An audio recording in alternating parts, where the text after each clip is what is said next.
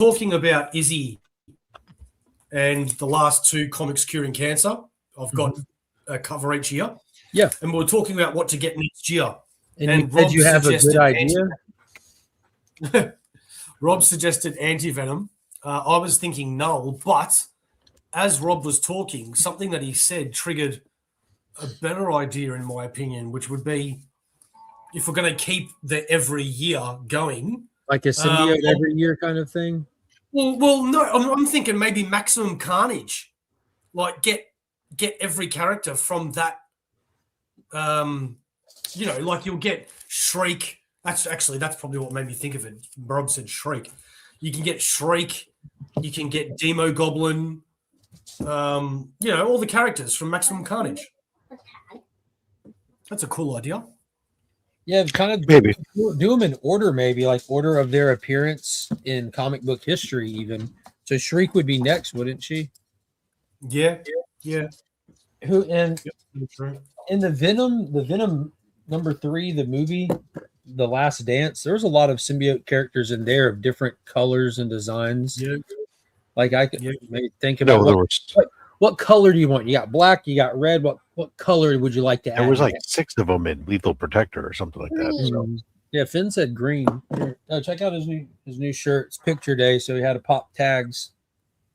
Well, naturally, you got to look your freshest. Yeah. Fresh fit, cool. Godzilla, King of the Monsters. That makes sense. That's legit. It tracks. Finn approved. Yep. Did you tell Rob what happened on last night's episode? No, because I don't want to spoil it. Okay, good answer. Did you hear what he said, Rob? He whispered. I did. He didn't want to spoil it. Yeah. Yeah, that's good answer. I have watched episode 1 of season 1. There you go. Well, last night was put it on. Big episode. I put it on. I don't remember if I watched the whole episode or if I fell asleep. But I won't. This season's done a phenomenal job of doing some real focusing in on it's a TV show, so you got to have some more story to drive a narrative, and they do such a good job not ignoring that necessity. And also, it's Apple. Anyone that watches stuff on Apple already knows that they don't ever skimp on quality. Everything is not going to be your favorite genre of TV, but everything they do is top quality for its genre. And this had a great build up this season, and there was a major payoff episode last night. It was incredible. You're talking about Monarch, yeah? Yeah. Okay. I know Simon's been watching it. I like to use him as an example often because I'm biased. I like what I like. So it's one thing hearing it from me, another thing hearing it from somebody who's not as heavily biased for Godzilla stuff. And that's the Australian that Legion likes. Well, the trailer for the 2nd season looked amazing. Yeah, it's really good. Highly recommend. I didn't finish this week's Daredevil yet. Y'all up to speed on Daredevil? I did not watch this week, so I'm up to episode 4. I got about halfway through it, but been a busy week. Try to multitask and get stuff done. Yeah, I was busy and I decided to watch The Ball instead. I'm saying, you say The Ball? Ball. M-A-L-L? M-A-U-L-L. Darth Maul. Okay, dude, I keep forgetting that's out. I haven't started it yet. Oh. God dang, dude, I got to get on that. That's my pocket right there. Some people like the Old Republic. Nobody likes the new stuff, but the prequel characters, that's... Yeah, he's taking place. This is... Oh, shit. It's on one side.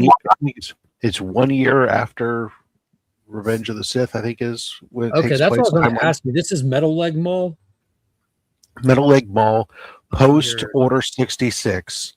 And obviously before he's killed by Obi-Wan. So, yeah. That happened. It can't be after he's killed by Obi-Wan. He'd be dead. Obi-Wan doesn't kill him. He survives that. That's how he gets the metal legs. No. That was Qui-Gon Jinn. Oh, no. No, Well, Qui-Gon Jinn. that was Obi-Wan slicing him having the Phantom Menace. Yes, Yeah. Obi-Wan later kills him on Tatooine. Yeah. That was in the Clone Wars, I think it Clone was. Wars TV show. Yeah. Fucking nerds, man. Do they tap into it all or reference one bit? I mean, at all, that post-credit scene from Solo? Because remember, that's the first time we see him again after a long time. That teaser. Right. So Disney didn't do anything with it. That's been going on that happened in the comics. Okay. as well as later on in Clone Wars as well too. In the late versions or whatever, we had Darth Maul does become like the head of the Crimson Dawn, or unites like the Crimson Dawn and the Pike Syndicate and some others.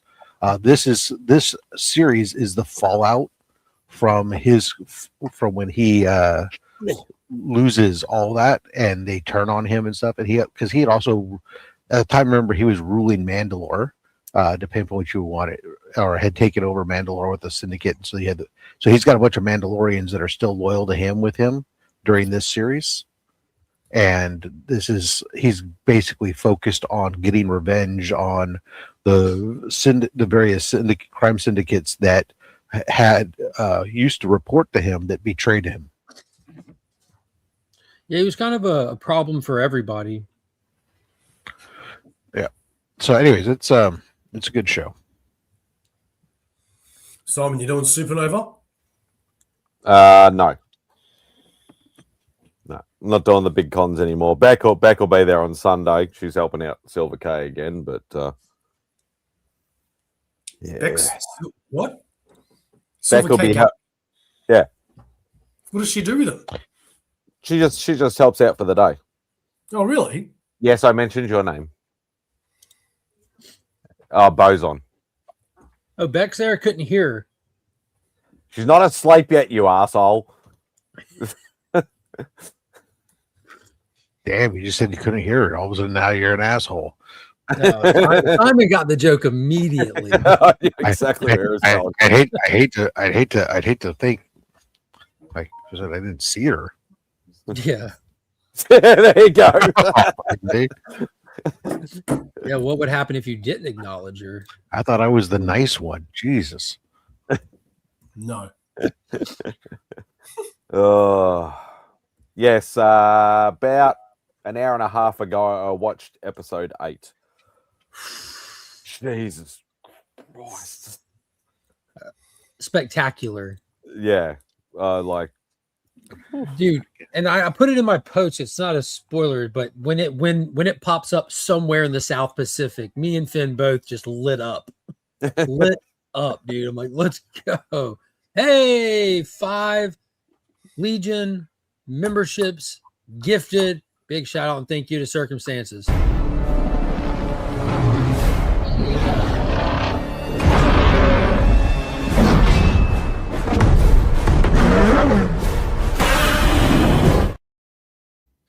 The beneficiaries are Rigo Puente, Christopher Allen, Lady Bravin, Hot Soggy Cheetos, and the Hector or Teas. Oh, nice. Cheetos. No, I know Hector. Dude, I love when the memberships get gifted because it's truly random to people that I think A, are subscribed, and B, have viewed the channel in any form in the last X number of days kind of thing. Mm-hmm. Because I'll get an email that I got a membership to a channel. I won't even know the name of it. And I'll have to go look, and I'll have seen a video of theirs in like the past couple of weeks. But I think that's super cool. Yeah, I always love it. It's fun watching like we had it last week, obviously. I was gonna say this. Brucifer goes and splashes the pot again with another 50 memberships. But you do see a couple people showed up in the chat that said, "Oh, hey, I got a gifted membership, came watch," and then you watched, and a couple of them stayed for the rest of the show, pretty much. That's You saw them in the incredible. chat. So it's Was that a mistake? No. He did first time he did it might have been. The second time was definitely on purpose. I don't know how you accidentally select 50 and with that dollar amount next to it, but hey, he knows it's going to cancer. What's cool about King Kong and God's Zulu is they're not monsters. Literally everything is cool about them. Name an aspect that could or could not be cool, and the answer is cool. Simon, what's your number? After they've eaten and they're walking down the street and they just got a Duke. That gif of Godzilla immediately comes to mind where he puts the pink sunglasses on. when he steps over you and he just starts having Godzilla droppings come out. Dude, you know, that's an aspect of the character that they have not explored in the films yet. Simon, on your number scale, where do you number scale? Number 2. No, let's skip ahead, Rob. Let's go to number 8. Yeah, I haven't. I'm not. I've been having a great couple of weeks, last 2 weeks. So I haven't been sending you my my numbers. But last week, I think I went 8. Was it 8 or 8.5? I think, but definitely tonight was 9.5. Bro, we match. I 9.5 last night. Finally match. Usually, we're usually a point or a half a point either way. But you know what was cool about it is the balance, right? Like, because it had the huge payoff moment, but you also had like perfect example without getting the spoilers is when Kurt Russell is just like looking straight at her, and he finally goes, "What are you doing here?" Like, you could really feel it, because if we didn't have these previous episodes teeing up everything, moments like that wouldn't hit so hard. But it was freaking cool, man. It's kind of cool in the same way that they're actually drawing from, whether they did it intentionally or not, but Kurt Russell's character is almost like the lone wolf character that he does in some of his old movies are the same thing. You know, like little, like Escape from New York or Big He's got the bravado just to go get it done himself. Yeah, he's like, I'm going to be the lone wolf. I'm going to just do whatever the hell I want to do. And if you see today's episode, then you'll know why. This is unheard of. Dr. Von Hoot sleeping at night? Oh, he's trying to get to a normal sleep schedule. Well, that's going to be hard being nocturnal. Well, although not hard boiled. It is like 1 o'clock in the afternoon. Or close to it. I don't know what Arrow 4K is, though. I'm assuming Arrow may be Arrow is a company that puts out physical media. They put out really, really nice versions of physical media. Man, I've been addicted to The Handmaid's Tale. Anybody watch that? Sounds like something you'd be addicted to. It's fucking great. Pop-ups in this site are just intense. There you go. Oh, nice. But see, it comes with like the cards and stuff, multiple disc, a little booklet, always with a slip sleeve, and you can tell their Arrow. If you look at the bottom center of any case, you'll have like the little rainbow rectangle down there at the very bottom, like a rainbow in the dark. Pretty much, or in the daytime. It just depends on what time you look at it. Are they a UK-based company? Are they?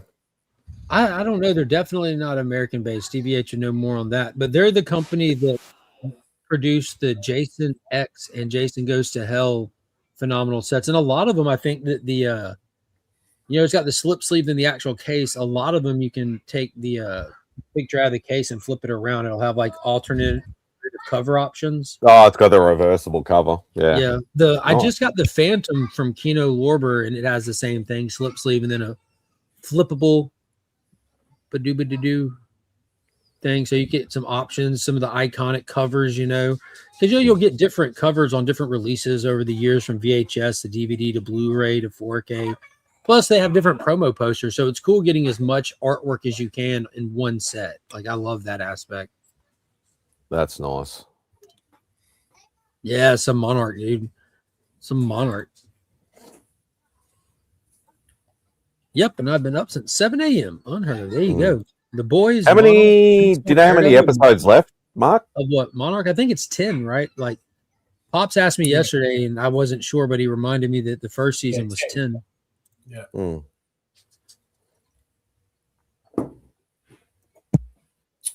Nice. I'll have to have a look.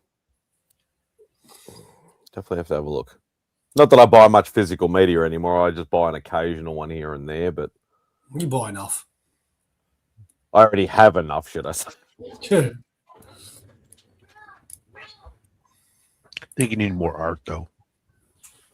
No. I'm Boys makes retired, sense. god damn it. Are y'all watching all of these shows? The Boys, yes or no? I haven't started the last season yet. Monarch, yes. Invincible, I'm way behind. I haven't even gone back to it. Daredevil, yes. Mole, no. So yeah, I'm watching Monarch and I'm fighting to keep up with Daredevil just because doing those two right now through the Masters season was incredibly hard to keep up with. But out of those four, it should be easy to say caught up on the rest of Daredevil now. I'm this weekend for sure. I'm going to catch up on them all. The Boys and Invincible just aren't on my hit list due to the platform. Bo, you watching them? I am watching The Boys, Invincible, and Daredevil. I haven't started Monarch season 2 or more yet. Dude, I've heard nothing but, exceptional stuff about Invincible. I get messages every day from people. Got one last night while I'm in bed, like, bro, you got to start watching Invincible immediately. I'm like, it's so I'll good. get to it. Yeah, and I've said this 1,000 times. My phone is like maxed out with the amount of stuff I have on it. I don't put any more apps on it. So I only have Amazon Prime on my living room television, which it's a chore to try to watch anything R-rated in there because the kids and stuff. So The Boys and Invincible, because they're on Prime, they just fell by the wayside. Did you watch Ted season 2? Ted? Yeah. Is that the one with the bear? Yeah. I just learned of it, I think, last week that it even existed. Oh, it's just incredible. It is. Yeah, someone was talking about how funny it was or something. I didn't even know they made it. Yeah, it's only gone for 2 seasons. They're not going to make any more, but it's really, really good. I'm kind of with Jay on here. That's what kind of lost me with The Boys. It was fun, but it just felt like edgelord content to me, which, that has mileage may vary. Yeah, I've heard nothing but good stuff about so far how the final season here of The Boys is going as well. Steve was kind of keeps me up to speed on it. What's happening? He's absolutely loving it. My pops is watching it. I think he was enjoying it. Rob, how many of these are you keeping up with? Oh, well, just Daredevil and Maul, really. I'm not watching Monarch. I've not watched any of Invincible. And The Boys, I only watched season 1. Oh, The Boys you've got to watch. And Invincible. I said I watched season 1. Yeah. I gave it a shot. The rest of it. What was it about it that you think didn't hook you in and keep you coming back for more? I don't know. It wasn't that it was bad. It was just something didn't hook me and make me want to come back. I can't really put my finger on it. I didn't get turned off by anything on it. It was just is what it is. That's what some people will say. They say, yeah, sometimes the violence and the sex and stuff and whatever like that is just a bit too far over the top, but that's the medium it is. It's like a Kubrick. It doesn't really push the over the top angle for me. It just pushes that's all it is angle for me. And like it, violence and sex jokes are all fun and games, but it's just not, like it's not 5 seasons of TV. Yeah. It says if you don't like season 1, you won't like it.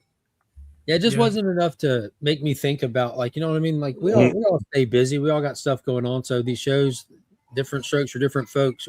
Different ones will call to you to remind you to go watch it, kind of thing. And once I fell behind, I think Gen V is where I fell behind. Like, I watched season 1 and 2 of The Boys. I tried out Gen V was really good. And in the first episode, maybe it was just because it was completely different, new characters and all that. I just found myself like very indifferent toward it. Just completely fell off. This looks cool. If you look at most comic book stuff, hero shows, it's violence, even more than a movie. Glad you have an opportunity to show your kids true beautiful life film. Yeah, they don't watch movies. That's ridiculous. One of my big things I have is that I really only have a few hours a week to watch shows in, because when I'm working, I got to focus on work. I can't really focus on television for that. And when I'm not working, half the time I'm either doing stuff for the channel or I'm doing something for, you know, some other function, charity or the family or something. Then it's like, okay, when I finally get a chance to sit down and look at television, and it's like, okay, I've got an hour and a half maybe before I fall asleep. What am I going to put on? And there's a lot of stuff I want to watch. And sometimes just like, okay, I don't think I'm going to last very long on this. So I'm going to, or not. Oh, nice. Very nice. My wife draws on the kids' napkins for their lunches every day. She's been doing it since Finn started school. And if you look at the napkins from when Finn started school to now, it actually proves that, like, you know, you don't have to have natural talent. Practice goes a long ways. I was going to say, she's doing pretty good there. Yeah, she's not an artist. This makes it look like she is. Monkey says she is. Well, you could be an artist and not make good art. I mean, that's as long as you're making art, you're an artist, right? So yeah, baseball. I'm not a baseball player. That's right. But you've thrown a baseball in a stadium, so there you go. I have done that.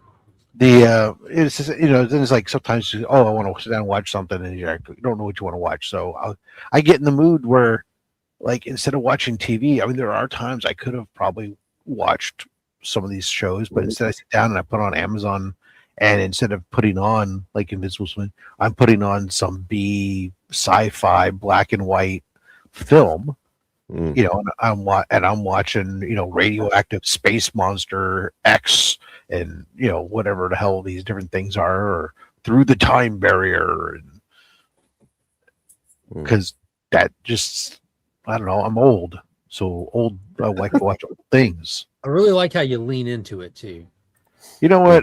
I embrace what I am. I am, as like Popeye says, I am what I am, and that's all that I am. I am. Well, I tell you what I am excited for, though. Aside from, obviously, just because it's Star Wars, I'm excited, obviously, for the upcoming Mandalorian and Grogu.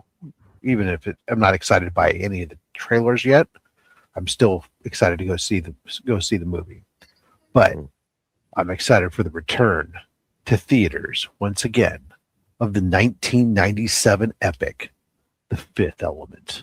Yeah, I saw that's coming. I was looking at the Fathom events list. Yes. It was announced that Terminator 2 is returning to the big screen in IMAX.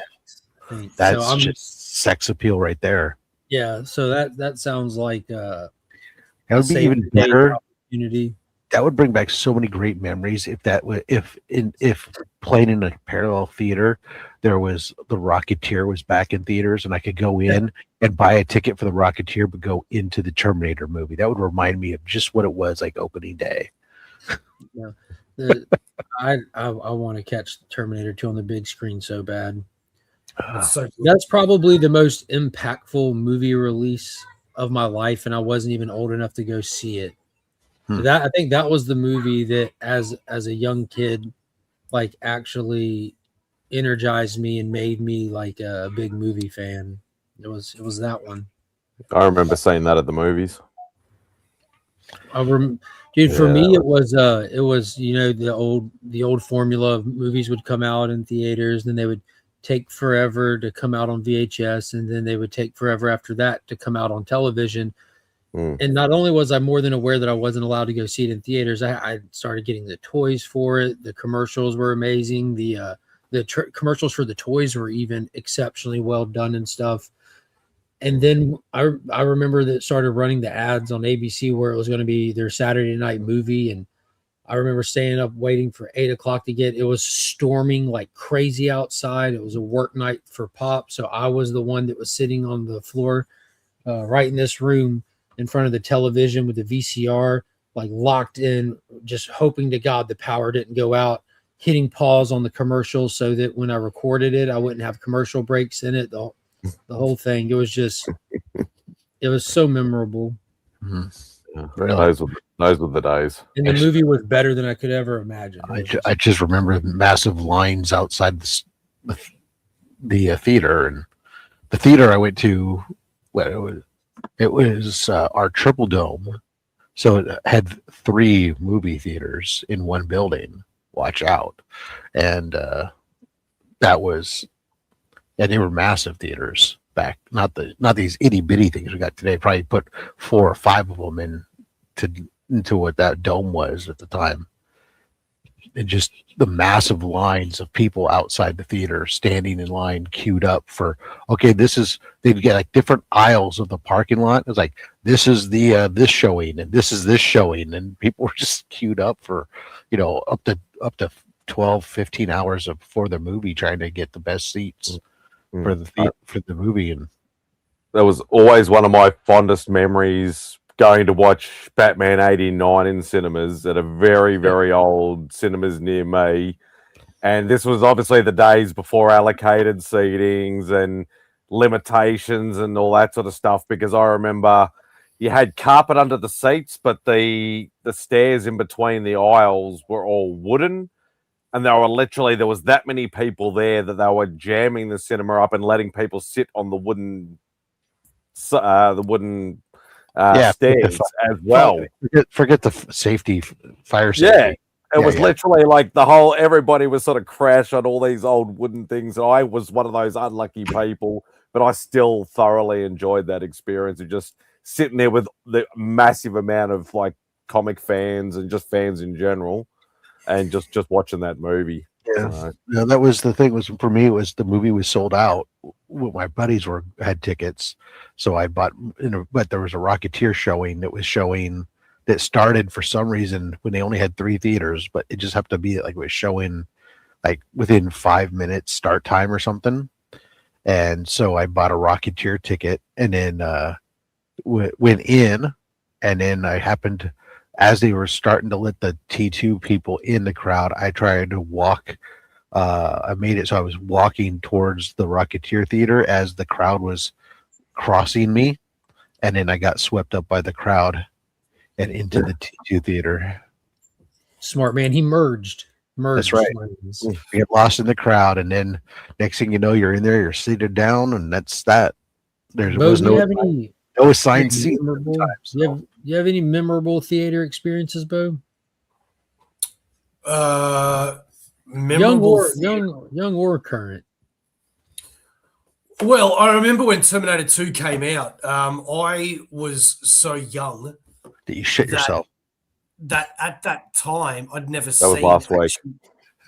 seen action movies like that before. I was still watching really immature stuff, and I wanted to fit in with the cool kids at primary school. And the cool kid that used to beat me up all the time was talking about Terminator 2, and he was going on about how cool it was, and it was just such a phenomenal movie. Oh, excuse me. And I tried to get in on the conversation to be a part of the cool kids, and everyone was talking about Terminator.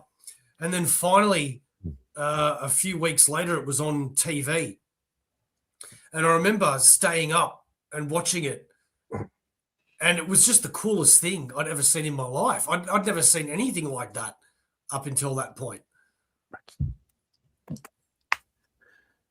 But as far as cool theater experiences, the only other cool theater experiences I can think of is when the Joker came out, the movie, and a guy stood up in the middle of, as the movie started, he stood up in the middle of the theater. This is shit. I'm leaving. No, it was within the first 5 minutes. He goes, "Everybody shut the fuck up. I've been dying to see this film, and I won't have anybody interrupting it with your fucking bullshit." And he sat down, and I looked at Claudia. A true hero. I just went, "Good on you, mate." Like, fucking great. But that's about it. Sorry, another theater experience is I remember eating popcorn one day in a movie. And then somebody's penis was at the bottom. I'm just fucking Rob. I'm sitting there eating popcorn, and a guy turns around to me and he goes, "I just got out of jail." And here's the glory hole. Rob, you were right.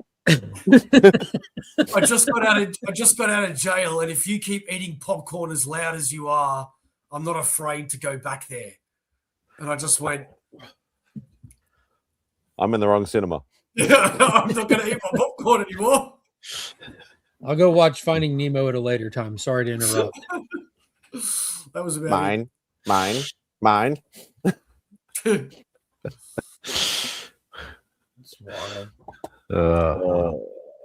See, for me, most of them were like, I remember all the stuff for Star Wars and stuff, were the lines and stuff all the time. And Empire Strikes, I wasn't that big of a line for Empire Strikes Back when I went, but I might not have gone to it. I probably didn't go to an opening the weekend. So, but that was for like my birthday. My mom took me and a bunch of my friends to go see. How was your episode 1 experience? As it was, my episode 1 experience was as Lucas intended it. It was on the drive-in with the sound through a little metal box hanging on the window of the car. Old school. Yeah, part of a double feature. What was the other film that they showed with it? I saw you showing the books the minute I turned on. It might have been, guys. You know, I hadn't gone to the. It might have been the Muppet movie. Trying to remember which one came out around that time. Well, so the thing That's is, when they're doing like the Muppet Treasure Island and Muppet. So here's the thing. I did not see it in 1976 when it came out. I was only 2 at the time. Oh, the original Muppet movie. No, I'm talking about the Star Wars. Star Wars Muppet movie. I saw it in 1978. It was still so. You remember back then, drive-in theaters movies were still playing. Back then, movies would stay around longer, especially at drive-in theaters, and when they were get packaged with the double features because there was no VHS and stuff, anyways. Yeah. So that was how movies got played longer in different places. So I was 4 when I saw it, 2 years after it came out. We still have a couple of drive-in, but it was part of a double feature, and that's why I think it was probably partnered up with the Muppet movie. I think. Gotcha. It's almost like syndicated television, but a movie version of it. I hadn't been to the drive-ins. Extended showing, whatever you want to call it. Yeah. I hadn't been to the drive-ins as an adult. Double feature. And I only went when I was a kid. And when I went as an adult once, I was looking for the thing that you put in your window to. Yeah, you don't do that anymore. You don't do that anymore. Yeah, man. You got to tune in your radio. Yeah, so you got to kill your battery to watch a movie. Yeah. Oh yeah. Especially if you had. Last time I went, I remember they had to turn on your stereo, and I had all the amps and stuff in the back because that's what we did back in the day. And I'm like, this is not going to be good if I'm going to drain my battery with all these amps running. It couldn't have been Muppet movie because the Muppet movie was 1979, so it had to be something else. I don't remember what it was. Star Wars was just Muppet movie was 77. Muppet movie says 1979, my friend. So, anyways, that is something that I would be a little more concerned about, sitting through a couple hours, just your car idling, or you can't just have it switched over because you'll kill your battery. So you have to crank it. And down here, you're going to need your air conditioner, so you have to crank it. Sit there for hours with your car cranked and your AC running and stuff. This is different. It was different back then. That's why we had the little metal box. Better vehicles, it sounds like, too. I actually remember we revisited the drive-in. We actually saw the R-Pats, the Batman, at the drive-in when it came in. So that's only just recently. And that was the one good thing is when you get a bit fidgety, I could just step outside the car and have a smoke and stretch my legs and then get back in again. Yeah. Then you can drop your hand, climb back in the car, and go right back at it. Got it. Yeah. Come on. Yeah, it was a bit of a drag. So I would say about like an hour from here, there's a drive-in theater. It's actually pretty cool. But yeah, you will kill your battery if you have to turn your car on and off or something like that. That's all part of their secret plan is they make a little bit of money on the movies, but what they make the real money on is on jump starts. there is actually one other cool thing they do here. They usually do it through spring and summer.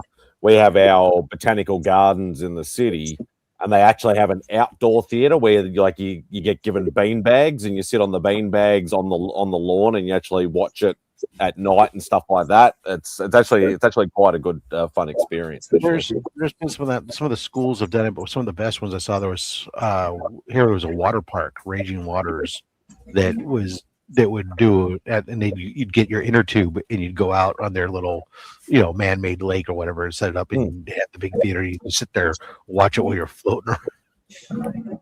Just don't fall asleep and fall in the water. Well, if you fall in, you're probably gonna wake up. Well, let's hope. Let's hope.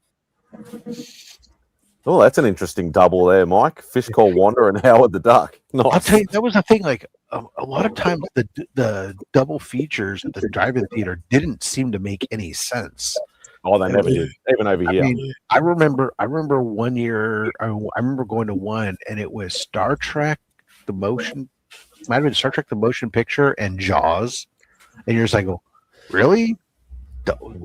Okay." I think it's because I think it was more about the studios. So the studios made the suggestion, so they wanted to keep. I think it was what they could get in movie, what movie they could get, because remember, back then, Izzy, they would have to the drive-in theaters. They were usually playing stuff, especially the double features, was released a year or two or more ago, and those films would be leased from the movie theaters, or from the movie studios. So it would be what was available for lease at that time, because there's only so many prints, and all the different theaters in the country were vying for those same copies. Because you also had a lot of smaller theater chains, not just the drive-ins, that would play older films, and a lot of the matinees back in the day weren't the feature film. At night, you'd had the feature film, and you might have the matinee might be an older film, or you'd had maybe you had a modern film during the day partnered up with, because you had double features were pretty common and such. So, that's features for like full day events.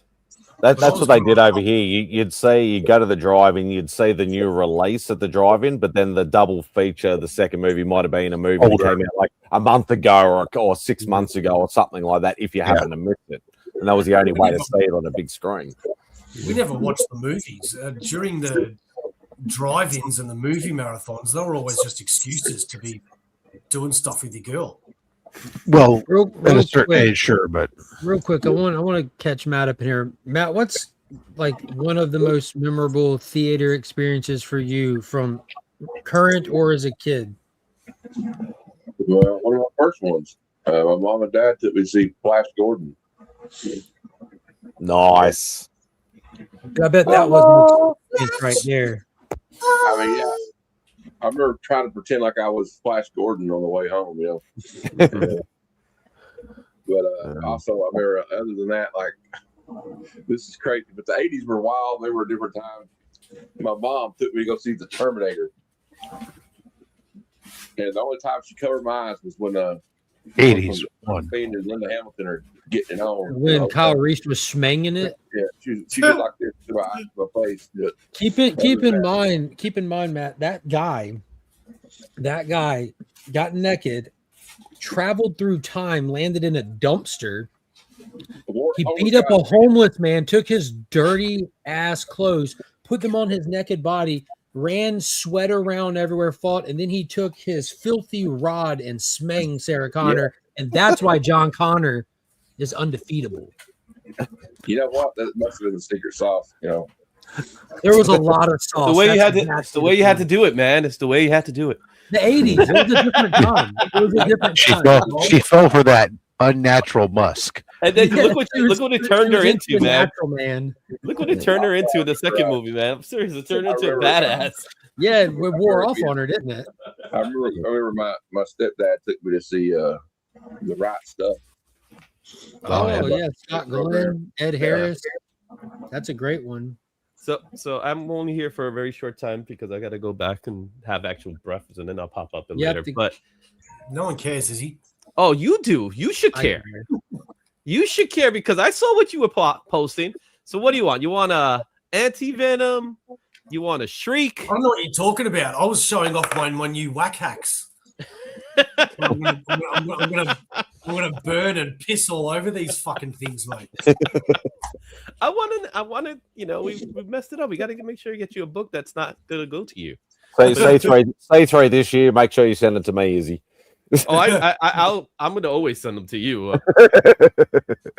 I got these 3 right now. I showed you these already, but they're up for sale already. So I already got these up for sale now. So you guys remember seeing these? The crow's up. It's still available, and the Lobo piece is available. A psychedelic Lobo. Yeah, psychedelic Lobo. You just come on here to hawk your wares? Is that all you've done? You've come on here to hawk your wares? How much are these going for? Izzy, if you're going to put these up 80, on this stream, we're 80 starting them as a bid. We're going to do an auction, and they start at $1. And if you want to sell them, we can sell them. $1. Damn, But this- dude, man, that's rough. You might no. That's a lot of money, Lewis. We're not selling them for $1. We're starting the bid at $1. How's this? We could start the bid at 5. 50 for these, No, how about this? You believe in yourself. and then I sell them for $25. How about this? I know Izzy? how You what believe- not works. No, this is what you do. You believe in yourself. We sell them, and then you now have a price point to start offering it buy it now prices from instead of just making up numbers. All right, put the Izzy. Deathstroke up. Let's do this, Izzy. You want Exactly. the Don't be a cunt, is he? Put the Deathstroke Oh, up. yeah. Let's do this. Starting bid $1. Oh damn, you're gonna kill me. Somebody Put your pride aside. message Take your Carlito. ego. You know what I'm saying? You're lucky I Message have blanks. Carlito, he'll buy it straight away. Look, I got a blank too. Starting bid $1. A full cover character background. Oh yeah, of course. You're But throwing keep in mind that $1. it is bid plus shipping, guys. You have to cover shipping. Oh, you Hey, gotta you cover don't know that that's me. That could be Steve or Sharif. It could be 1,000 people. It was Steve. Oh, look at this. $1 $5 increments at least, bro. All right, we'll do $5 increments. Oh, That's got fine. circumstances in There at you go. 10. $5 increments after $100. Bro, that is an amazing piece. Like real. Oh no, real seriously, talk. I had That fun is doing this. that is one of your better pieces. Like you got to build up to these $80 price tags. You got to get a name for yourself. Get some of your pieces out there. Get them in people's hands so they start sharing them. Well, that's the whole point. This is all for heroes. This is all to get for heroes. We're going to Just get deplete ready his for heroes. HeroCon stock before he can get there. Yeah. Looks like Aussie versus winning. So Well, far, right so now good. it's not Aussieverse. Right now it's circumstances. My man Marcus. Oh, he's going up to 25. There you go. Oh, yeah, $25. That is an incredible piece. All right, next. Hold on, I'm going to screen Izzy. I'm going to screen here. Small beer. There you go. Oh wait. Let me take off the bid for a second. I'm going to screenshot you here. That way I can put this up throughout this stream today, and we'll keep it going until the end of the stream at least. So I can throw. If you got to leave soon, at least we can throw a picture. I'll be of you back a holding- little later. I just have to have some breakfast. Yeah, but I'll be able to throw the picture of the book up with the current bid on it as we go throughout So the we're gonna stream. do all day. I'm not going to do you dirty and like there's only 14 appreciate it. people. It's 8:00 in the morning. You know what I mean? We'll run it for a little while. Stop touching it. That's hilarious. Well, in that case, There you go, just for you. Now it's more. how much if we send it to Bo, but first we let Izzy come in it? That is disgusting, in the bro. back of it. It won't get through customs. Quarantine will flag it straight away. It's like, what is this thing? You The also snip- get Isn't a that just B Isn't that Friends just card. DC Zach. Deadpool? What was that? Isn't that just DC Deadpool? Yeah, Other way around he's the original. Let's by a full Yeah. decade. He's and a half. he's actually the prototype for Red Tool. Red Tool. So you got Deathstroke, who's he's a mercenary. He's got a healing factor. He's a savant with all weapons. So Rob Liefeld's like, I'm going to make a mercenary, but I'm going to make him a faster healing factor. Well, Deathstroke's a super soldier. Well, all right, we'll make Deadpool a super soldier, but a super soldier. Not according to Rob Liefeld the other day. He told everybody that he was inspired by Spider-Man. Yeah, but that's No, a lie that's- because that's- everyone has eyes. That the concept of being that's- inspired by Spider-Man is simply talking about covering his full face, and that was it. And then he admires Spider-Man, so they made it so that he admires Spider-Man. Yeah. I was definitely being sarcastic. And to be No, honest, but Rob Liefeld- Liefeld has legit said that. I've heard him say. I it know he said that, but I was being Rob- If you, want, sarcastic. you can put it down for now, homie. Yeah, Rob Liefeld, it's really Joe Kelly that really did the Deadpool we know. I think that's the one that people picked up on. But if you go back and read New Mutants 87, he's jumping around, telling jokes, being sarcastic. Oh yeah, the character was always there, but it wasn't until Joe Kelly came in and did like the breaking the wall and the fact that he's actually insane, and things like that. Character building. I large agree that has to be because that's the idea how to run. Go ahead, I just Rob. love the idea that Red Tool is a parody of Deadpool. Red Tool is a DC parody of Deadpool, who's a parody essentially of Deathstroke. It's awesome. I think they should continue doing that. Like actually do something. Yeah, sure. So I got the Crow. No, I said Bo. Izzy. I know you love your drawings. Chill. Anyway, I'm gonna bounce. We're currently at $35 plus $500 shipping for Bo. Okay, perfect. Thank you so much.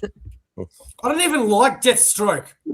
Well, you put the money down, bro. I said if you stop touching it, you have to own it. You have to.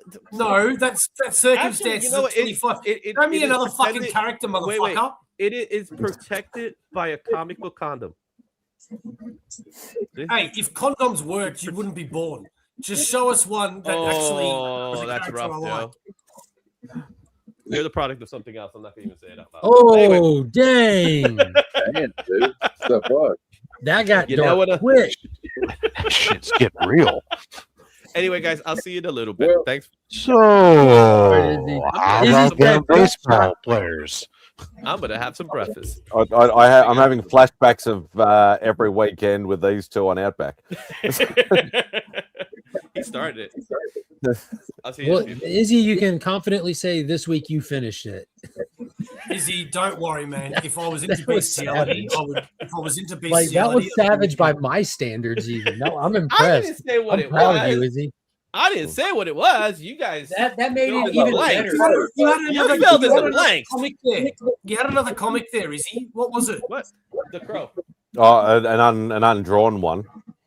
No, this is The Crow. That's pretty cool. That's better than Deathstroke.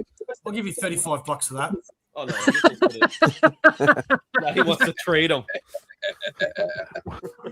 Where's the other 50 coming from? Well, I am going to do a sketch show later today, so I will be doing sketches. Yeah, so I will be sketching later today. So how many hours till that's on?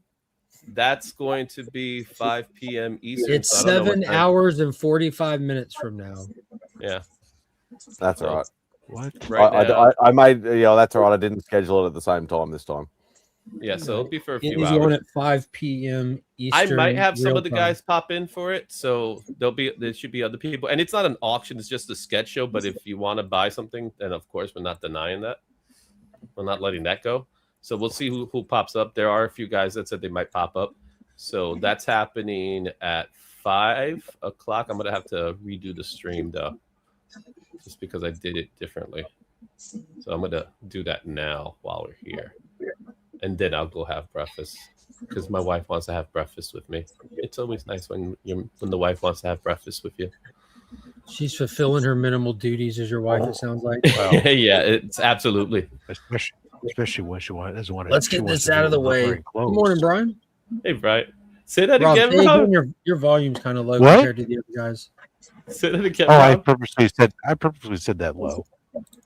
Actual bid is sitting at $25, Mr. Beckerman. No, 35. 35. It's 35 because Aussie already made the bid. Bo has made it clear that was him making a joke, not a bid. That is this is eBay rules. If you bid, you buy it. You bid, in that case, that was just a question. That was a question. That wasn't a bid. Beckerman is currently at 25. Izzy, can you show him the book one more time before you Yeah, it's a Deathstroke. This is how I ended up with your last piece, like legit, it's incredible. This is how I ended up with your last shit. That is how you did get it up with it. That's the best part of it. I should just teach you about fake bidding then, or trying to be funny with your bids. Mm-hmm. Yeah, well, don't worry. I fucking learned now, haven't I? Yep. No, that's right. Mike's throwing a 40 in there. Oh, there goes. And yeah, I haven't seen Becker. I had to do a piece. Izzy, just do me a fucking shriek already. I'm gonna have to get the book. What book? I have to get a Venom like book, a Venom or a Carnage Shrek book. is an interesting choice, seeing it's not even a symbiote. Yeah, I'm going to get the whole Maximum Carnage off this guy that's on the screen right now. Maximum Apparently, Carnage, the back shriek. his parents said. There you go. You should How really about do. She-Venom? How about this? Hear me out on this, Bo. You engage him. You step up because it's for cancer. You step up, and you get a nice multi-symbiote wraparound or like a Maximum Carnage wraparound. That sounds like very multi-character. Floating head, symbiote floating head. Some $35 sold. Not for $35. Not that much work. Oh wait, you show Come on. I mean, your That's right. That's a lot of work.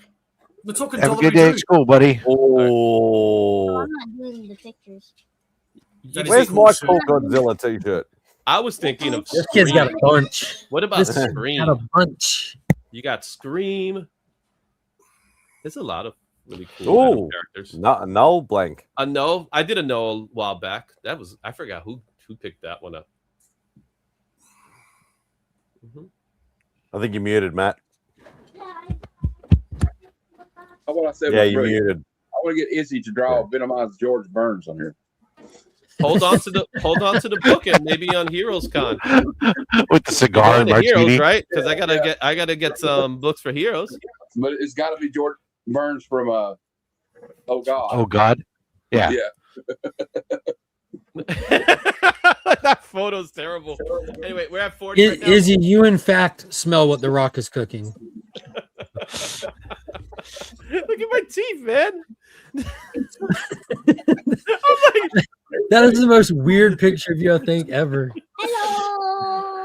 Hello. I would tell you to take it again, but I know you guys. So, all right. I'll see you just later. hit the screenshot button, buddy. That wasn't an intentional catch. That's just how it caught. Anyway, let me turn off the camera. I'll leave the mic on.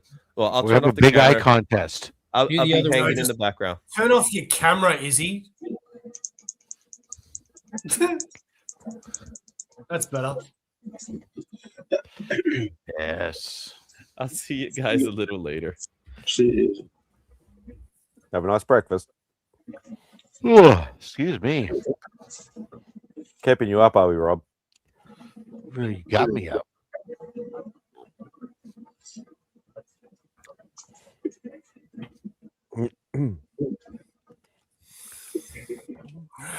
Rocketeer. Are you getting the new Rocketeer series, Rob? This is from the first appearance of the Rocketeer, buddy. Yeah, I know. I'm asking if you're getting the new one. Yes, the island. Yes. I've been getting it. Yeah.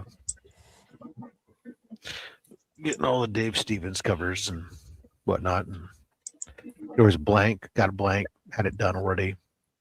Have you guys bought any Queen in Black blank variants? Not blank. Absolutely not. I haven't bought any Queen in Black. Period. I thought that wasn't out yet. They're on pre-order. It's not out yet. It's not out I haven't ordered any either. I bought 7. I'm sorry. I'm gonna get the Nakayama one, and I don't know. So far, that's the I way refuse to accept Null as my Lord and Savior, so I will buy none. Who is your Lord and Savior then? Punk Rock Jesus? No, Spider-Man 29. Come on. Get it right.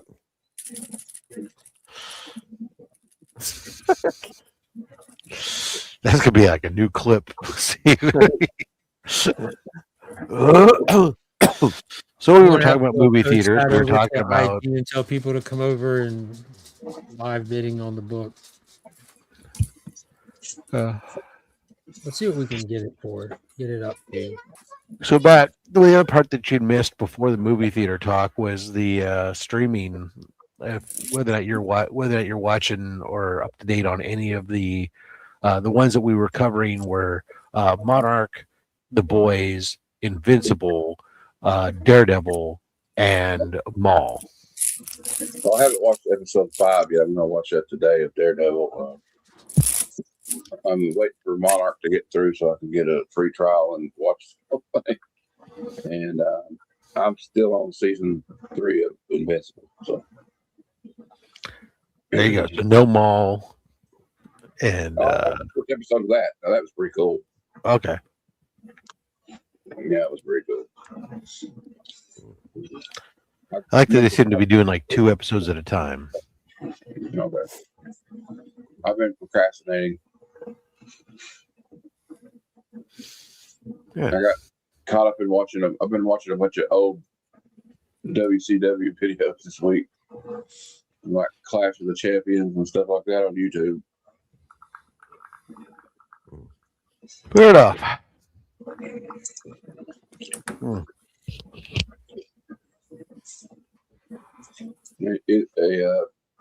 Well, I got a cover for you.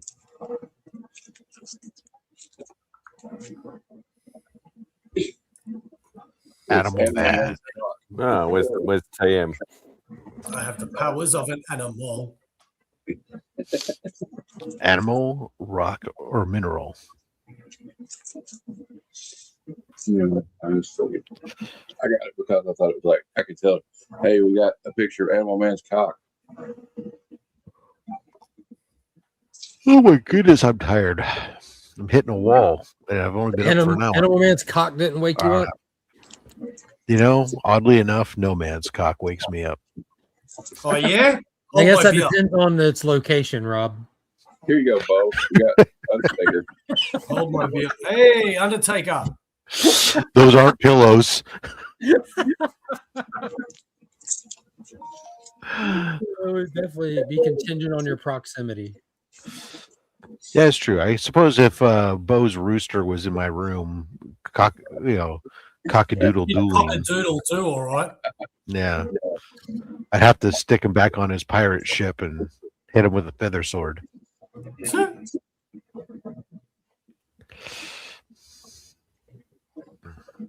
I love how you always make the cultural attached jokes. Not everybody gets it always, but yeah, it's in their defense, you know, unless you had a young kid 20 years ago, necessarily, you know, the Wiggles may not be in your wheelhouse.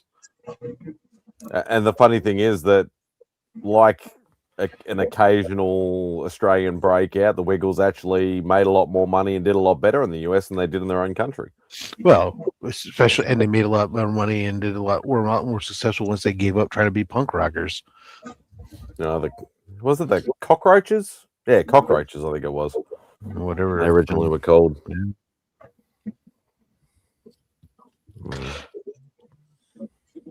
And yet, still, NXS gets snubbed at the Rock and Roll Hall of Fame. Yeah, I think they're kink shaming. Oh, yeah. I got that reference. Yeah, like some of mine are subtle. If you know, you know. If you don't, just let it go over the top of the head. Right, exactly. You know, it's kind of like I don't know. You know how Chevy Chase used to tell jokes? Like it'd be kind of subtle, or like when he's in the Caddyshack, and Ted Knight's like, "Come on, Ty, you know you should be on our team or whatever." And he's like, "You know," he says, "Your dad." Well, he goes, "My dad." No. When the girl is telling him something about my uncle says you have a screw loose, he goes, "Oh yeah, well your uncle molests collies." He just says it real quick, you know. It's like your uncle molests collies.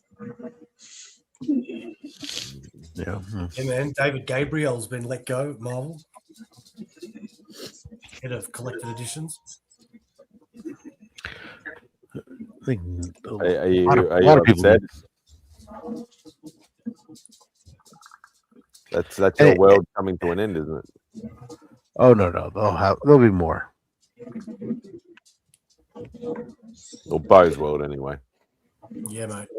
They'll put somebody else. Reassign the job to somebody else.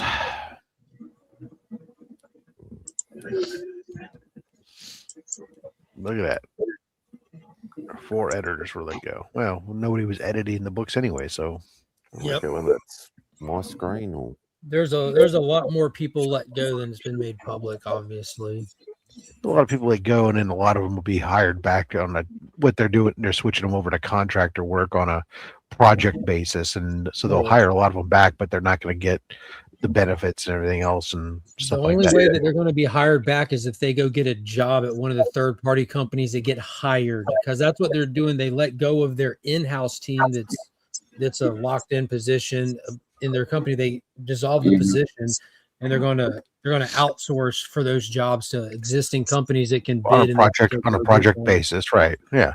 So those people they let go are going to have to go get a job at one of those places where they're going to be hiring from. They'll hire independent contractors as well. That's what I just said. The artists. Yeah. That's just it. Independent contractors don't require you to work for somebody else. You work for yourself. You don't have an independent contractor in that situation. You have like unions, and you have like actual businesses that do this. You don't just have like some savant artist on the side of the street or doing Instagram they're reaching out to say, hey, you independent guy. It's industry people. We're not necessarily talking about like just comics. We're talking about the TV shows, all the other stuff. There's the Marvel movie stuff. Yeah, some of that stuff will be done from some of those shops. Yeah, but then there's other stuff some of the stuff is dude, everything in Hollywood is through unions, Cliff. Whether they operate in a way that makes you happy or not, 100% of Hollywood is union based. I read also that it's not just that Marvel are doing it. Disney's been is letting people go to ESPN and ABC as well. Well, they got it. They got a new head. They're reorganizing. They got a new head and everything else, and they do that. And they're gonna.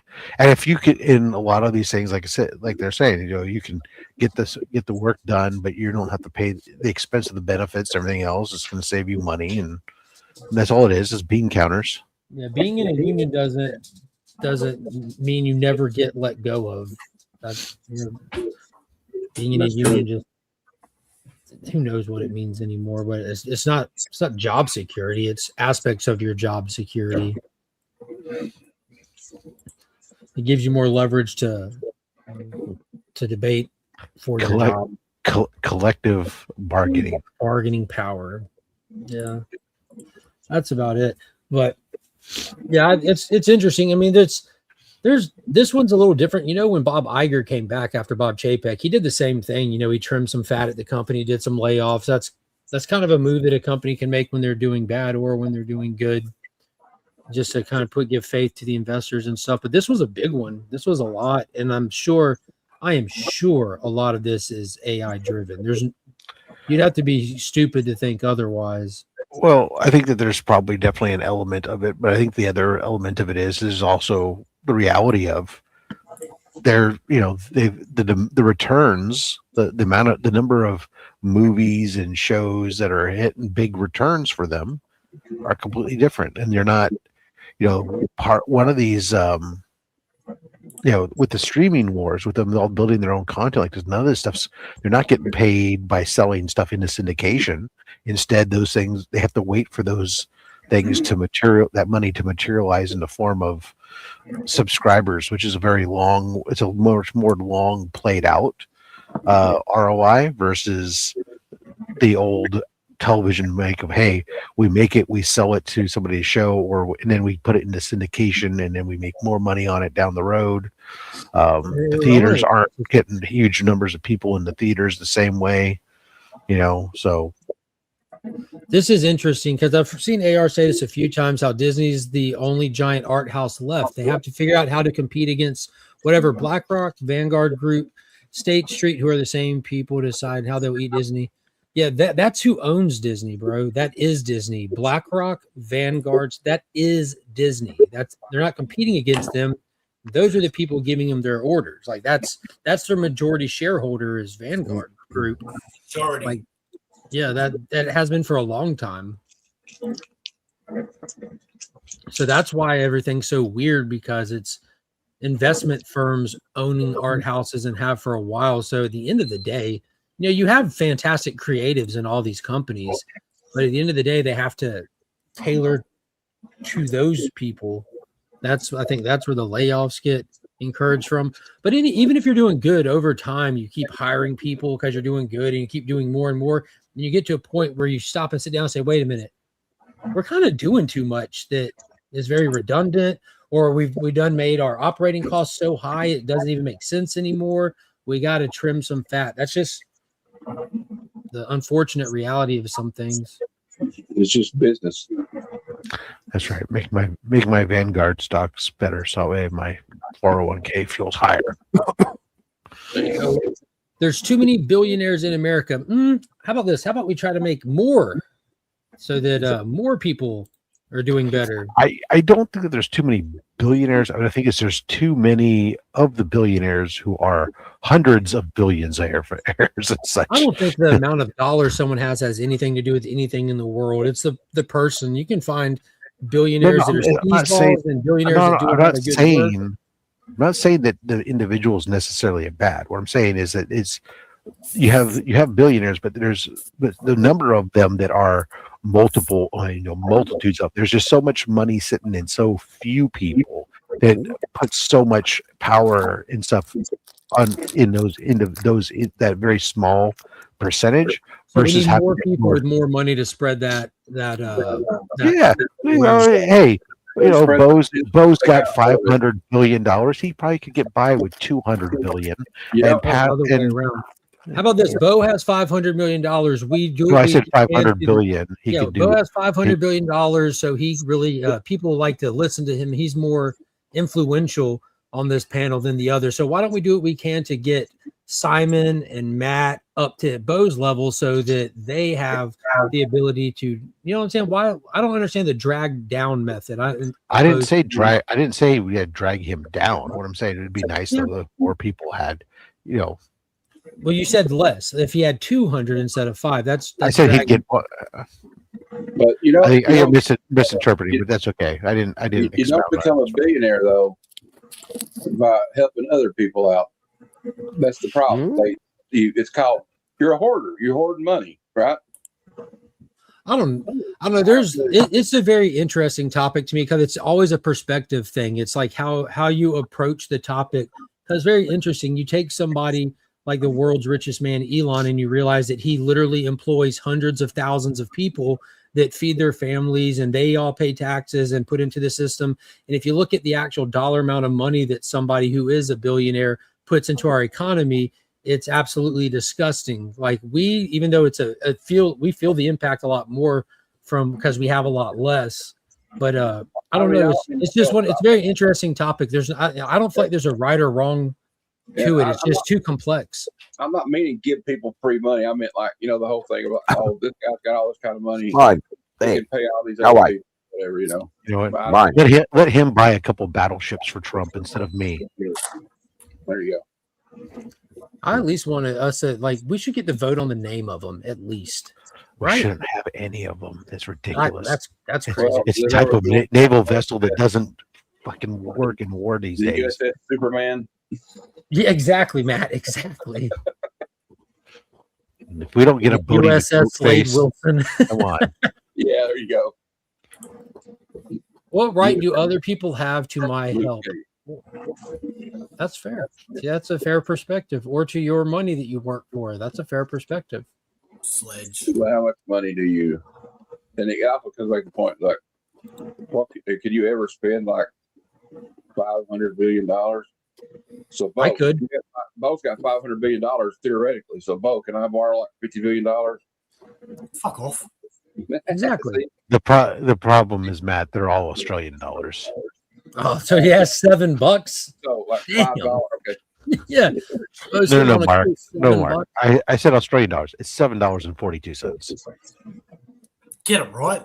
This is the thing. Like this is all right. So here's two great perspectives. And again, it's just a perspective thing. From one, it's like we should tax the hell out of billionaires. They won the game. They're done. Who decides they're done? That's wild to tell some what grown person has the authority to tell another grown person you're done. And then here's another one. I feel it's crazy that someone can reach a level of success and then people demand that person has reaped too many rewards and needs to give it away to other people. That's another one. That's wild.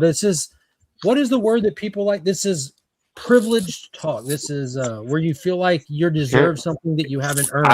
I feel you have a lot, so give it to me. I don't understand that. no, I don't want to hear. That's not It's what I'm not that saying. I want somebody to pay the same percentage of their income, of their taxes, or of their, their work. I paid over 30%. What he said. Yeah, exactly. Yeah, and I agree with that. Instead, aspect as they well. get to work around so that the way they, do finagling so that way they're not making income and then pay nothing. That's super so fair. Are you able to do those same tactics? No. What do you mean no? You're not able to borrow and use borrow money to invest in other things? Not to those degrees, no. I can't live. I mean, obviously not to those degrees. I don't have I don't own a company that I can then take my own stock that I've given myself and use that as collateral to take out loans. But I'm saying, like, you have to the get more stock of other companies that I don't actually own now and use that as collateral. You do have to be interested in that business to do that kind of thing. Like, everyone has the same opportunity to walk that same path, is what I'm saying. So my point, this is where the problem is not. The problem is the way that the taxation system is. If it was consumption based instead of income based, no, not a flat tax. Consumption means like sales. If it was a national sales tax, you paid taxes based on what you consumed, not what you earned. Then it doesn't matter. It doesn't. What's that? Consumption, isn't that like an old Western cowboy? Sales tax. He's talking about sales tax. He's talking about a different name. Yeah, he's talking about dying of consumption. Right. No. So if you're doing that, then the people that you are, whether you're a billionaire or whether you're whatever, you're paying based on what you buy. You're able to sit there and not tax or tax at lower rates certain things such as food, commodities that are critical to survival. At the same time, you could tax things such as super yachts and private planes at a higher rate if you want. If the economy needs stimulation, you just reduce the national sales tax, and all of a sudden everybody's got more buying power instantly, equally across the spectrum. And people then get, even your people who get their money through illegal means, your drug dealers and stuff that are still buying things, they're paying taxes then with all that ill-gotten funds. That also everything else. The immigration conversation into an equal playing field, as well as everything. System, everything is solved by the elimination of income tax and a switch to a problem is this is on such a principle level. Like, I'm not talking about like on a finer detail level, but the tax code is open equally to everyone to read it, see how it's applicable to you, and take advantage of it where you can. Like, now when you're richer, you have people you can pay to do such things, and you can definitely. It's easy to say those things, but when you're not, depending upon where you're at on the financial spectrum, it's increasingly difficult to be able to utilize those things. Those were engineered and built by different people at a certain level for them and their friends.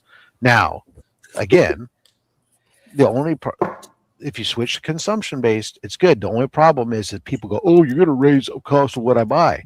Forget the fact that we're adding a sales tax on what you buy, and realize that you're no longer paying an income tax. So your income goes up because nobody's cutting your pay.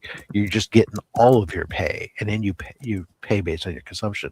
So isn't that like the goal though? Like why is it that like we're kind of trained these days to demand other people get taxed like we do versus demand we get taxed less? Like, just again, a perspective thing. Why are we conditioned to, like, I just watched a video of a mayor of a big city say happy tax day everyone at the end of a video. Like, that's crazy.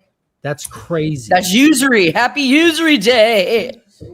Like, literally crazy when you have like an entire group of this country celebrating taxes and demanding more taxes. Like, what the fuck is wrong with people? Like, Like You we should should all be like fighting that to do shit. less taxes. Less. What the hell? Taxes. We work for money. Let us have our money. We used to throw people You in let harbors them for have more shit. money. Give us more money. Not Happy you take it from me, death take of a it from me billionaire too. today. I think every year we should have a lottery and one gets to die. And So then you- on tax day, if we have to pay taxes, we can pull a lottery and it's like, okay, 1 for 1. We don't have to pay taxes. We'll just use their money. But that doesn't like make more sense. That's just, like, for justice. Makes the most everybody sense. to No, everybody one to life kinda doesn't have matter. The less life of a taxes. billionaire, life of a billionaire is so inconsequential. Caroline's having They're a like separate insects. conversation. They're like insects. Yeah, exactly. DJ, I'll have to drop my tea in the harbor. Who's with me? Look, DJ, that's Exactly. why I still drink coffee and I refuse to drink tea, man. I'm still bitter about that shit. He's still pissed. He can't get over it. Hmm. What are you drinking then? Coffee.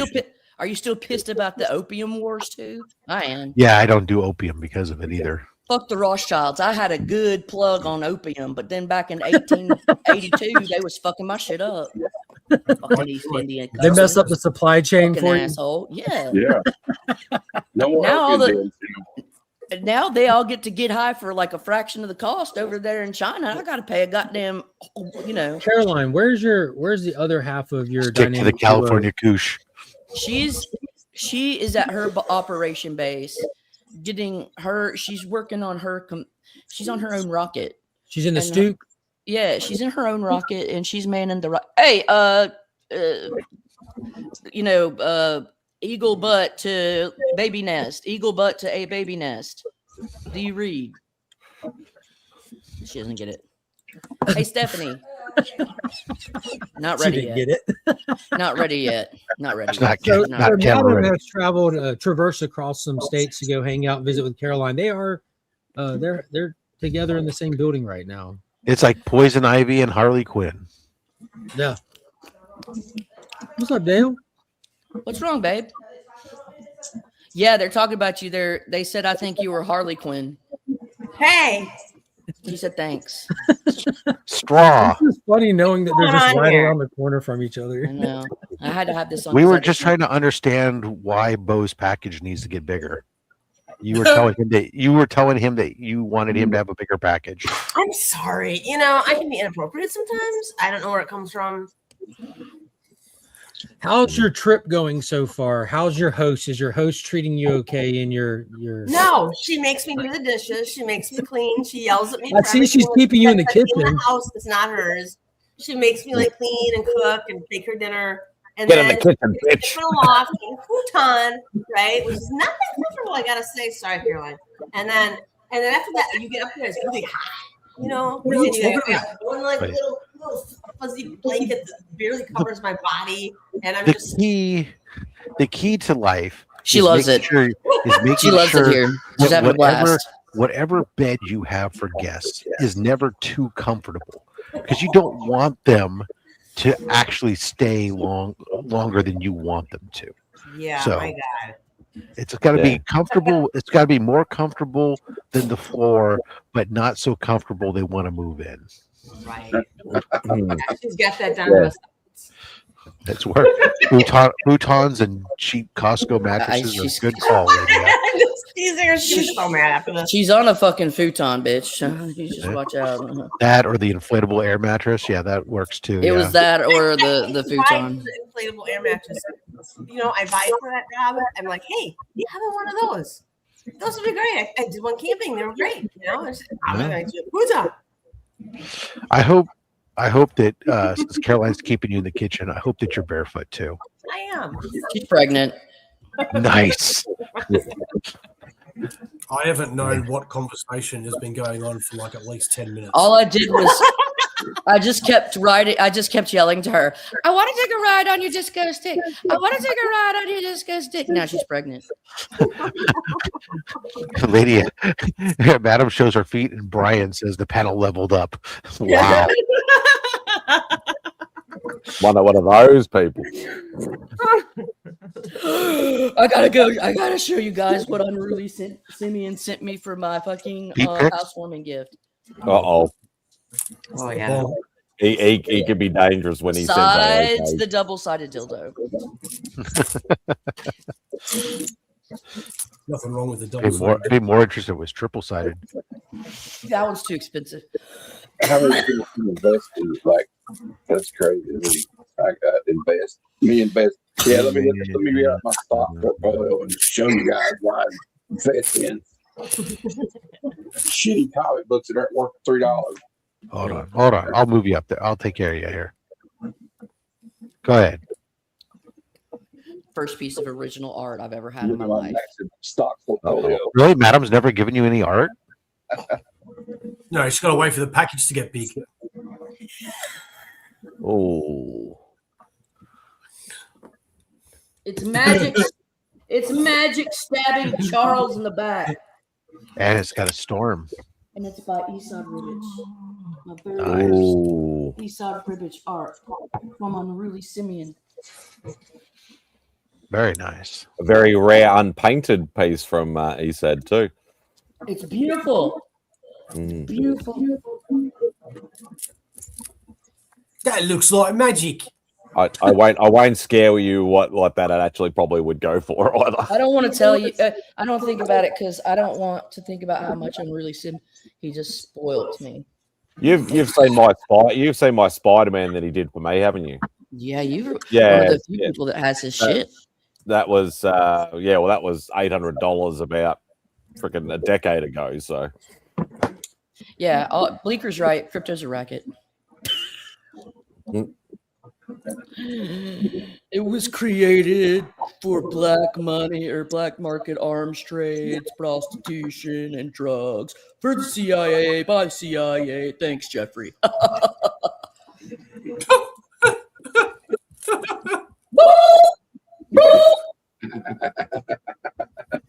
it's definitely time to go to bed soon, I think. Yeah, I'm just getting ready for Thanksgiving, you know. Right, Mark?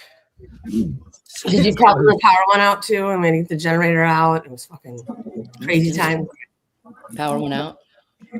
She was like, "Do you have a generator?" I was like, "Sure as fuck do, bro." What's personal? I don't know what personal responsibility is, Sledge. Sorry. Why is he still here? Can we Is just that a boot new him? thing or something? Is that a new fad or something? Personal responsibility? Sledge is like he's always the like the dad in their group. So it's like if the panel starts like bitching too much, he gets all dad and he's like, "Look, I'm not gonna hear this. I don't want to hear that." He's like, Here's just the shut the fuck financial up. plan. Fuck you. Grow some huevos. I'm out.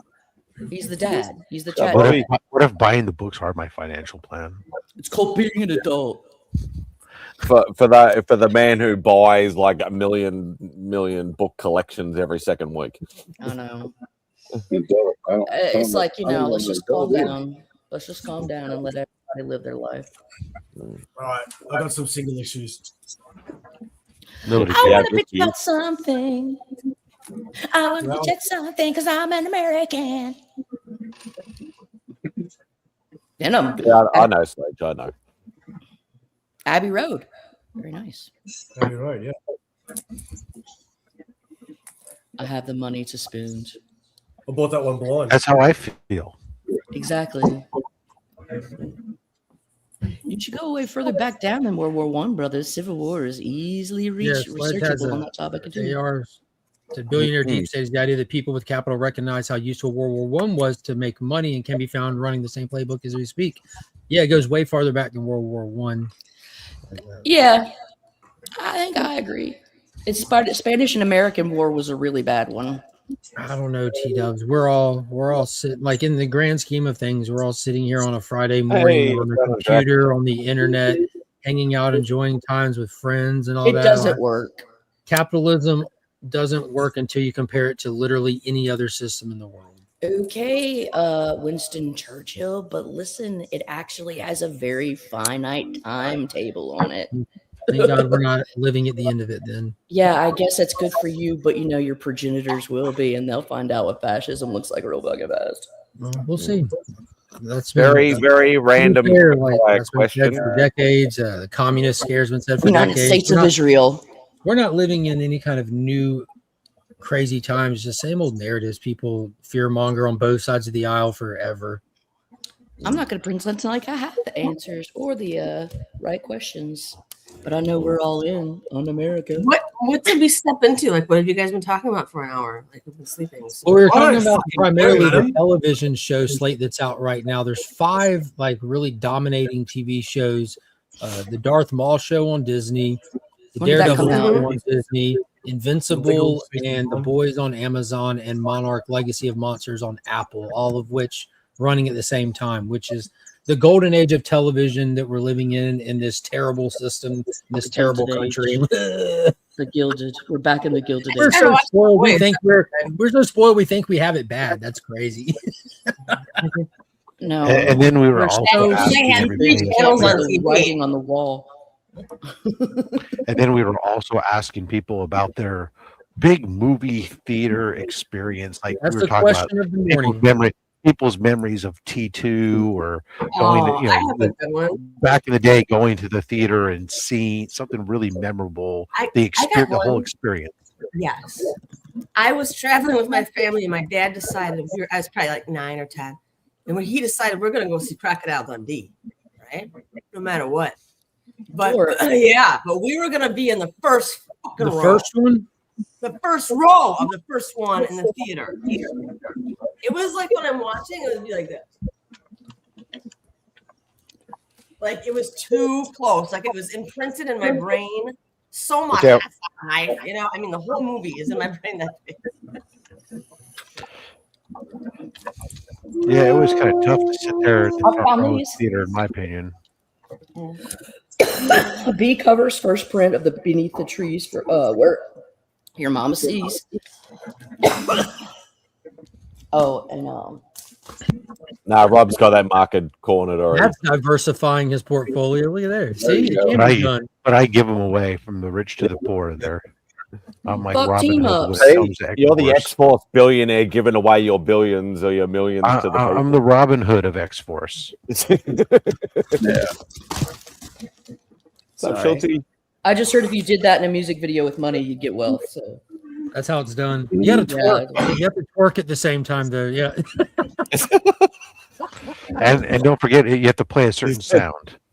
If you play that sound, then millions of people Oh yeah. will watch. There you go. You got another one, Rob. Look, it seems like this was such an impactful movie for so many people. Yeah, Star Wars was. God, I'm a fucking dork. I don't know if you know this, but Star Wars became something. I mean, it really kind of became a cultural, it had a cultural impact What was it called again? beyond its initial showing. I don't know if any of you guys know that because it's. I mean, so seldom is it come up. But Indiana Jones is it what it turned into? But I'm excited for Spaceballs, the new one, why? I think Yes, Spaceballs- because it's the Wait, new hold one. on, I'm gonna be It's very the honest. new one. Hold on. Rob's Hold on.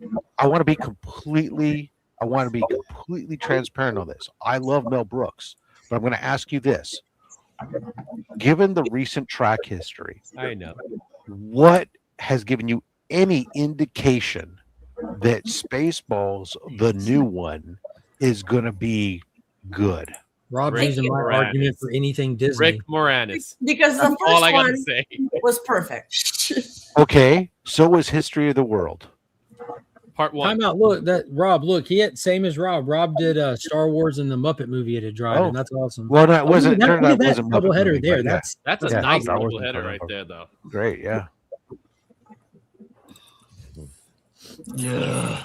Yeah, It doesn't. Jay. It is an illusion. Did any of you, or Izzy, did you watch the History of the World TV show? Yes, Sequel? I did, and I never bothered to finish it because it Because it wasn't watchable, right? it wasn't. There were some sketches that were funny, but No, it ended up being like shit. It was fucking So- shit, man.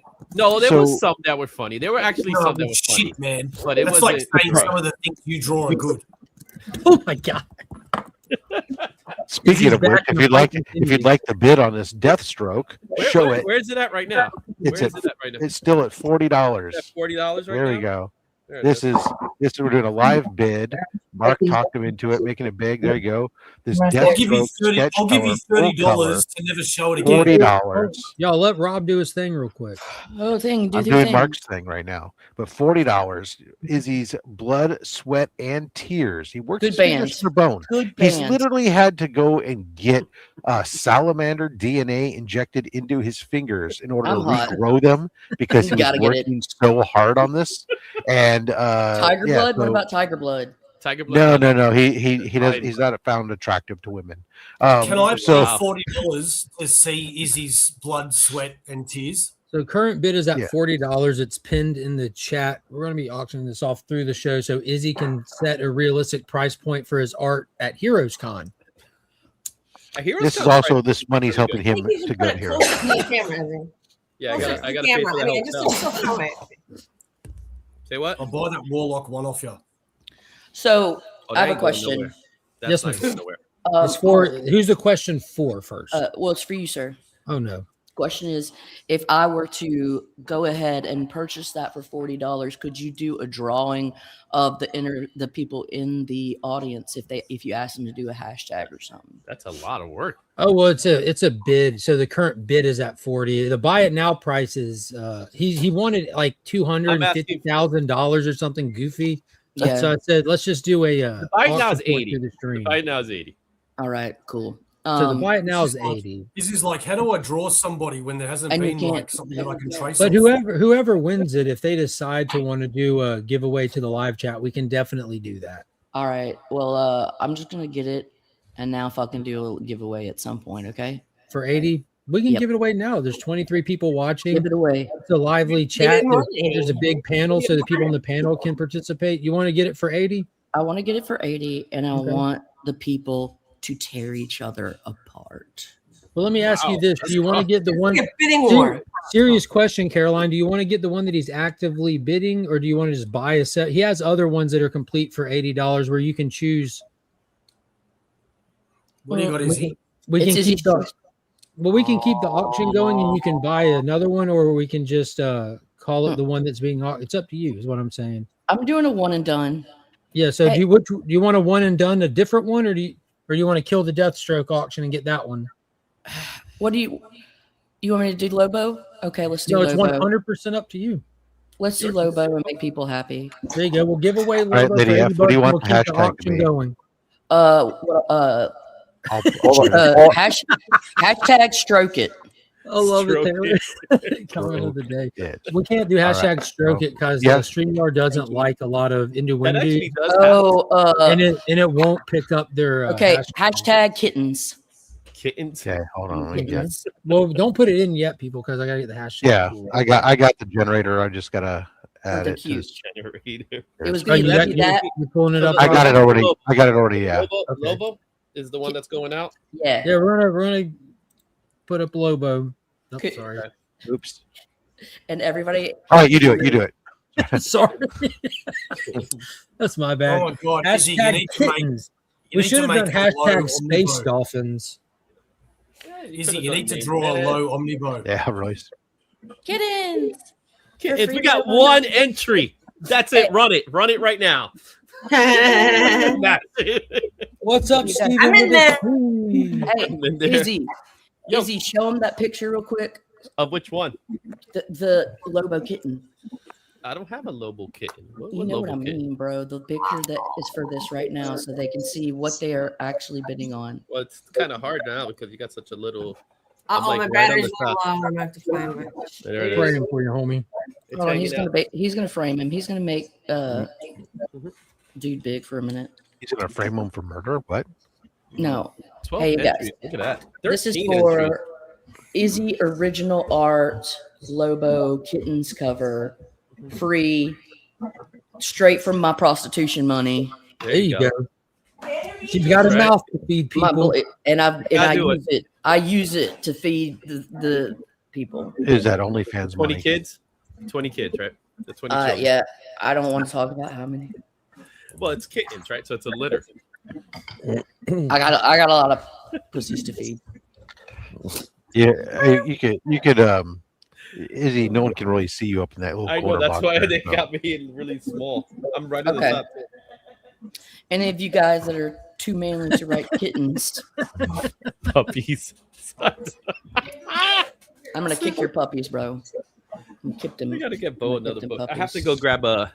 So I think I can pick up a Carnage I think book you, or I think another you spelled it Venom. wrong. There's Spidey. All right, you guys. Movies. This is for winning an original Izzy piece Lobo cover, and it's pretty I was gonna freaking say, It's gnarly. actually pretty sweet of you, though. For free. honestly. I was All about to honesty. say, let's pause for the cause real quick. Big thank you to Caroline. Like Yeah, that's like, that's seriously. incredibly generous of you.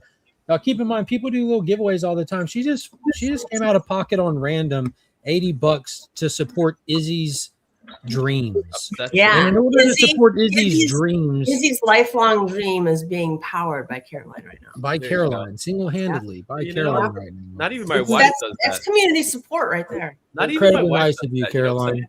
I don't, dude. Your wife just has to live with your ass. She's already done enough. And boom, you are now the winner of capitalism, T-Dub says. You are the best. Yeah, super awesome of you. I don't like participating in it, but if I'm gonna win it. Yeah. So I didn't choose the system. I'm just operating in it. There you This go. is called a tax write-off. I won't get charged taxes for this, DJ. Fuck you. I know, right? Hey, just make sure you say. Just make sure that you save your PayPal receipt, and it is a tax write-off. It's in a trust. Suck it. All right. 23. Oh, this is for Izzy's dream. I take back my hashtag. What's up, Patel? Good morning. And just as a reminder to anybody in the chat, this is a hangout stream. If anyone wants to hop on, just DM myself or Rob, and we can give you. There's no room in here. There's no room. There actually Hey, is. man, I don't know what's going on. I use this capitalist advantages and pay for StreamYard so more of us can spend quality time together. Good. I can't wait till there can be 30 of us. StreamYard operates on a pay-to-play system. And I play it, Right. and they pay me.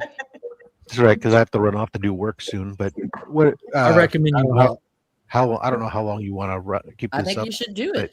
I mean, You tell me when to spin it. It's you, Caroline. You're right. It's your. Bet. Let's give him Okay. 10 more seconds, Rob. Everyone drop it one more time. 22 10. watching, 18 entries, so it might have missed your entry. Everyone 8. drop it Lobo one more piece. time. You want to show the 7. Lobo piece one more time? Lobo original art. 5, Yeah, Easy. count slow because 4. they got a lag for me saying that. Free. 3, 2, 1, 2, 1. 1. Kittens. Hit it. Kittens. Lag time. Lag time. I have comic Lag issues. time. He said litany. Lag Let him get in kitten. Hold on. Lag Littering time. and. Littering Lag and. time. It's kittens with an Gone. S, isn't it? God, Rob, that helps a lot. Wheel of fish. That's my All right, show. what's your verse? Yeah, and I've already written it. I already beat you to it, Izzy. Oh, Hey. Chelsea, congratulations. Chelsea. Chelsea, reach out to Izzy on Instagram. And Izzy, I got you. Here you, Love you. here you go. Just You message are Oh, winner of what the? Winner, Godzilla dinner. Godzilla. Ugh, prison There it view. is. Show them what they got, Izzy. Show them what They they got a Lobo. There you go, Schultz. Nice. That's the Fabio Lobo. He's got the nicest hair in the It is. cosmos. It's before he got his nose broke by a bird going down a roller coaster. There you go. Congratulations, man! I was No, in I remember Chicago that. too, not that long ago, so I'm happy. That freaked me out. All right, so I can All right, stop. man. Thank you, sharing Izzy. that. I got his name on the list here. So, wait. Very Izzy, awesome. Yo, I heard my name. What are you drawing for me this year? I thought you wanted to. Let's go. We're gonna keep it on the symbiotes. Can't we keep it on the symbiotes? Yeah, but it should get cheaper every year. It's your fault that you bought it. I'm just, I just do the price. I just give you the price tag and you just pay it. Or everybody just convinces you that you have to buy it and then not have it. And then I But it and then I does make it to Australia. and then I kept Actually, it for 2 So years. you know what, Izzy? You know what, Izzy? I really want a full-on horror comic cover, something that'll really scare the children at Halloween. How good are Draw you yourself?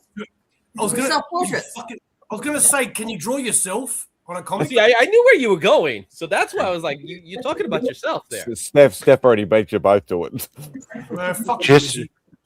have draw a picture like some kids, like little kids trick or treating, but it's a shot, POV shot over Bo's shoulder, and Bo's just got a trench coat open from the backside. You can't see the kids are screaming. And a van, just have one of those vans. Those It's just free puppies on the van. Yeah, free puppies with jelly bean logos. Would you like a candy? Free candy inside my van. You know, And then you just show them your nipple. Oh, that's not sorry.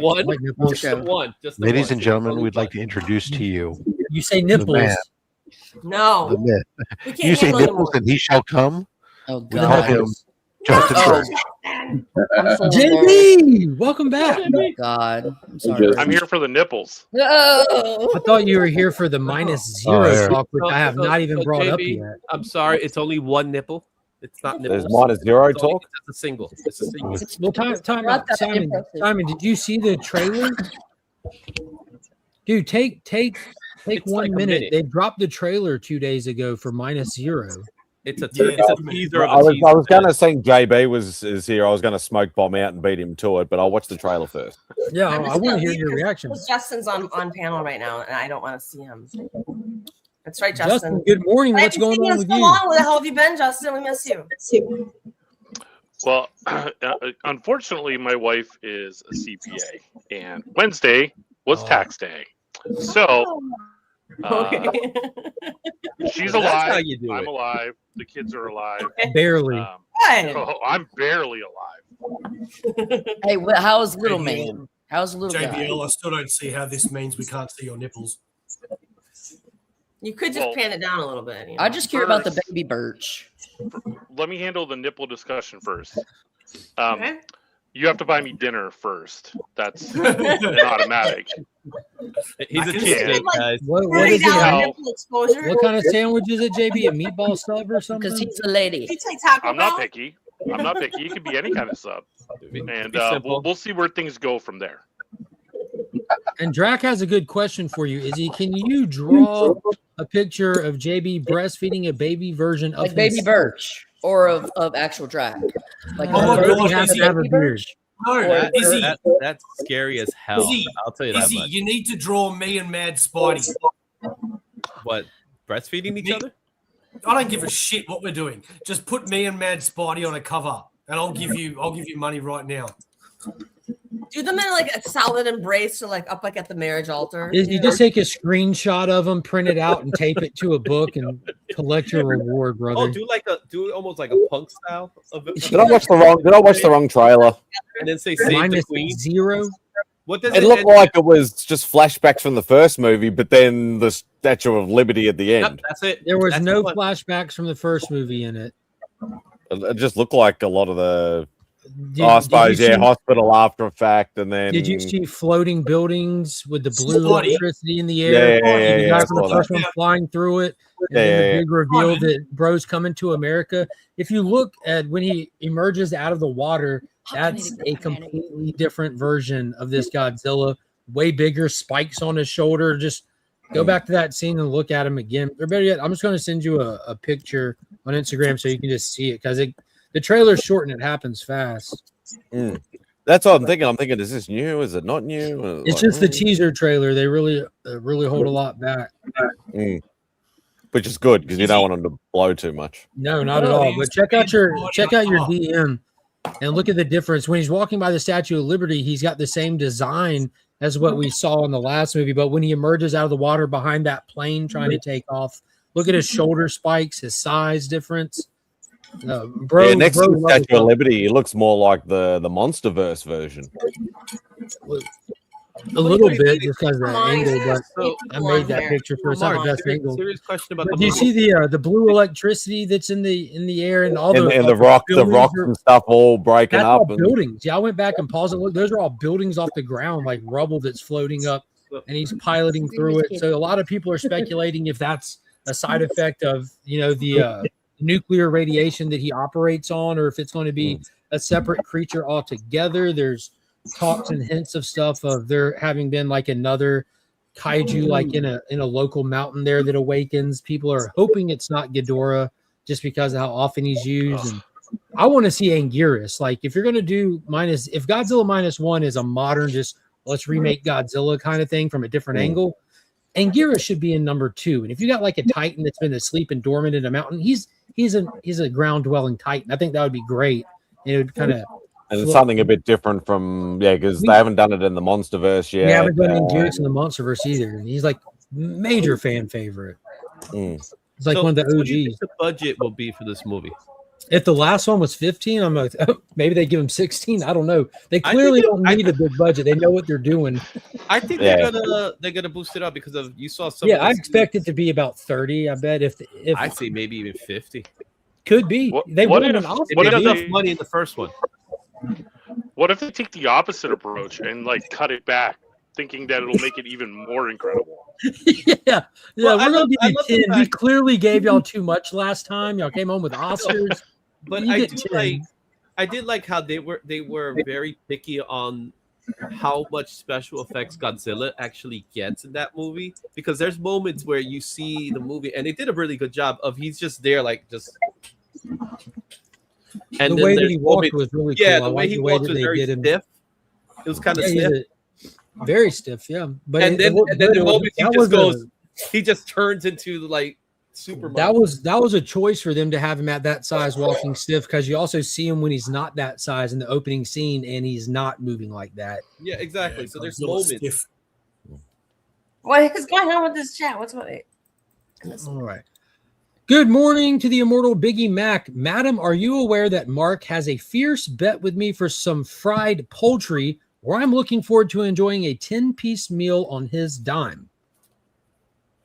Biggie Mac wants you to know of that. I'm clueless what we're talking about. So Biggie Mac brought up. That's my response. I think it was like 2 weeks ago, maybe 3 weeks ago now. Biggie Mac said, "I'll bet you a 10-piece nugget meal for McDonald's that the second Superman Spider-Man one shot will be better than the first one." So yeah, probably will be. A comic book came out this month, and then the second one will come out the following month, and he's wanted to bet a 10-piece chicken McNugget meal for McDonald's on which one's better, and I accepted. How much are those now? Like $5? How much is that? I don't know, but I added the caveat that when I win, you have to turn it into a Happy Meal so that my kids can at least get a toy. I know how that goes. You're paying for that. Bushwhacker. Butch and Luke. Fucking wrestler, mate. You just did a wrestling. The Happy Meal, toys. The boy toys are always better than the girl toys. So I always ask for give me all boy toys. You know, I feel like Biggie Mac is just probably a cunt. It's true. The boy toys were always cooler. Okay, and Girl Scouts sucked ass, and Boy Scouts looked so much funner. We had to fucking go be around old people and be nice to them, and had to make necklaces out of fucking Fruit Loops. It's so the girls could be in the Boy Scouts now, isn't that? Now, but we couldn't then. I wanted a fucking pocket knife. I wanted to learn how to make nuts. I wanted to start fighting. Well, now you can. They teach you how to be a drug dealer. You have to sling him. Cook and Girl Scouts like you're selling drugs. Dude, they do, man. There was nothing in the Girl Scouts that prevented you from doing that stuff other than your leaders. The Girl Scout unit doing any of that stuff. The problem is that the leadership by the Girl Scouts was restricted to only women were allowed to be leaders, and a lot of the women didn't want to go do those outdoor things, and so the girls therefore got relegated to doing the things. And I'll tell you what we got to do. We got to make Rice Krispie treats and learn how to sell cookies. And we had to glue fucking stupid shit to pieces of paper and act like it was an art. So stupid. Shit. Simon, you ever eaten a witchetty grub? Yeah. Long time ago. Why? Because I could. Trust me, boys don't want to be in Girl Scouts. It's boring as hell. Was you on a scout camp? No, I never did Scouts. So then why did you eat a witchetty grub? Because I got dared to. Scout troop is. You might not want to be in the Boy Scouts from what I've read. $20 is a lot of money for a 15-year-old. $20 is boys $20. Can be in Girl Scouts? ? No. They don't want to be. They still didn't do that? The Girl Scouts are very much, and they don't want. They suck. There's been multiple. There were That'll multiple probably attempts change at soon. over the years for the Girl Scouts and Boy Scouts to consolidate into one organization, but ultimately it came down to the Girl Scouts didn't want to give up their cookie money. Yeah, Good as on a them. as a former That's baby, legit. That cookie money I is shit a you not, real it came deal, down to though. they got fucking a cookie money. corner You on ain't got that. front They of the got a cookie corner money. on that. Yeah, Good, it came good down on to them cookie and their money. cookie empire. We ain't giving you Mint. any of that cookies. Because that's what they're all about in reality. Is The is Girl making Scout money for cookie Girl Scouts. cartel remains undefeated. The boys can miss me with them $20 popcorn They, bags. you know what? I miss, but they Yeah, get some of them the girls back difference. in heat. The difference is that those Girl Scouts, those poor unit, hawking all those cookies, make like 40 cents a box goes to their unit, whereas at least the boys selling that $20 bag, $6 goes to their unit. There's a big difference. About the volume, I guess. Oh, the gift of trauma. Besides which, Well, how much does a box of Girl Scout cookies cost you now? Do you know, Legion? Probably like a $8. lot. Exactly. I would imagine lot. 10 right now. Yeah, dude. We 12, heavily, 15. and I mean heavily, Rob. We heavily support the Girl Scout cookie cartel in my family because I'm a family of educators. So like you have my mom that'll have like Because they multiple kids keep in her class. going So you My have to wife buy a was a piece Girl of each Scout kid. leader. I've got this go round. I really at the last this year I bought some. Actually, I bought a case of them. They got a new Tag flavor. alongs. We'll get them tag alongs. No, I got the s'more sandwich cookies now. It's a good one. I forget what they're I called, like the but thin mints. They've always been these were at a Comic-Con I was at. Some Girl Scouts had set up a table at the inside the little local Comic-Con, and they were selling cookies. Well, here's what's better, Mark. They got their brains together and they knew their audience. So when I went by, I said, you know what? I'll go ahead and get like one box of each of the new flavors. 2 boxes. So she said, oh, well, if you get 3 boxes, she says, we have these blind bags here. Hey, And they had all the girls had made like little like plushy things and made blind bags that they were doing. And I was like, well, dude. I said to her, I said, look, I really appreciate you up. knowing your audience and building blind bags here at a Comic-Con. The coolest part of that whole thing, Rob, is that I'm sorry. Go ahead. I said, I'm not supposed to eat any of these. So if you promise not to tell my doctor, I won't tell my doctor, and I'll just get the 2 boxes. There you go. And she goes, done. She knows her audience, and the coolest part is they literally sat down and think of how much like drive and determination they had to be successful, to take the time to look at them, not just the market, but their environment, and think what they can do, and then get creative. They put in all that work and they succeeded, and they're going to go on in life and apply that in other places. And they're going to be very successful to the point that Caroline demands they give her their money. Riddle and addled moms driving their kids everywhere in fucking minivans. Like, I gotta sell the car, and the kids are just like minivans. They're all in SUVs nowadays. Soccer moms, man. That's the soccer soccer moms. Tweaked out soccer moms. We gotta push these units, girl. Dude, where's all the hair? And the girrs are just like, yeah, I see these Boy Scouts, and I buy the popcorn from the Boy Scouts too, because they'll set up at the grocery store. I 1000% respect the hustle and like seeing them out there, like learning how to interact with people and learning. You know what I mean? They're out there learning skills. What I like on the what are you doing, Carolina? Most of us, as having been a leader in the Scouts for a long time, one of the things, at least on the Boy Scout side, I know that they do. Is most of the units will take half of what the scouts sell, part of their sales, and they put it into a fund for the boys to pay for their own camping. So it's basically one of the ways the boys can pay for their own summer camp and stuff like that. So they're doing some stuff there. The Girl Scouts, a portion of the unit money goes into usually a something for them to do for themselves as a group, and then a portion of it goes usually to some sort of charity activity to fund some kind of activity that they're doing, working on stuff. So it all does get used for good stuff. Church groups will do the same thing when they plan like the youth trips and stuff like that. They'll do bake sales, and the kids will get out and do stuff. And dude, it's awesome seeing that stuff. Find a way to get it.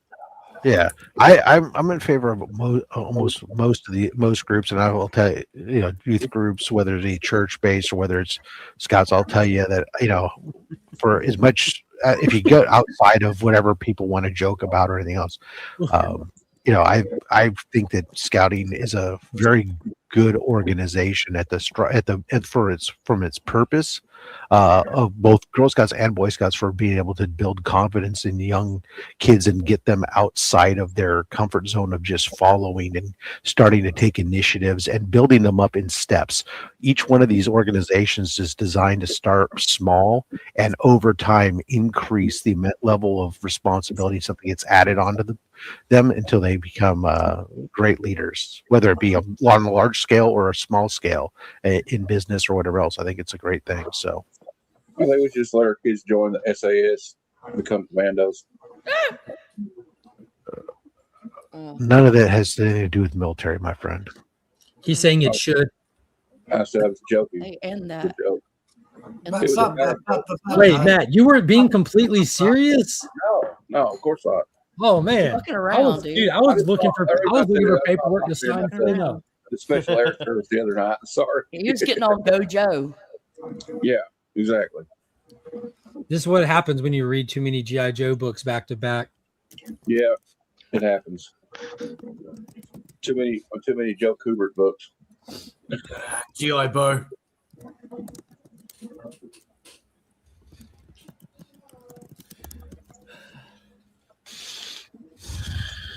So, serious question: is there any excitement for WrestleMania this weekend?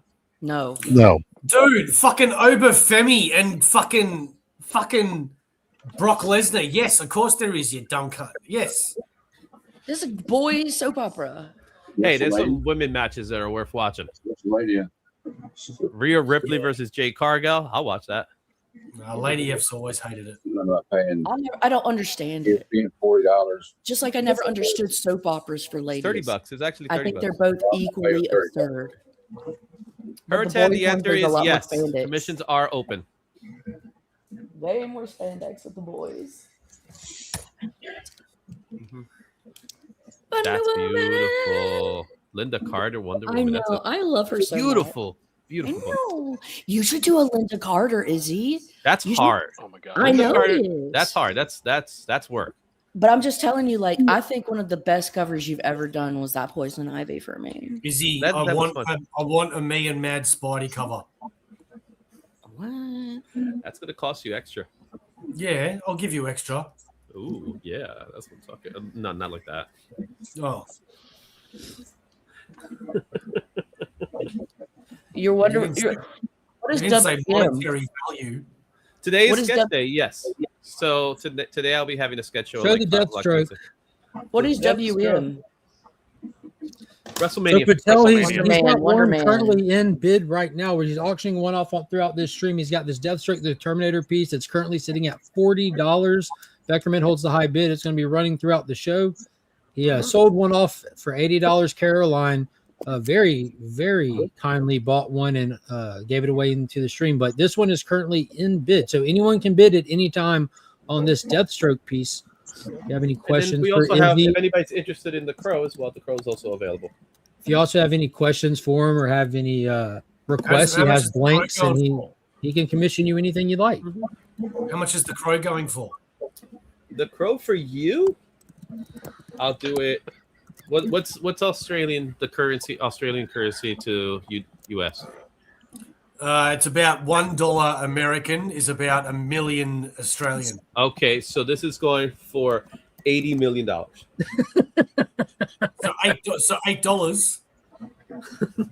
Well, for you have to pay the shipping because I ain't sending that thing out. If you want it, no, it's 80. I don't have to worry about paying for shipping because I don't have to pay for shipping for 3 years. I could just hold it. I could just hold on to it till like C3, right? Then I'll send it to Rob, and then Rob will send it to Mad Spidey, and then Mad Spidey will hold on to it for at least 2 years, and then I'll let you know what's going. And then exactly. Perfect. So I don't need to pay for shipping for 2 or 3 years. Well, if you want me to hold on to it for that long, yeah. I'm just saying. But yeah, if you're interested, dude, just let me know, and we'll work on the shipping part. Because obviously the shipping's going to cost, especially now with this tariff crap. But the Crow one's one of my favorites. But yeah, I'm doing for $80. So the Deathstroke is current bid at $40, half the cost of a full cover from him. So now's the time to score.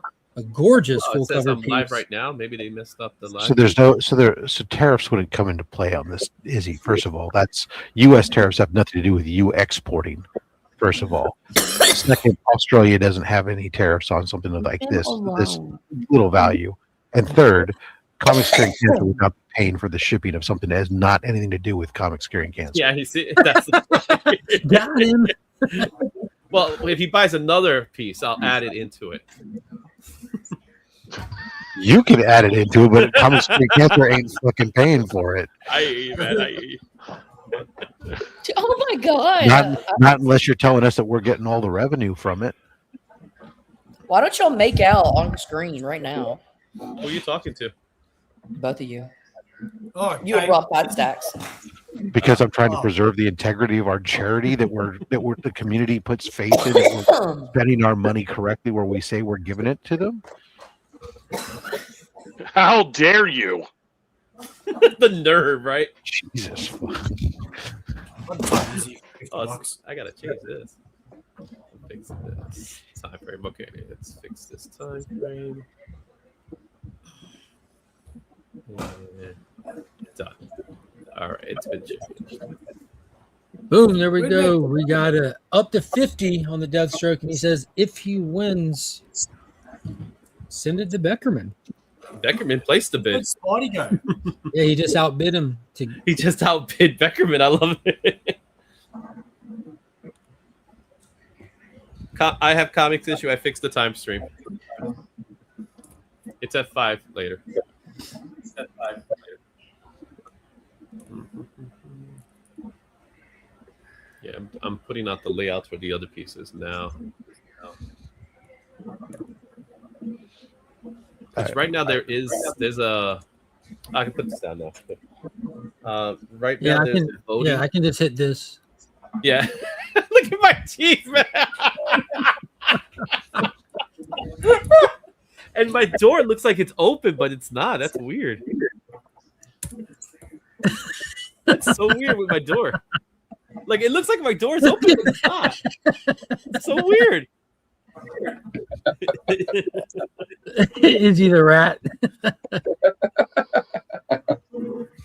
Oh man, I love seeing DJ on Wednesday too. Man. We're having your new thumbnail, Izzy, for your. You know, I gotta do something with a rat. We haven't really played on the rat thing for a while. Is he T-Dub said he'll pay you 100 schmeckles to draw that screenshot. There you go. There you go. It has to be a horizontal cover too. We want the full background. He has to send the money, and I'll see if it happens. Oh, that's not how it works. You have to produce the product. No, it usually works. You pay, Madam, you pay can I a certain click your portion, computer? and then you do the rest. Is that okay? Matt, what's new with you? You got the Rocky Saga stream coming up, don't you? Yeah. Y'all convinced me to add Balboa to it, but we're not going to add the Creed movies to it. We're just going to add. It's going to be. Is it kind of just what kind of format are you trying to do it in? Take it one movie at a time, or just? We're going to kind of rank every movie I get, or not like a tier rank, but like we're going to talk about every movie a little bit. It's not going to be like the ones where we do like one we go through a whole list of like what was the acting like, what was the style and structure. We're going to just go like we're going to give our general thoughts on Rocky 1 through 6, and then we'll kind of vote. We'll have a poll, although it's going to be hard because you can only have 4 options in a poll, so I don't know how we're going to vote on what's the Rocky 4, man. Well, I would say, but I love Rocky 3. Rocky 3 is very motivational. If you're having a bad day, and you're feeling down, just watch the clip when Rocky's like, "No, we'll come back here tomorrow," and Apollo's like, "There is no tomorrow, Rock. There is no tomorrow." Yeah, I live my life by that motto. There is no tomorrow. I prefer if he dies, he dies. Hey Matt, when is your Rocky stream? Wednesday. If anybody wants to be on the show, I was hoping it was tomorrow. No, it's Wednesday. Just after there is no tomorrow. When's your stream tomorrow? Yeah, tomorrow. That would have been hilarious. That would have been hilarious. But I just meant like I know it's not a little thing. It's just a stupid YouTube channel, but like I do that too. Like I'll put that off to tomorrow, or like anything. I'll put that off to tomorrow, and Well, we might not have tomorrow. So Yeah, very true. What's your favorite Rocky movie, Bo? I always really loved the Dolph Lundgren. Was that 4? yeah, That's 4. Yeah, I think that's probably going to be most people's favorite. It's just I don't know something It about is it. such an 80s movie, though. It's a Cold War vibe, isn't it? Yeah, definitely. movie. I just another always good line loved in it. Rocky, Why? in Rocky 3 is when they ask Clever Lane, "What's your prediction for the fight?" Pain. It's pain. Boys are And it's got Thunder Lips in it. People don't talk Yeah, about that Thunder much. Lips. That was the movie that made him, really. interested. Tell me more about Thunder Lips. Well, there is a documentary on the life of Thunder Thunder. Yes, on So the life of Thunder there's Lips. there's a scene in Rocky 3 where Rocky goes to do a promotional thing with a wrestler named Thunder Lips, played by Hulk Hogan. And it's supposed to be for fun and promotion, and Thunder Lips is taking it a little too serious, and ultimately Rocky has to send him over the top rope. Yeah, I mean, I see that. I could see that happening with someone like Thunder Lips. You have to live up to a name like Thunder Lips. You're kind of forced into He a was corner. great. Like I will it's gotta admit, he go was down. pretty good in It that does movie. take you into Yeah, it. It was great to show how tall Hogan was compared to an average person. Yeah. Was he Sylvester actually really Stallone. tall? Terry Bollea or whatever? Was he? Yeah. Oh, yeah. 6'7". You used to see him against other big guys, so you forgot how big he really was until you put him face to face with Sylvester Stallone, who's really only like 5'10" or something. He's a normal sized dude. Yeah. So It I was- loved it was great to Legend just- as an 80s movies. Well, that's a tough one. The 80s. Well, favorite 80s movie? That's a tough one, though. Oops, sorry, that was the wrong button. Goonies. Oh, Goonies always comes to mind. But It's fun. Goonies is Haven't great. we all got an ex that we could call Thunder Lips? Oh, No, Booger Lips. the Future is Ew. like Back to the That's Future. from Is a top tier 80s movie. The Breakfast Club. I always like the Breakfast Club. Breakfast Club. John- Another name for my ex. you also have the trifecta. Chill. You have Predator, Terminator, and RoboCop. I loved Red There Dawn. you go. I loved And Red RoboCop. Dawn. That's just pure 80s Those, magic. those are my top 3 right there. And as kids, we all got to watch RoboCop a little too young, probably. I remember watching don't that forget when I was like Aliens. 10 or 11 years old. I'm like, Alien is like, Yeah, Aliens and RoboCop. I think and RoboCop is Terminator like and Predator. next level. Terminator street 2 violence, shook me. but when Terminator it's just 2 like shook my horror, shit. you just go Aliens, man. Dude, Aliens is I incredible. saw many things way too young. Gremlins. definitely, I did. I know. That's I how did. we were, man. That's how our lives were when we. Oh, were here's allowed a to. legit good question right there. Who would win in a match, Bonesaw from Spider-Man 1 or Thunder Lips from Rocky 3? Oh my god, that's a dumb question. question. Clearly, So- Bonesaw. Wait, question. I have a follow-up question. Does Thunder Lips have creative control? But Bonesaw is always ready. No, Apparently not, because he lost. He said, "That's not going to work for me, brother." Ooh, I got an Aussie question from the immortal Biggie Mac. What's better, Australian Roo barbecue or North Carolina barbecue? I've never had. I'm not Australian falling for barbecue, that, Biggie Shack. But Big I'm not Mac. falling for that shit. Carolina. Ask me. I know. Is this really is this a got you question? They just grill. No. Vinegar based is the best. Oh, another I'm a big great fan of 80s that movie. Carolina Gold barbecue sauce. Another great 80s movie is Iron Eagle. No, it's not. I know. Next year, That's you're why just I tell me love that it. we should be watching Firebirds. That's why I love it. It's so ridiculous. Red Dawn is hilarious.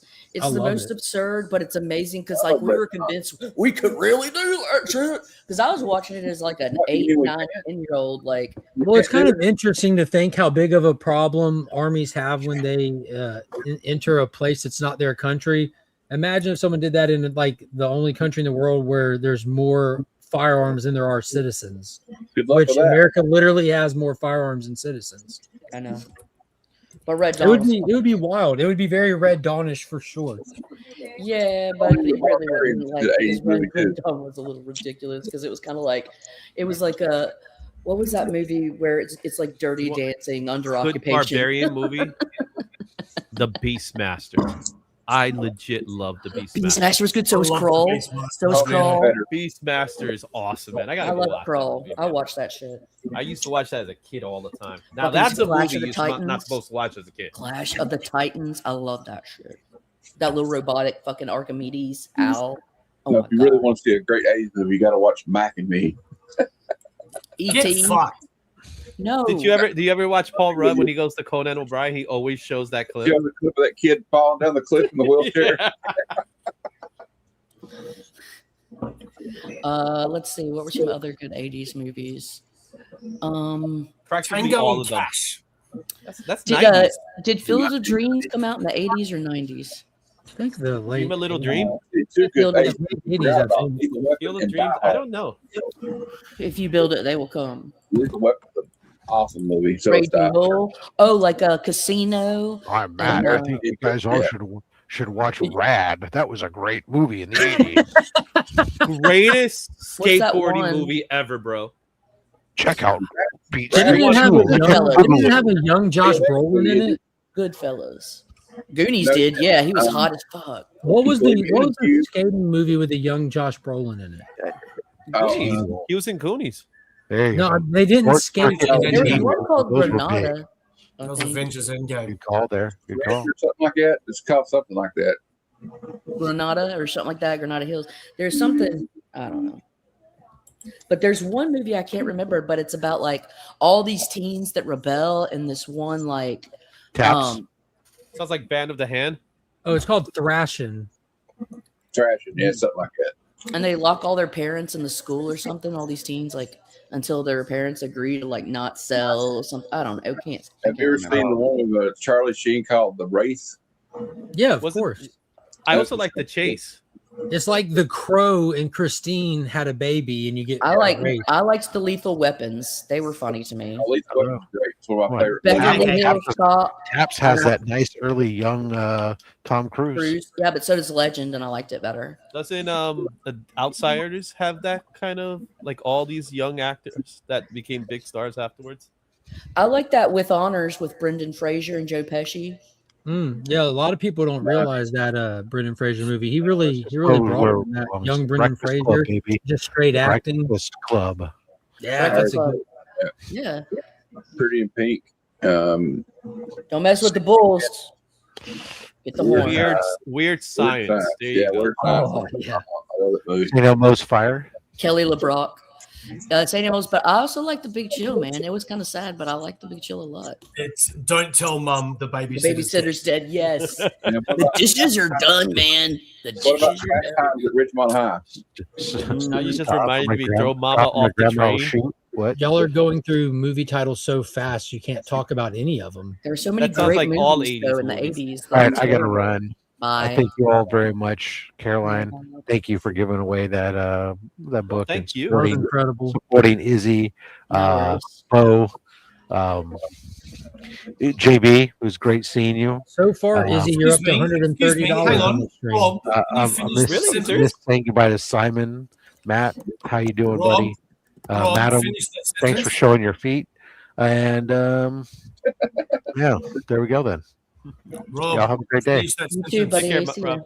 Take it easy. So, Rob, Izzy, fuck. this is how you got to look at it. You sold one piece for $80. If the Oh, okay.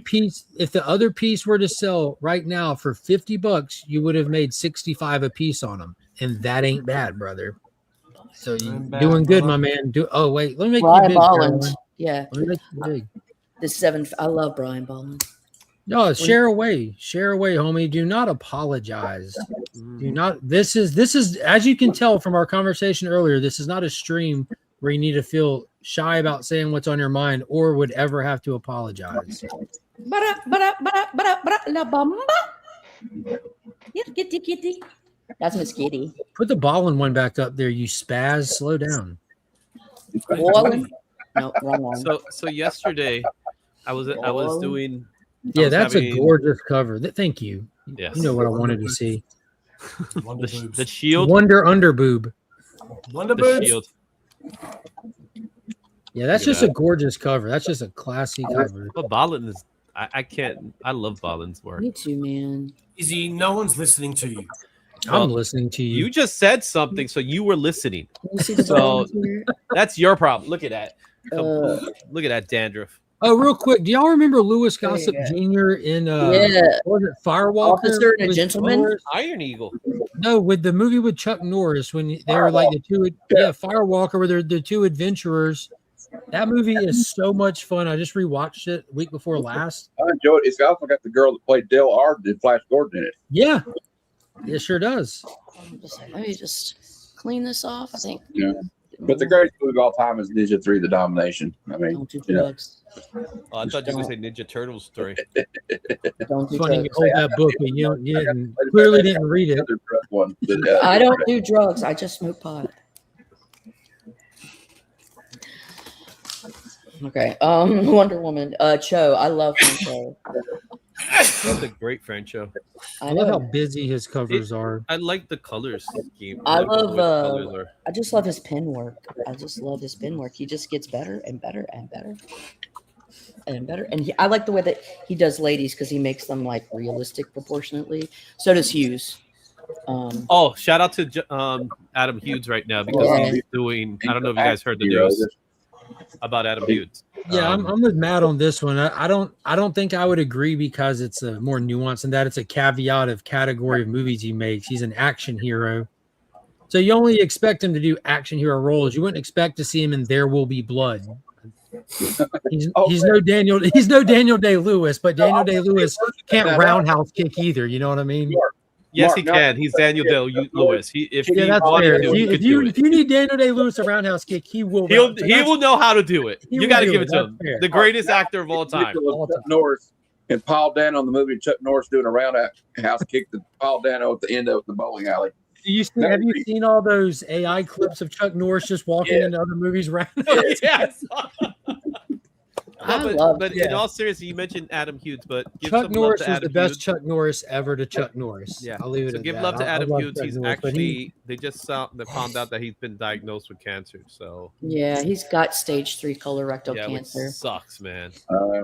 Dude, I rewatched a lot of Chuck Norris films, and I got a couple more in the hopper. But Invasion USA, dude, I forgot how R-rated movies were back in the 80s and stuff like that. They get pretty R-rated, bro. And like they'll be R-rated for just straight content. It's not for too much blood. Some of them Dirty Harry's movies are F words. It's like legitimate content. You know what I mean? Like this topic is not suitable for people under 17. Now let's make a movie on it. You know what I mean? It'd be pretty hardcore stuff. Like the amount of bodies. Like Caroline, do you remember that Charlie Sheen clip you sent where they're making fun of Rambo and he's just shooting the machine gun and his boat sinking and he's on the pile of bullets? It's from Hot Shots Part 2. In that scene, what that clip doesn't show, in that scene in the actual movie, there's a kill count of how many people he's killing. He's like, bloodier than Rambo, bloodier than, and it's going through all the movies that they're making fun of, like where he's one-upping them. That's how Invasion USA feels. Like the kill count in that movie is insane. I can't deal with that. It's a lot. Well, it's funny watching Charlie Sheen and Hot Shots make fun of him. Okay.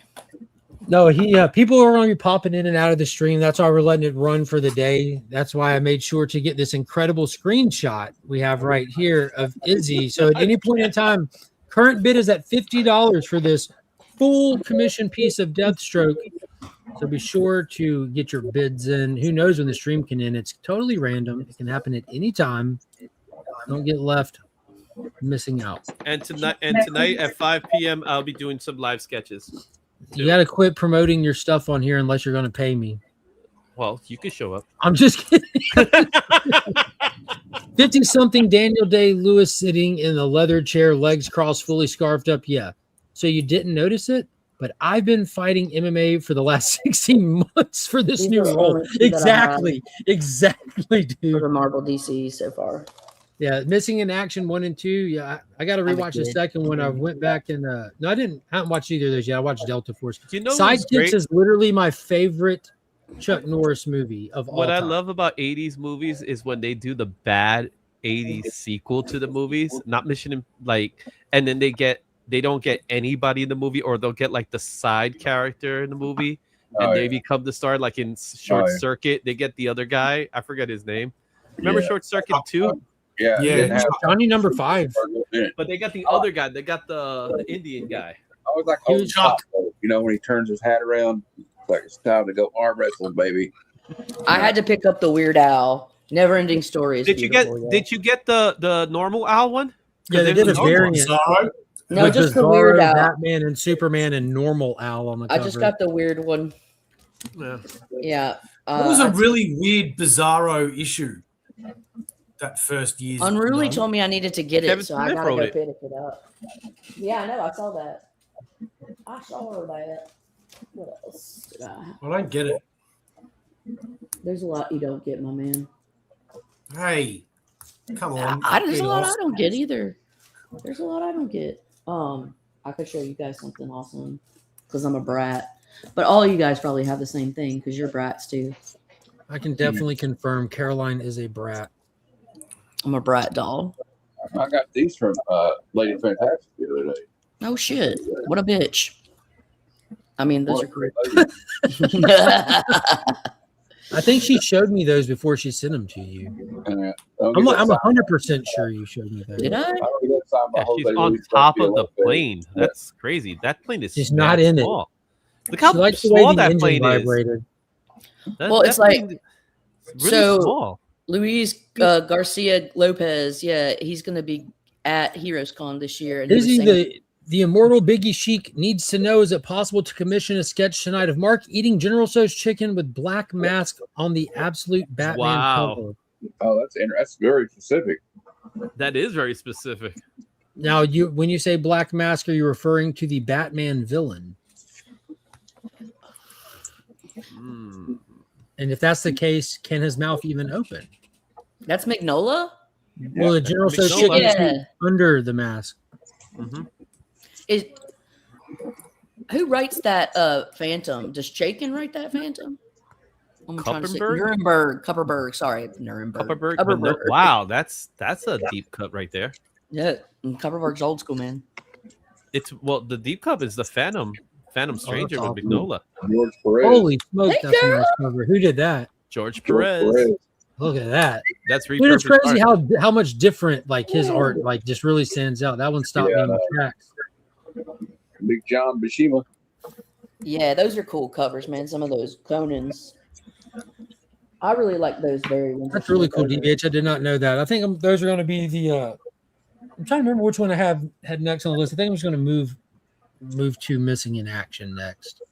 Oh, I got to show Biggie Shack something. You got He'll 10 probably cents on it. I be guess they used surprised that I to got do it. Biggie Shack is not in the chat. Oh, sorry, Biggie Sheep. Is that why they got the 10 Biggie cents? Chic, Biggie Mac, If they didn't sell, they and would like There's another Biggie somewhere. Biggie versus KFC. There's 3 Biggies in the chat. It's the same I'm person, sorry. but fantastic amount of accounts.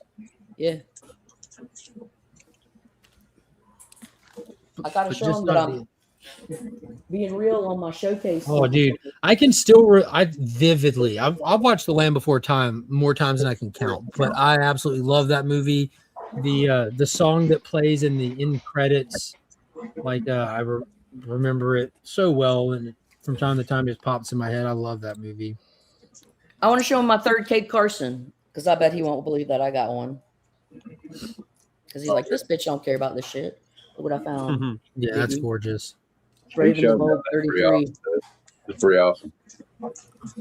Da-da-da-da-da. I'm going to head off. Cool, man. You All got right. jack off? That's what you just said? I got Jag off. Oh, Madam's coming on. Sorry, no, he said he's leaving, and I said Jag off. Ooh, war. Yeah. War. What is it good for? Let me throw this out Absolutely there. nothing. Let me throw this out there because it's a disclaimer, and I feel like these can be important. Sorry, I didn't know how long you're about there, Blitz. My bad. The Biggieverse KFC wants to say disclaimer: the Biggie Shack Army is a satire group whose goal is to bring humor and joy to the community. We are fans of Biggie Shack and all your channels. I never felt any other way. That's what I thought. I enjoy you being here, obviously. Yeah, I just thought you were a representative on embargo, like you were a diplomat on behalf of the Biggie Shack. Good morning to you, Empire. good sir. Yeah. Oh, how you doing, buddy? I do got to ask us the question of the day. What has been your most memorable theater experience in your life, whether as a kid or adult, just memorable theater experience?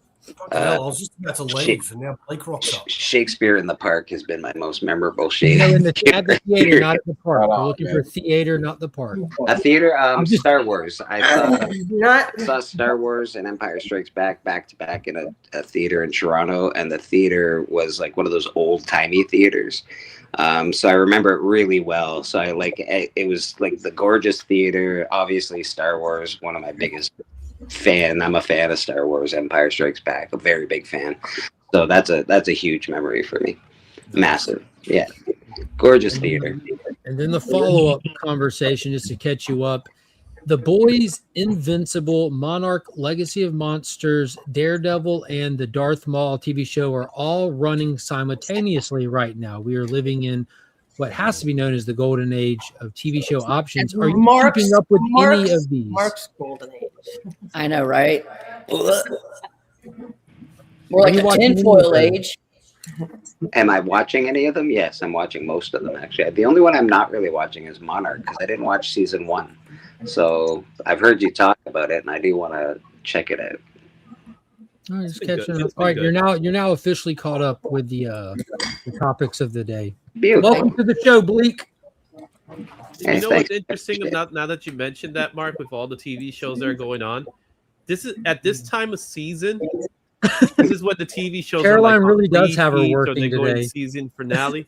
That's a nice kitchen. That is a nice kitchen. That reminds me of my old kitchen. My old kitchen was almost exactly like that. That's Caroline's new spot. I don't have her working, Did she but I have move? her. Did Caroline?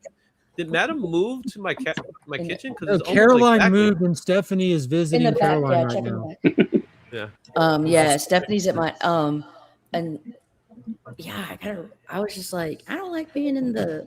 I grew up on a 150-acre cattle farm. All right, I was in Nashville. Farm? Yeah, bro. Well, I was in a field, and I drank the from the field. creek. Yeah. I feel like the second coming of the baby Jesus. Yeah, you really do give off drinking from the creek energy. Creek. And I was in the city, and I was like, man, I don't like this. It's just I don't feel free here. And so I got me a nice little place and a plot of land where I can run around like a naked feral animal that I am. That sounds lovely. Come run around with the other free naked spirits with us.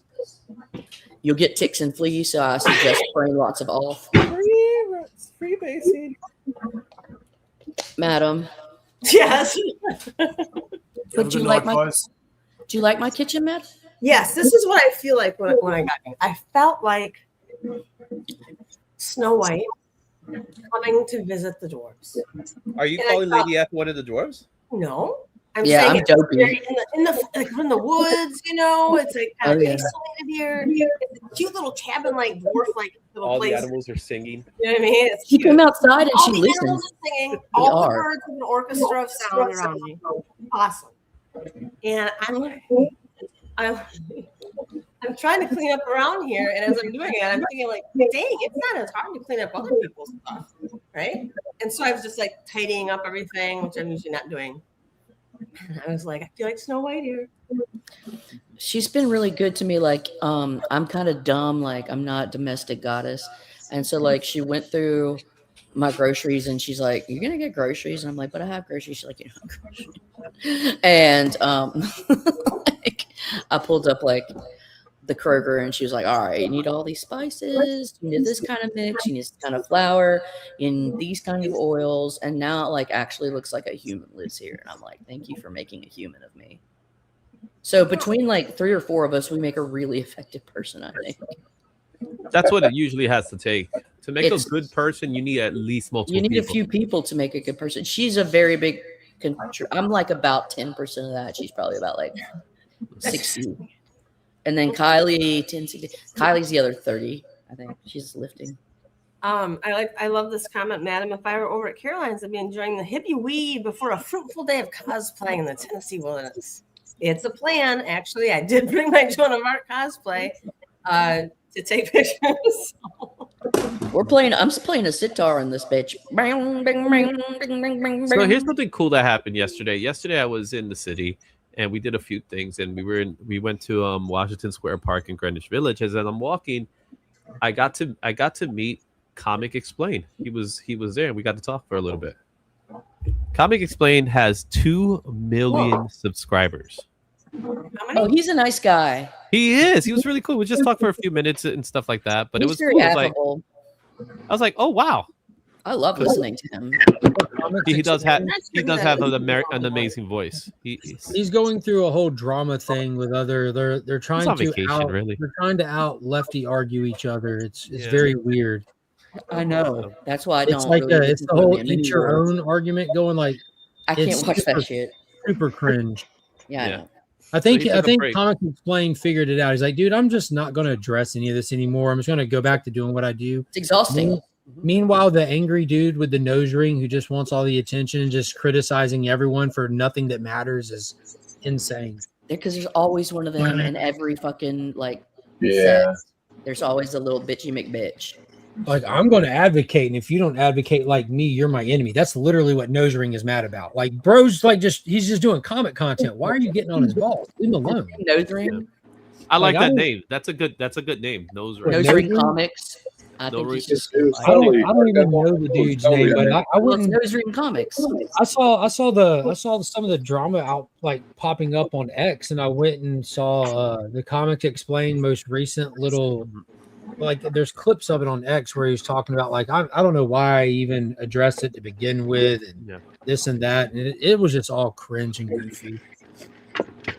Like I'm farther left than you, so you're a bad guy. No, I'm left. I'm way far left, but I'm farther left, so you're horrible. Like, this is crazy. That's literally what it was. It's stupid. Yeah. Can I just take a second? I just want to take a second and recognize that everyone on this panel I love very much. I'm so happy you're on here, except for Justin, of course. But wow, I really love you guys, and I'm so happy you guys let me on here. I love you too, Meow. Me too. I love you, Cal. I'm surprised Caroline didn't just yell at you to sweep the floor or something. I'll get back to it. Right get back to it. Oh my God, it was right there. He called it. I don't want to think about that. I would like to add that her not liking me affects me absolutely zero in my day-to-day life. I can't tell that. It seems like you're pretty fucked up about it, Justin. Justin, I didn't even hear if you seen it. Did you watch the trailer for -0? I know you enjoy a good Godzilla franchise as much as the next Mark. I did. I was sad that it was over as soon as it started. I know, dude. What did you feel when you saw that stinger clip at the end with him walking by the Statue of Liberty? I think my initial reaction was, "Oh shit!" Yes, dude. Same here. Yeah, I literally took my bags, man. I was like, I got. He's like, oh God, he's coming. I gotta move. Right now. So they did a great job promoting the release of the trailer. They didn't make a trailer for the trailer. They just set up a YouTube time and date for it to release and posted trailer release on this day. So you're able to go and turn on notifications. And they did a live premiere, so it had the countdown on YouTube before the trailer. So me, Finn, and Monkey walk out of karate, get in the car, got the phones linked up to the car and stuff. So we sat there because it aired the second we got in the car, and we were able to sit there and watch it in real time. And dude, it was insane watching Finn's face when he saw that it releases on his birthday was next level. Oh, that's cool. That's awesome. Yeah, because that kid's a die. He's rocking his brand new. We popped tags on the new Godzilla shirt for him this morning. He's a fan. That kid. It's November, right? That one's November. November 6th. Yeah. So the whole family went and watched -1 in theater, subtitled and everything. We'll be seated for -0 as well, as the kids say. Are you at a theater where they serve food? Not in your seat. You can order food from the concessions. They got the two main theaters here have a mini bar and restaurant option food. You could get hot dogs and sandwiches. They got chicken sandwiches. They got food. They don't have steak and ribs, but they got some fun food. Me and the wife have explored the theater food options before and been very happy with it each time. Hey, they're like fancy concessions, like super fancy concessions. Can I show Pops what I got for my housewarming gift? They have one here in Arizona where you just sit down and they will serve you. They'll have a waiter just come over to you and you order off a menu. That's super dope. When me and Pops rode out to Texas to deliver my brother's car to him when he was in the Air Force, we went to a theater out there that had the little dining rail in front of the seats, and you can put the little paper up on thing, and they'll come running up and grab it and bring you your order and stuff. Yeah. This is Pops. This beautiful. It's so beautifully done. I'm really impressed by it. So this is original art. It's a page from Brotherhoods of the Atom, issue number 2, page 11, by Esad Ribic. This is interior by Esad. Esad Ribic? Yeah. And it's of Magic stabbing Charles in the back. Charles! Fuck you, Charles! It's so nice to see his pencil work, because usually I know. Isn't Isn't it beautiful? The shading is amazing, I think. Oh my I like the mohawk.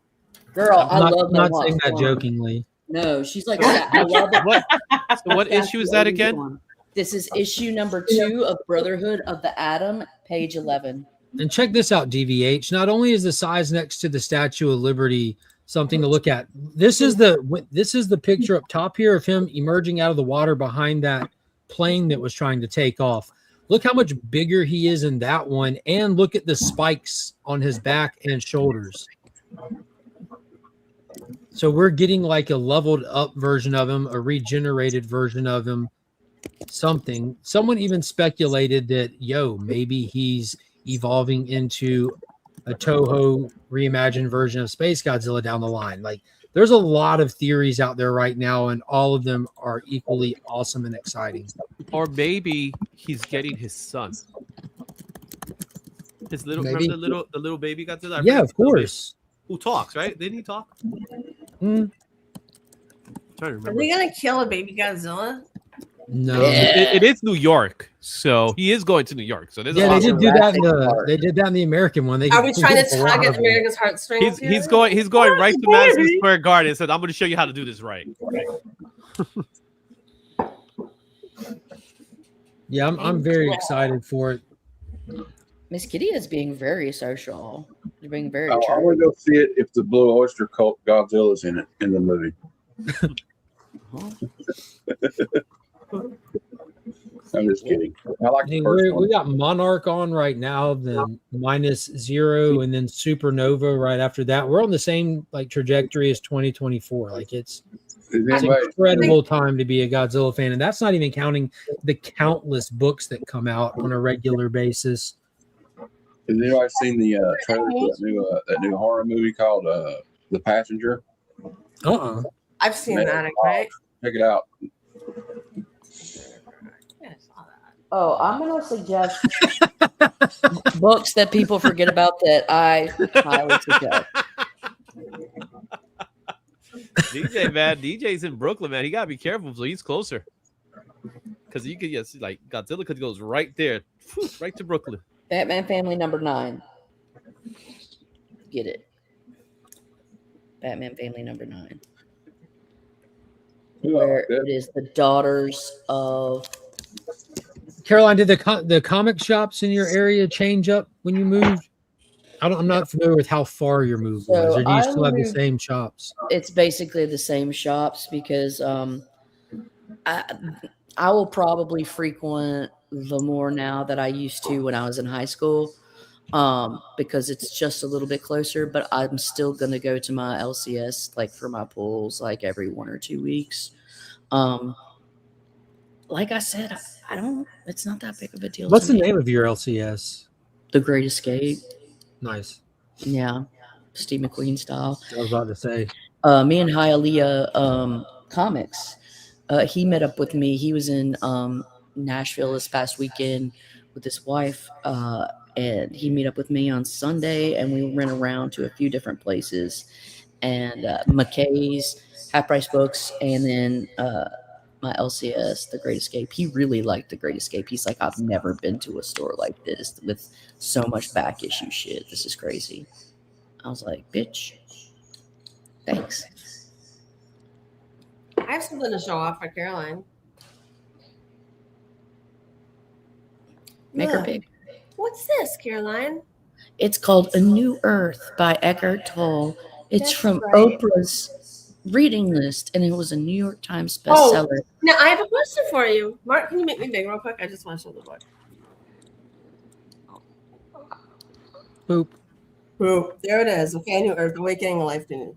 Now, I think this book is amazing, life-changing, enlightening. You know, there's a lot of great stuff in here from a lot of different like spiritual teachers and stuff. Okay. I read The Power of Now from Eckhart Tolle. I'm familiar with him. That's another one Yeah. I've read too. Yes, thank you. But I've been trying to push this book on Caroline because like she's talking about everything like it's that's in here basically. And I'm like, Mhm. honey, you need to read this book, right? She refuses. I bought the book. I brought Not it true. here. I'll read it. She has to read it now. But I think because Oprah's book club logo is on there, Oh, I'm out. I think I could help with something. You know what I mean? Because she won't read it. No, Like, I don't think you understand. Yeah, in all sincerity, to anybody watching this, I heavily recommend reading The Power of Now. Mhm. It like you want to like the I because of stuff like that is, you know, like I'm not unsympathetic to people, but it's just like before I have sympathy for people, like there's other ways, like get out and do, and you're more powerful than you think you are. You're more capable than you think you are. I'm not good at hearing excuses from people because I have a million excuses I used to use and used to think were necessary, and So I've been reading. really open up your potential with stuff like Eckhart Tolle, and people like to joke about it, but Caroline knows this about me. I swear by Tony Robbins. I swear by read this Tony one? Robbins. Have you read this one? I only read books that have chicken soup at the end of the name of the title, so Oh, gross. not really. that You doesn't mean do it you for mean me. for the soul at Yeah, the for the end, soul. like Kegels for the soul. The Idiot's Guide to. Caroline, you should open your mind Enlightenment. to more flat earther books. I'm doing my best right now. It's just, hey, I'll give Caroline all the credit in the world. She'll hear anybody out at this point. Yeah, except for me, and she won't read the book. Oh my Oh, she God. heard you out. She's just not going to act on it. No, give me the book. All right. This is what I'm going to tell you. They are based on earlier texts from like 1,000, 2,000 years ago. Those texts of which I am consuming fervently and voraciously. No, wait. Slow down and calm down. Say that again, but like explain it to us who aren't familiar with y'all's conversation. Okay, Like so English. a lot of the principles covered by Eckhart Tolle or Tolle, whatever. They call it New Age, but really it's not necessarily New Age. There's as nothing it is. new under the sun. I know it's not. Yeah. And so basically what it is a recycling of old Gnostic texts, like Hermetic texts, like as above, so below kind of shit. Like, and it's very like, you just shut up, Brew. I haven't heard it of that. And what that means is that there are equal and opposite like forces, and it's about finding a balance, finding like clarity in your own purpose, listening quietly, and getting noise out, noise that is not natural. Well, I don't disagree with that. She's still okay. Take away from it. What I would like to What's add that? to that though is like principles are pretty universal across the board. The difference between like taking your example of reading old Gnostic texts versus reading Eckhart Tolle's The Power of Now isn't the principles that they're building off of, it's what they build off those. No, While you there haven't, might so- be commonality Totally, in principles, he gives credit to the ancients, the old ones. So that he knows he's building off of Can I these speak? people. Can I speak? yeah, what I'm he's building off of it is the point I'm making. Listen That's to all. what I am saying now. And what I'm saying is I am specifically consuming text from the Nag Hammadi Library, the discoveries from 1945, which have Gospels from Thomas, I want to say Simon, and The Mary Apocrypha. Magdalene.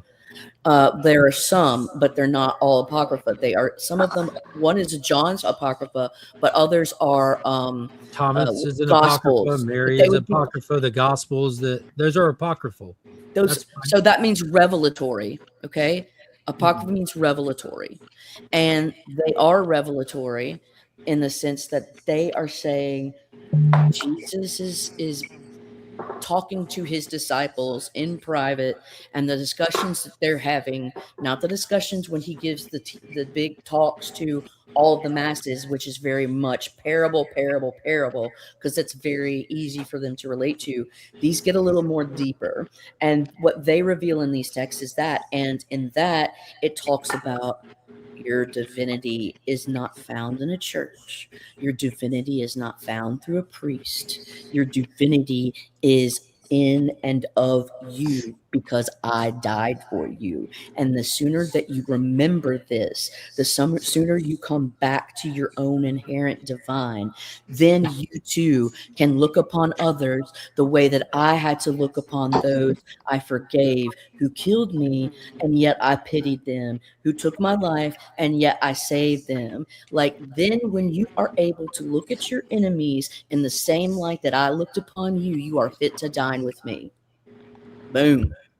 Yeah, the Apocrypha comes from the word hidden, Caroline, and it's referring to the collection of books that are typically 1st or 2nd century writings that are not considered. If they were hidden, they were intentionally done. No, they're not like hidden, like someone's hiding them from you. It's like discovered later. Just look, just for yourself, just look up what the Apocrypha is and what it means. It's just a collection of random books from 1st, 2nd century that are deemed not canon.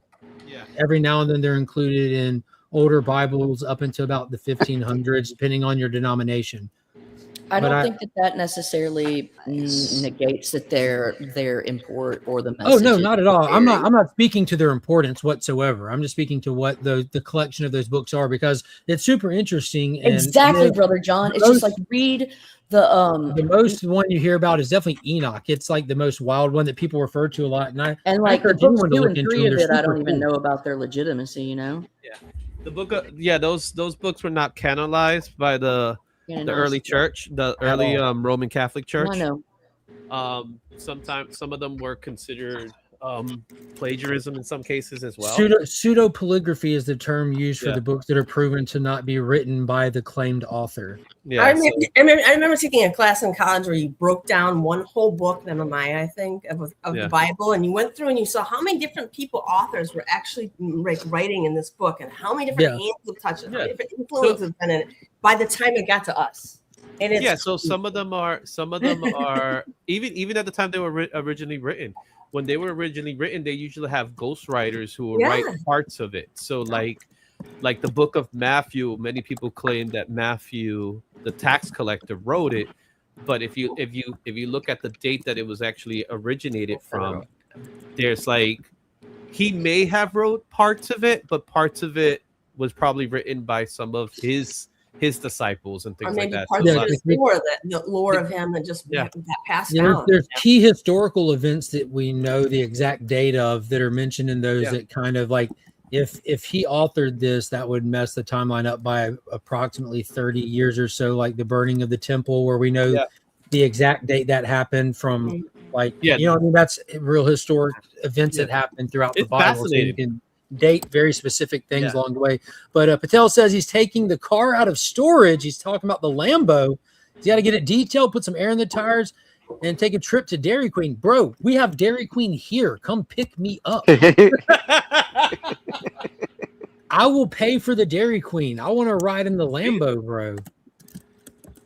That's That's awesome. What did they used to call those things at Dairy Queen that they dip the chocolate? They still got them, the dilly bars. Whatever those called. The dilly bars. Ain't nothing changed but the day of the week. Dairy Queen's still fire.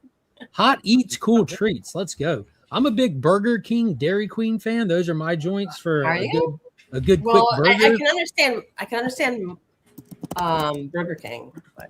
But why not Dairy Queen? Like, man, I don't know. Dairy Queen's pretty good. Dairy Queen's very good. They got like real. They're pretty good.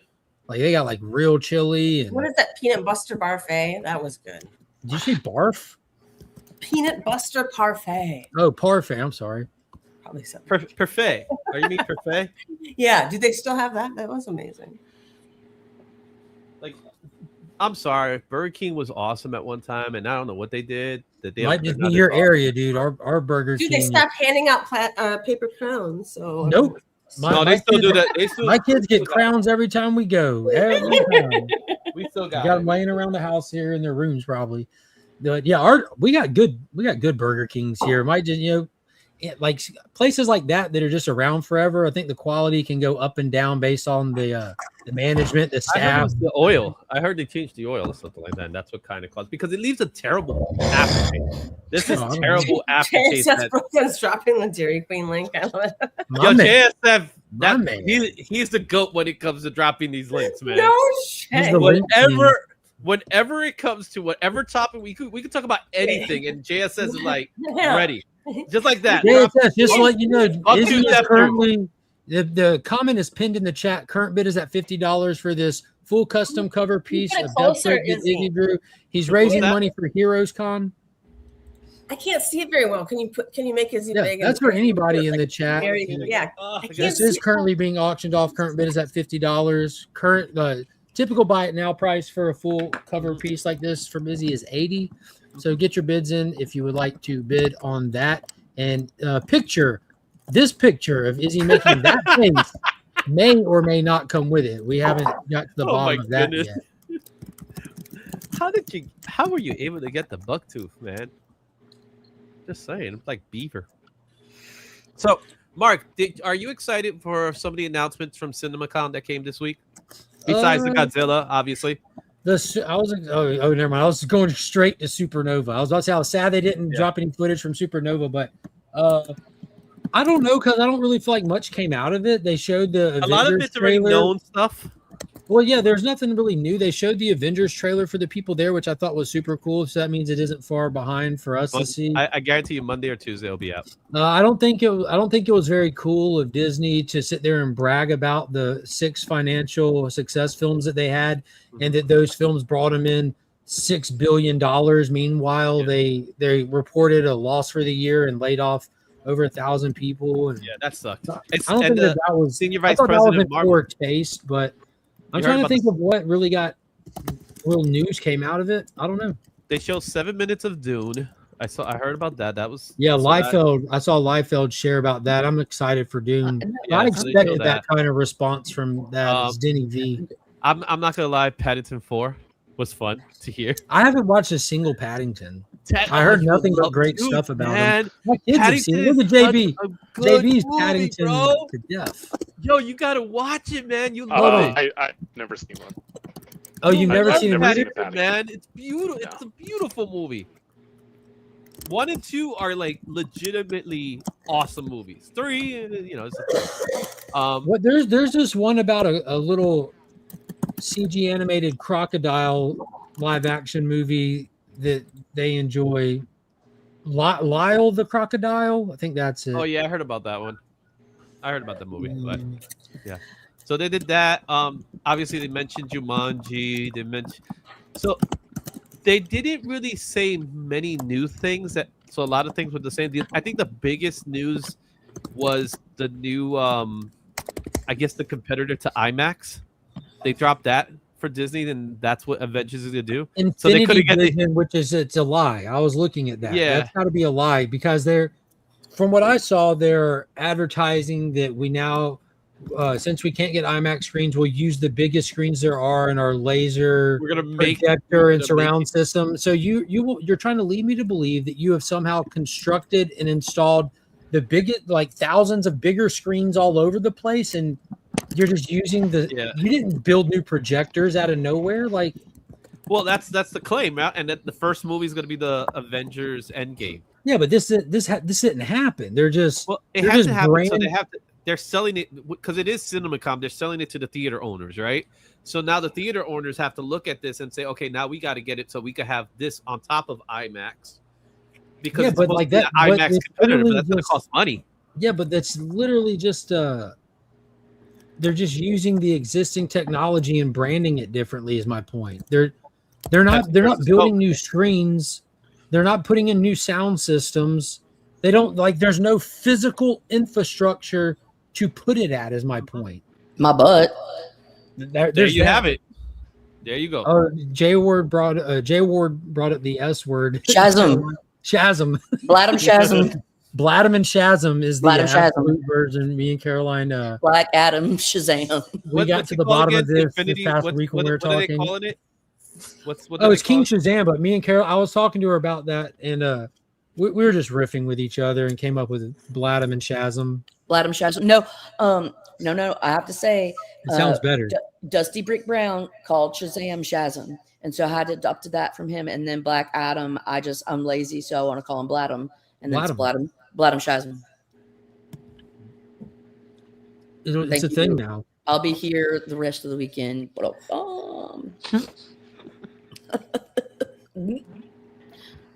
The only thing I find weird is no, that let Disney's Justin making in. it. Justin's backstage. Please let Justin. Justin, in. Justin, why don't you say something? Just in. Sorry, There Justin. we go. How long were you back sorry. there?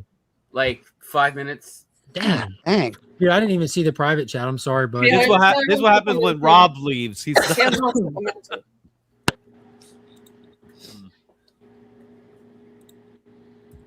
They got to be in here at 7:30 or nothing. coming in and taking shots. I approve. How are you today, Justin? Very good. Yeah, I just hit copy and paste on the just send T-Dubs the link, and it just naturally copy and pasted that picture of Izzy. So I didn't have the link as the last thing copy and pasted. Good God. That's So awesome. check this out. So you're right. There's no new projection or screen technology. It's literally a marketing certification. I didn't even read that, and I knew that. See, That's what they're stating, some right? people are just sharper than others. I'm sorry. they're I'm going to have saying to this pat is- myself on the back for a minute. So they use this program to label third-party premium large format theaters that already meet their height. So in other words, they want to get the other theaters that are doing it, like Regal's Let me explain this to you. Here in Augusta, we have like not just in Augusta, so you have Regal, you have AMC, you have Cinemark, but we also have a company all through our state called Georgia Theater Company. It's been around forever. There are 2 of the 3 theaters we have here that are big theaters are Georgia Theater Companies, like in different little counties here. Well, the newest one that they built about 10 years ago, it doesn't have an IMAX in it. It has what's called a GTX.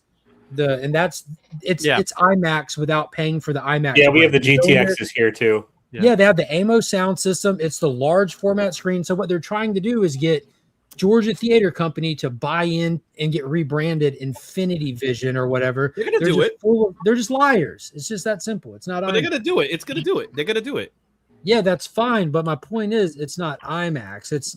You're going for when you're going for IMAX, you're going in expecting these standards, this sound system. It's a great sound system. Like that Dolby Atmos system is incredible. It really is. But it's not that laser enveloped IMAX experience. You might prefer one of those. I want smell-o-vision where you can smell the movie. There we go. 4D. So they're doing it just so they could compete with the Dune issue that they have, because the Dune issue is that Dune has all the IMAX screens for 3 weeks. So yeah, they'd rather competitive do this and just competition for move that. their movie up. They should move the movie up. It's that simple. Like move it up 2 weeks and you're good. And it's not gonna. It's It'll clearly gonna make have more the Marvel. It'll have the Marvel drop. It'll have like a 60% drop from week 1 to 2, probably maybe 50 if they're lucky. But that's not because it's bad, but it's because everyone goes the first week. Yeah, like so people will have, if you like you said, 2 weeks, you're good. You got People your will go money. see it. Yeah. and if the movie's good, you'll continually get that revenue. So do you think there's gonna be a bigger flop this year than the Mandalorian and Grogu? Ooh, He-Man might actually be a flop, even though I'm excited for He-Man. I don't know. I think that might It was be made. Do you want me to tell you what He-Man looks like it was made for? Me. Yeah. I think He-Man will make more money than Mando. I'm going to tell you who it was made for. Like old 80-year-old billionaire men who fap to it. Okay. Dude, I don't think And Rob. you. I don't think Rob is you go. 80. I don't think 757 Hustle Show is a billionaire. I Did don't you think move I'm or you either just of did those fun things. I think you're underestimating how cool He-Man is for a lot of fellas. I think you're I identify as underestimating an who really 80-year-old pays for billionaire, those to get but, made. You know, that's What, fine. Blake? I said I identify as an 80-year-old billionaire, but I think the movie's going to be fucking awesome. I Yeah, identify dude, I as think- She-Ra, Princess of Power, but you know. Dude, it's crazy how much positive vibes are. I can see him in like a Hugh Hefner robe right now. Like, I'm just telling you, like I'm just telling you the people that paid to have that made. Okay, the movie I think that might actually flop. Well, hold on. Mortal Stick with Kombat He-Man 2. for a second. I want to ask you about this. What's the number for He-Man to pass for it to not be considered a flop? Per us on the panel. What are y'all's thoughts? No. I don't know anything about I don't know how much did it cost to produce. Yeah, like I'm just asking, how do we define a flop for that? Yeah, I think it has to do with it's a formulaic. So it's like how much did you make, and then like whether you like it or not. Well, yeah, I think for people, it's just you like something because I'm not going to say we're going to decide. I think liking it and it flopping or can be. I mean, some of the best movies ever made. I love movies that have flopped. I love The Love Guru. It sucked ass. I love it. I could watch it over and over and think it's amazing. Hey, Caroline, are you talking about intimacy or into me? I see. Into me, I see. And then he grabs an orange and he squirts it into a cup like orange juice, and he's like. You know that little stupid fucking baby Yoda that they got? I think you guys are underestimating the power of that thing. I think you're right. Everybody's got a sticker of that thing in their car. Everybody's got a window hanger of that stupid. Kid's got a little doll. Maybe. I think the marketing's been horrible. The marketing is terrible. It's like the contemporary ET. It is very clearly to me. Making a kids movie, and kids are gonna go watch it. It's clear to me that it's a TV show turned into a movie, and usually when they do that, they don't have a lot of expectation because they're not expecting much from this movie. I guarantee you they're not expecting much from this movie. Not expecting much from a Star Wars movie seems wild to me. I think one of the strong suits it has for a general audience is there hasn't been a Star Wars film on the big screen for a handful of years. I think what's going to happen is you're going to have a lot of people excited to go see something with the word Star Wars and walk out scratching their head saying, what the fuck did I just watch? But they're not even promoting it like that. Because they didn't invest in 4 years of Disney Plus. Yeah. Maybe. The only thing that might save it is Favreau, and he makes good movies, and he made the first Commando. He does. He's good at his shit, but the marketing's awful for it.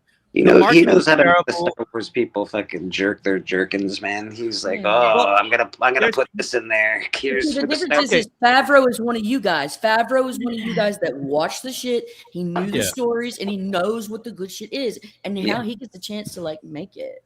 Yeah. It's one of those movies to me. I think, like I said, it's a TV show that's turned into a movie, so they can't expect much from it. I don't think they have expectations from it, so they'll be happy if that movie makes 300. Back to it'll make hell no. It's hold on that. Weekend. No, but it's gonna make that money that they invested in. If they've invested money into it, they must have some fucking expectations. I don't think they're marketing it like crazy. I think they're just putting the least amount of marketing. Super Bowl added it. But it's still because it's still no. They did a Super Bowl. They put that stupid Budweiser crap. But I'm saying they paid for that Super Bowl slot. But because it's still a Star Wars movie, so it does have to. They have to spend some kind of money with it, right? But I say it's going to be 350. That's number crazy. I bet it does. I think 350 they're losing their ass. Yeah, I think 350 is what's going to make. Because it's going to make its first week's numbers, of course. Every movie makes their first week's number. It's what the second week drop-off is going to look like, which will probably be like 65%. What is it up against? What else is it share? Not necessarily release day, but what else is in theaters? Because like Bleak said, he thinks it could be marketing to a younger audience. I think they'd be wildly bored in something like Mandalorian because it's just a lot of there's cool action, but it's a lot of politics and dialogue. And it doesn't have to be though. It doesn't have to be. It just has to be fun with Grogu. It just has to be that's all it really has to be. I hope it's not because I actually enjoyed the first couple of seasons of Mandalorian quite a bit. I'm not a huge Grogu fan. The first two were fantastic. So right now, just to let you know, the Masters of the Universe's production budget is $170 to $2 million. Well, Paul's right there because, like Caroline pointed out, these movies releasing are normally pretty formulaic. They have a production budget, they have a marketing budget, and you have to get that back plus half that cost to make it work. You have to make a 1.5x. 1.5 in a nutshell. So the juice has to be worth the squeeze. You have to get your money back and then enough to justify the time you invested with it instead of making money doing something else. Yes. But here's the catch. It's an Amazon movie. So now if y'all look back, Amazon's kind of new in doing this, but they just made that movie Red 1, with The Rock and J.K. Simmons, that Christmas movie that was like a $250 million budget movie. Oh, that one looked fun though. Actually, It's a blast. It was fantastic. But here's the cool thing with the Amazon formula breaks the mold of the traditional movie studio formula. What they do is they make movies because they want it for their streaming platform. They took Red One, they put it in theaters, and even told people if you have an Amazon account, you can go watch it for free. Enjoy the holidays with your family. But every dollar they make from the theaters is kind of to the good. They just need it to be a success on their streaming platform. So releasing it in theaters isn't necessarily a part of their profit. Maybe isn't Project Hail Mary Amazon as well? Is JS? Same thing. So Amazon's uncracked the code. They're like, we're gonna make money in the theater just to the good because we're just making movies for our streaming platform. Is JS right? Have they spent $700 million on Doomsday to make it so far? Oh Is yeah, that- So far, not counting marketing. Oh no, insane! Holy no, shit! that's probably going to be the most expensive movie. It's got to be the AI. What do made you think, or the and the marketed. CGI or Avatar 2, buddy. Avatar? What the frig, bro? James spent over $1 billion making Avatar 2, but keep don't in think- mind he also plans and schedule it where when he was filming Avatar 2, they filmed the lion's share of Avatar 3 and parts of Avatar 4. Like when he has them together, he does everything he needs. Like Peter from- Jackson did Damn, I it. hope Yeah, Robert. Peter Jackson that shit exactly. So Is check that this out. just all going to Robert Downey? Is that Wait, why wait. it's so Oh, expensive? half of it is. A lot of it is. Yeah, Robert Downey got paid. Probably got 100 million of it. Right? He's So like, if back- you want me to going be back in to your what I was shit saying. franchise, I need a So lot check of this out. money. The rest of it's going to Wiccan. My kid needs a trust fund and his grandkids too. So I here's the want my thing: kids, Mandalorian has a kids chance. to be taken care of. Right? Mandalorian has a big chance. The big chance is that it doesn't have anything before or after it. So real quick, has Izzy, a Robert window. Downey Jr. was paid more than $100 million for his return for I Avengers. told Endgame. you, I said 100 million. More. He was Yeah, paid that's more. what I just said. He was paid More than- more than $100 More, million. yeah. What did I just say? It's paid like that's over half. Of So He got it's paid more basically than the they're going to get a production tiny value kingdom for the of, Downies. He small got paid more island than the nation. production value of a good, high paid movie, high budget movie. That's insane. But When he's one saying guy, that U.S. way of he's the making reason movies is MCU ridiculous. exists. The Russos got paid over $80 million to return. Yeah, they deserve it though. You think Robert Downey's the reason? Oh man, like he's I a do. and that's desperation money. That's what I that do is. because like who started this? Favreau and Downey Jr. I get the that. Iron Mans. And, That's well, why. And where That's did they why. start it? At Paramount.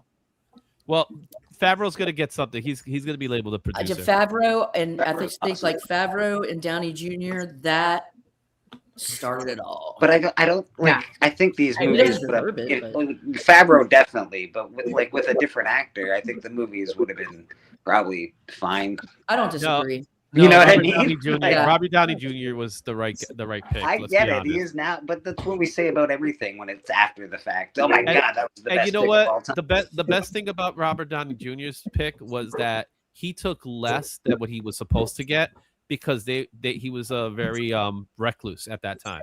Everybody he was also worried he about also structured it so he's getting a percentage every time. Yeah, so I think he was I the think it's a perfect poor decision person. to give that guy so much money that he's He was going the to perfect revive a person. franchise I think that's we're getting that's out Say of that. it. a bad His charisma, either. like carries that whole. Because of his reputation at that time, it was hard for him to get be insured on a movie Right. set. He doesn't care if this movie succeeds. He's got $150 million fucking dollars. What does he give a shit? Sometimes it's not No, always but about he's gonna money, market the though, crap you know? out of this Sometimes movie, it's though. about That's you want to do a good insane, job, bro. and That's that's insane. So I've heard a lot here's of where good things about this trailer they showed. It's at Con the So- other day, though. So Robert Downey Jr. is doing the same approach that Jack Nicholson did for Batman, where I'll get paid this much, but then I'm also going to get paid if the movie makes good. So that's a smart approach to doing things because then if the movie's making money, you're just continuously making money. That's how some of the Star Wars contracts were worked too. Yeah, it works. It works out, man. I just think it's crazy to bet all that money on a dude. He is the MCU, but let's be honest, he When is it's the when it's the MCU. product that's sold in the beginning, we all wanted Excellent to see the acting and a Avengers. We didn't good-looking want to see face. Robert Yeah, Downey so- Jr. But how many of the first movies were he in? Was he in at least the first four? What would have been almost smarter many- is if they didn't announce the He actor carried it. playing Doom and made everybody go buy a ticket in hopes to find out while in the theater. And Yeah, don't that's even not show what him in else, yeah, Doomsday. that's Save it real. for Secret Wars. People are going to want to see Victor Von Doom, and Dude, people there's are going to pay nothing money more. to Like see think that. of it when you were a kid, wanting to see under people's masks. I'll to pay see money what to they see look like. Doom. Even when you know the actor playing them, you still want to see it for yourself. Did they do something like? People forget how to pull a draw. 'Cause your inner like- child wants to see that character that you read, and that's it. Like, Yep. And I'm They I'm should have willing done to that. It pay- isn't like they don't have enough money to do that. Like that would have Like, been The inner child also wants the mystery of what's behind the mask. They don't want it all I spoiled know, beforehand. but like my inner child is going to give like a little bit of money because my inner child always wanted to see Dr. Doom on a big screen and be like,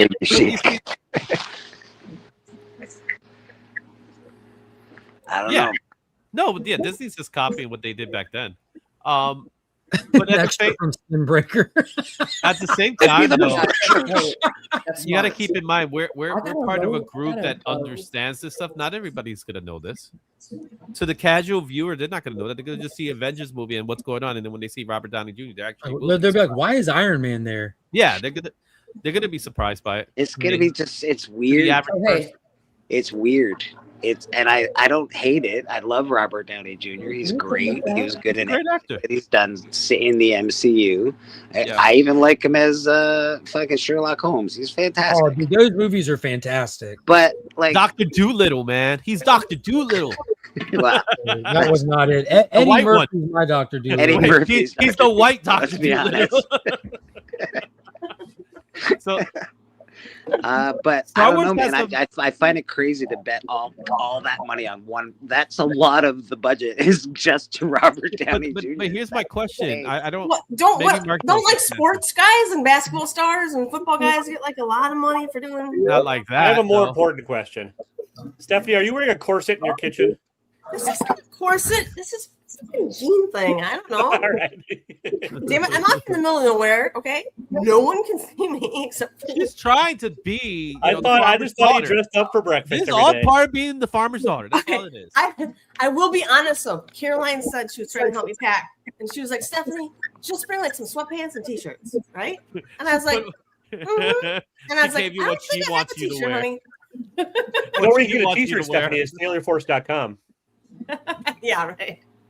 So Yeah, I'm yeah, like, I was like, bring some t-shirts. She's like, I don't have t-shirts. This is all I got. I'm like, all right, titties McGee, bring it then.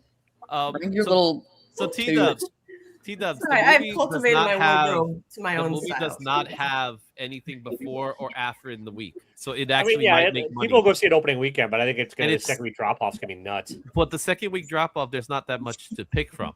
Yeah, but it's, So the thing is, the movie, the closest movie that could beat it will be Mortal Kombat. That's May 8th. Meanwhile, Star Wars Mandalorian's coming out May 22nd for just in time for Memorial Day. yeah, I get it. It's just it just doesn't look good. They got a good spot though. That's Yeah. and then He-Man comes. Masters of the Universe is June 5th. So it has 2 weeks to make money. I think He-Man is going to be a hit. I think they can't. It's going to be hard to fuck up. That's not bad. That's not bad. But He-Man's coming out the same day as Scary Movie 6, which people are actually excited for. No one cares about Have it. you It's seen number one ever. the trailer for Scary Movie 6? I very much so care about Scary Movie. I very much so care about Scary Movie. I don't know if I'll see it in theaters. but Okay, I'm here's the gonna movie. go. Here's the one was movie good. I think. Here's the movie I think that actually will flop. I honestly believe this movie will flop. Are you gonna say Supergirl? No, I'm gonna say Disclosure Day. No, Supergirl's definitely gonna flop. I don't think no. Supergirl's not gonna Came out flop. in the sense- I say Disclosure Day is gonna flop. Wait, y'all. So we got a split panel here. Who thinks Supergirl's gonna flop? You got Bleak, Steph, T-Dubs. Where are you at on Supergirl? I don't think it's going to be a massive hit, but I don't think it's going to be a flop. Yeah, I think it's gonna do around 650-ish in its full run worldwide. Yeah, maybe I'll say a little less than that. Like I say a little less. The thing with Supergirl is the last trailer looked really, really good. Amazing, dude. And It so looked that- amazing. That helps Like- a lot. It's Yeah, got everybody wa- like 7 to 10 based on like what the trailers are showing me. Here's feel the 7 to thing. 10. I also look at it from what's his competition know the week yet. before and the competition the week after. Yeah. Supergirl's competition the week before is Toy Story. So Oh, that's game over. that's dangerous. The week afterwards is Minions. Game Yeah. over. Those But- are different age groups, though. I feel like the older age. But where the problem with that comes in, Steph, it's not a demographic problem. It's a how many times are parents gonna, like, if a parent goes out and takes their kid to the movie theater to see Toy Story, they are like, the very next week they're not going to be like, all right, now I want to go see Supergirl. I'm like, damn, we just did that. We just spent that money. We just I was off last weekend. I'm not off this weekend. And then same thing with Minions is like Illumination's like biggest. That's the animated bread and franchise, butter like- right there. Yeah, it's don't know. massive. I think there's going to be two age groups that are hitting. I think they're both going to. Yeah, but you see, the thing with, especially with Toy Stories appeals to not just the kids, it appeals to the parents, right? Yeah. Because it tells a Yeah. story, right? And then you have the week after that, you got Supergirl, and then the week after that, you have Minions, and then the week after that, you have the new Moana movie. Oh, Moana. Uh-oh. I'm excited for that. What week is that? I Izzy? love What's the Moana date? so much. July 10th. Okay, that'll be playing when I'm on vacation. So I might go wait and see that one on the island. Go watch Moana while we're. So that would be cool to see it on the island. So I think Mark. Supergirl has to make we all always see its it in the money theater. that Last week. year was Superman. The year before that, it was a Minion movie. Yeah. What island are you going to be Tell on? you, man, Supergirl. The good wait. And then the week What after island that are you is gonna the be on, Mark? Odyssey. The good one. Yeah, Which one? Supergirl's. I hate to Supergirl. say it, and this is what I hate to say, that almost all female superhero movies have failed. Wonder And Woman. Moana is The like only a ones that result the only of ones that have Crap out of succeeded. Momoa. The only ones that have succeeded were Miss Marvel, and that's because it was in the big time of the MCU. It was a big movie. Captain Marvel. They Moana. wedged it between the two Avengers films. Yeah, Infinity- exactly. Infinity War and Endgame. And there's another one. There's another Wonder one. Woman. Wonder I think Woman it was was huge. Black Panther 2. I think was a success as well. Mm-mm. But it was considered a success. It's not really though. So I just got a bad track record. I'm not Yeah, saying the first Wonder Woman movie, I think, is the only one that's actually succeeded on its that's own right merits. too. There it is, the Wonder Woman movie. Yeah. So it's an uphill battle. That's all I'm saying. So you it's think Black Widow was a success? Oh, That Black one wasn't Widow. released. That one was dropped on Disney Plus because of COVID. I went to theaters to see it.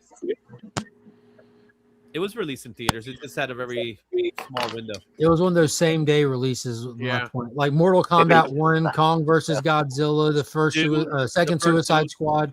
It was in that era of doing same day releases, so you don't really get a good measurement. The overall feedback of Black Widow isn't held in very high regard. I really liked it. Oh, I thought it was great. It's fine. Yeah, I It's did just in too. the wrong time. It came out in the wrong time. It should have been Yeah, like like they 5 years just killed earlier. off her character and then do a movie with her, and people are like, "What are we doing here?" I don't agree with that part. And there was no Yeah. connection. That's the worst part. There was no sort of connection about it.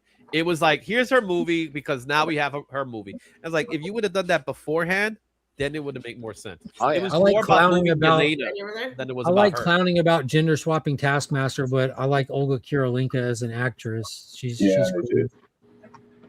Just proved they didn't want her because they killed her off. Well, boys and girls, I gotta get ready for work. All right, Lee. It also didn't do their cause any favors. The fact that they had a man playing Taskmaster, except when she took the helmet off. Yeah. Cheers, gents. Have a good day. Kind of stabbing think- themselves on the back on that It one. was, I think the Supergirl movie looks great.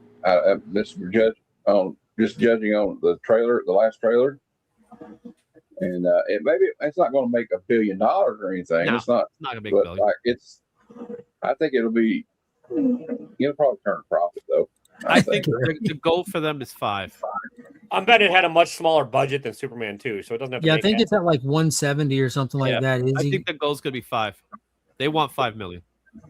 500 million. That's what they're gonna want worldwide. 500 million's good. It's actually pretty good. Yeah, exactly. I'm telling you, they're gonna market the crap out of Jason Momoa. Oh, speaking of Jason Momoa, did you guys catch that ridiculously fun Street Fighter trailer? Yes. Yes. Oh my goodness, I loved every moment of that. It's like if an energy drink was turned into a movie. So, what do you guys think about it being set in 1993? I You think that's it's great? perfect. Even cooler. It's Even perfect. cooler. Get rid of cell Me phones. too. Me too. I like any movie that you can find a lazy way to get rid of The cell minute- phones and make a movie there. Cell That's phones. the are last really year anyone good gave a movies. shit about Street Fighter. So yeah, Wait, the minute I saw the MTV logo and Ken's popping up, I'm like, oh Yeah. wait, they're setting this thing in the 90s. I love it. It's perfect. So yes, I can't wait to see that movie. Especially like sit down, kicks him and just sits him down.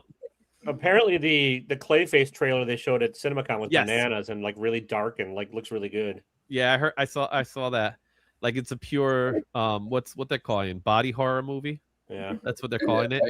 Izzy, did you like the part in the trailer where they actually show the car where they break? Oh, the car? dude, I love that, man. Like I said, so did you see Cody Rhodes promoting the movie? Yeah. Oh, you came showed up to wrestling with the hair and the outfit Because on. because it's CinemaCon's in Vegas, so and then WrestleMania's in Vegas, so it was like perfect for him.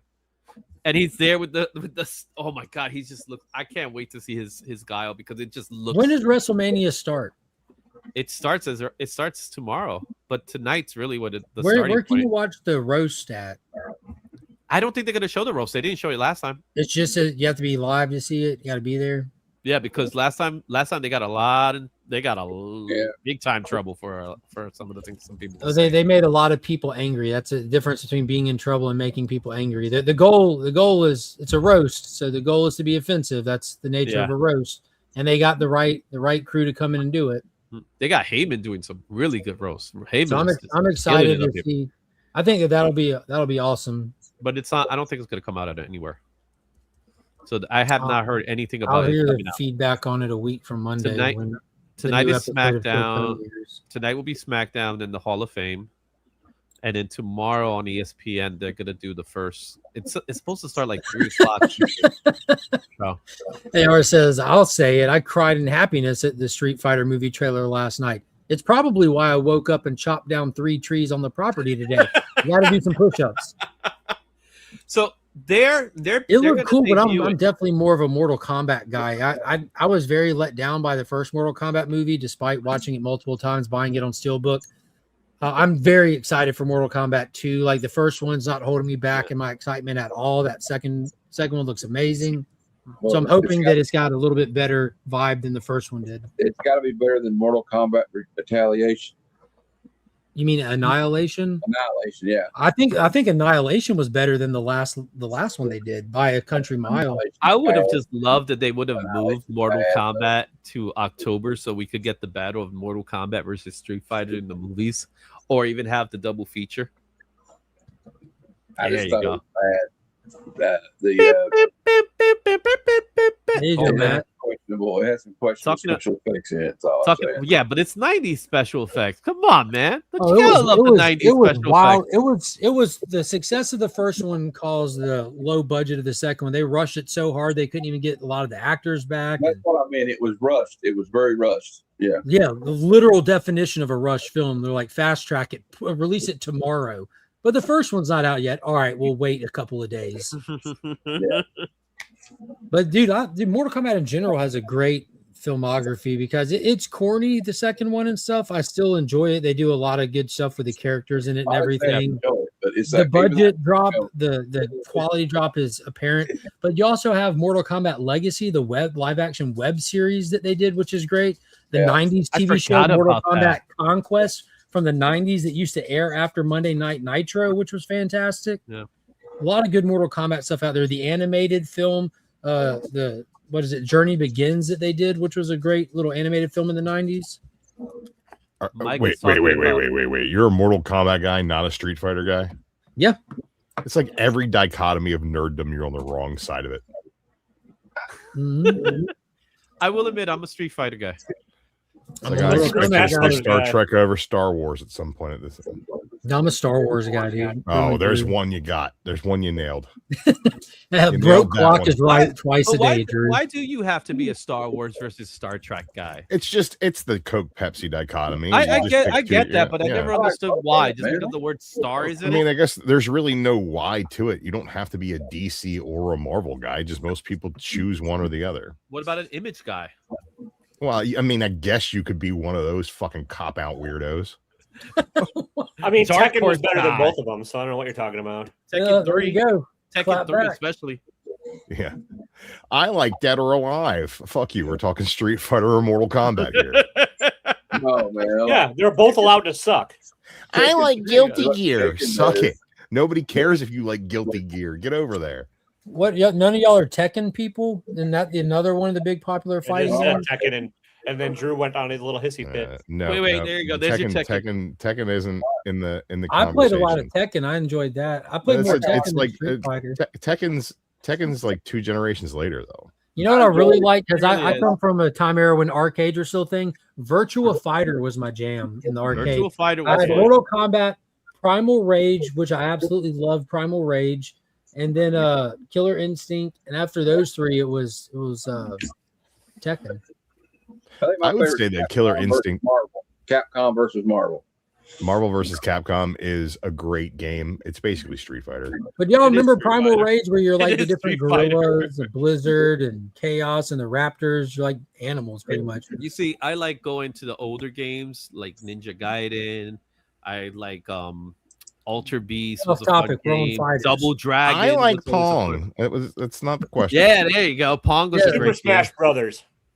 Yeah, there you go. I love Super that. Smash I Brothers. like when is that just- white ball fought that other white ball, and we got all that I went action on Pong. Atari. Final Fight. Alleyway. Final Fight Come is on. great. Alleyway is the game. You just got to keep moving that stick Samurai back and Showdown forth. was awesome, man. I have that on Sega Genesis right now. Mario Yes, Golf. Not only the fighters are don't get enough love, but the side-scrolling beat 'em ups don't get enough love. Did y'all like Killer Instinct though? That one I absolutely I Killer did Instinct enjoy was Killer fun. Instinct. I thought Killer Instinct was more like Mortal Kombat and But it was the Mortal Street Fighter Kombat. than the other games were. It was built as a 2D basic special input fighter and not a combo. The characters were great. You had like Thunder and Combo and Kilgore. Cinder and Glacier. Mhm.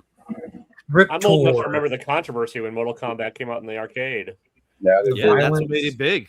All it did was made it better. Do you remember when the Having first to put one the dropped? blood They code released it. You have to put in a code to turn the blood on. Turn the sweat into blood. But then some arcades were Hold on, actually changing it. time out.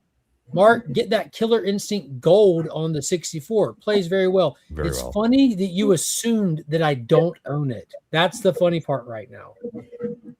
KI Gold is the KI standard. My The dude, Killer I Instinct that have came it. out a That's- couple of years ago is not great. That's You very notice I'm a Mortal Kombat fan, a Killer Instinct fan. I haven't played a lot of Street Fighter. What does this tell you? I play them all on Nintendo 64.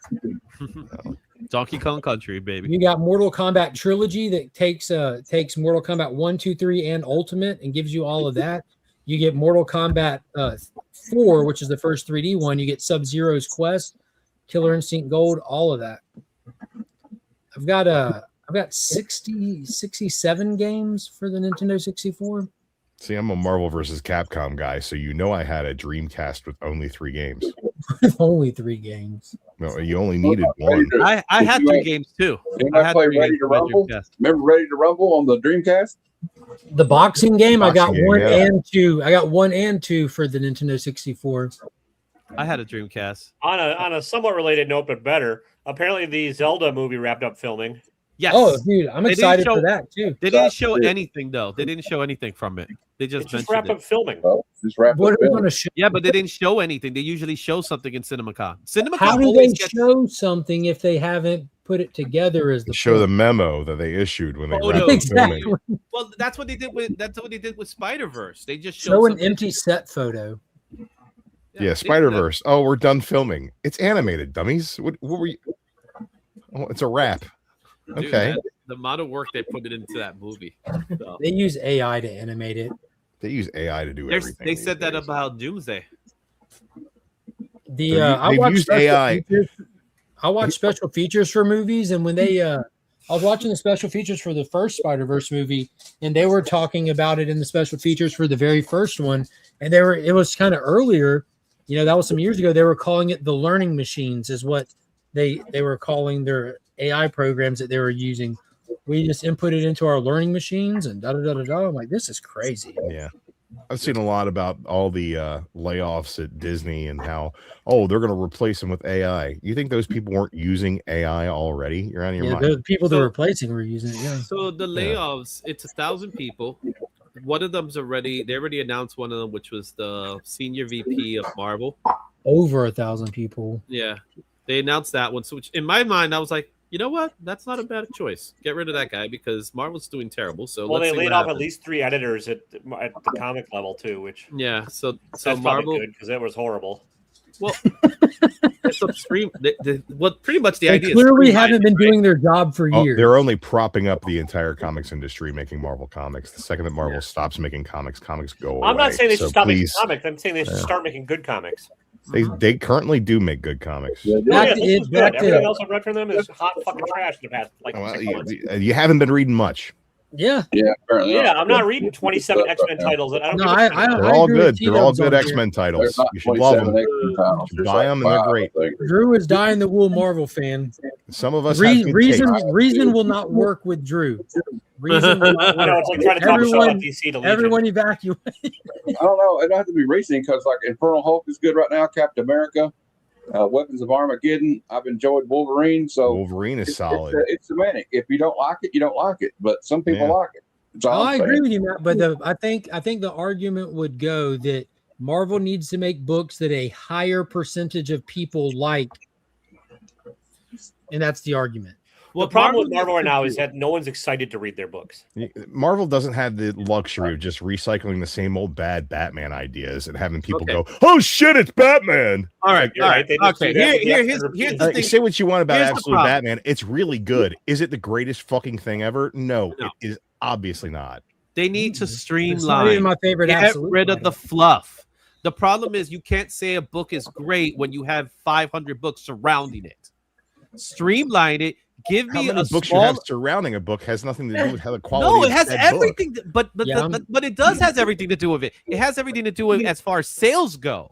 Hear Because him when out, you Drew. look at it from the perspective, you can't focus. If there's a book like Infernal Hulk that's doing really good, then put your money on that instead of putting your money on giving me 300 crossover events that no one gives a damn But about. here's the thing, Izzy. As a fan, as a reader, I don't give a shit how these books sell. I care how they make me feel when I read them and ingest them as entertainment. But at the same time, if you Well, want the hold book, on, hold on. It's like Easy- saying that Firefly was Look, shit easy- because not enough people easiest watched it to keep it on the easiest air. Follow-up question: would you be mad if they made you feel even more better and more excited? the don't know idea how is they could. focus your attention. Not He said, "I don't know how they out could." and just throw it in the wall. They're perfect.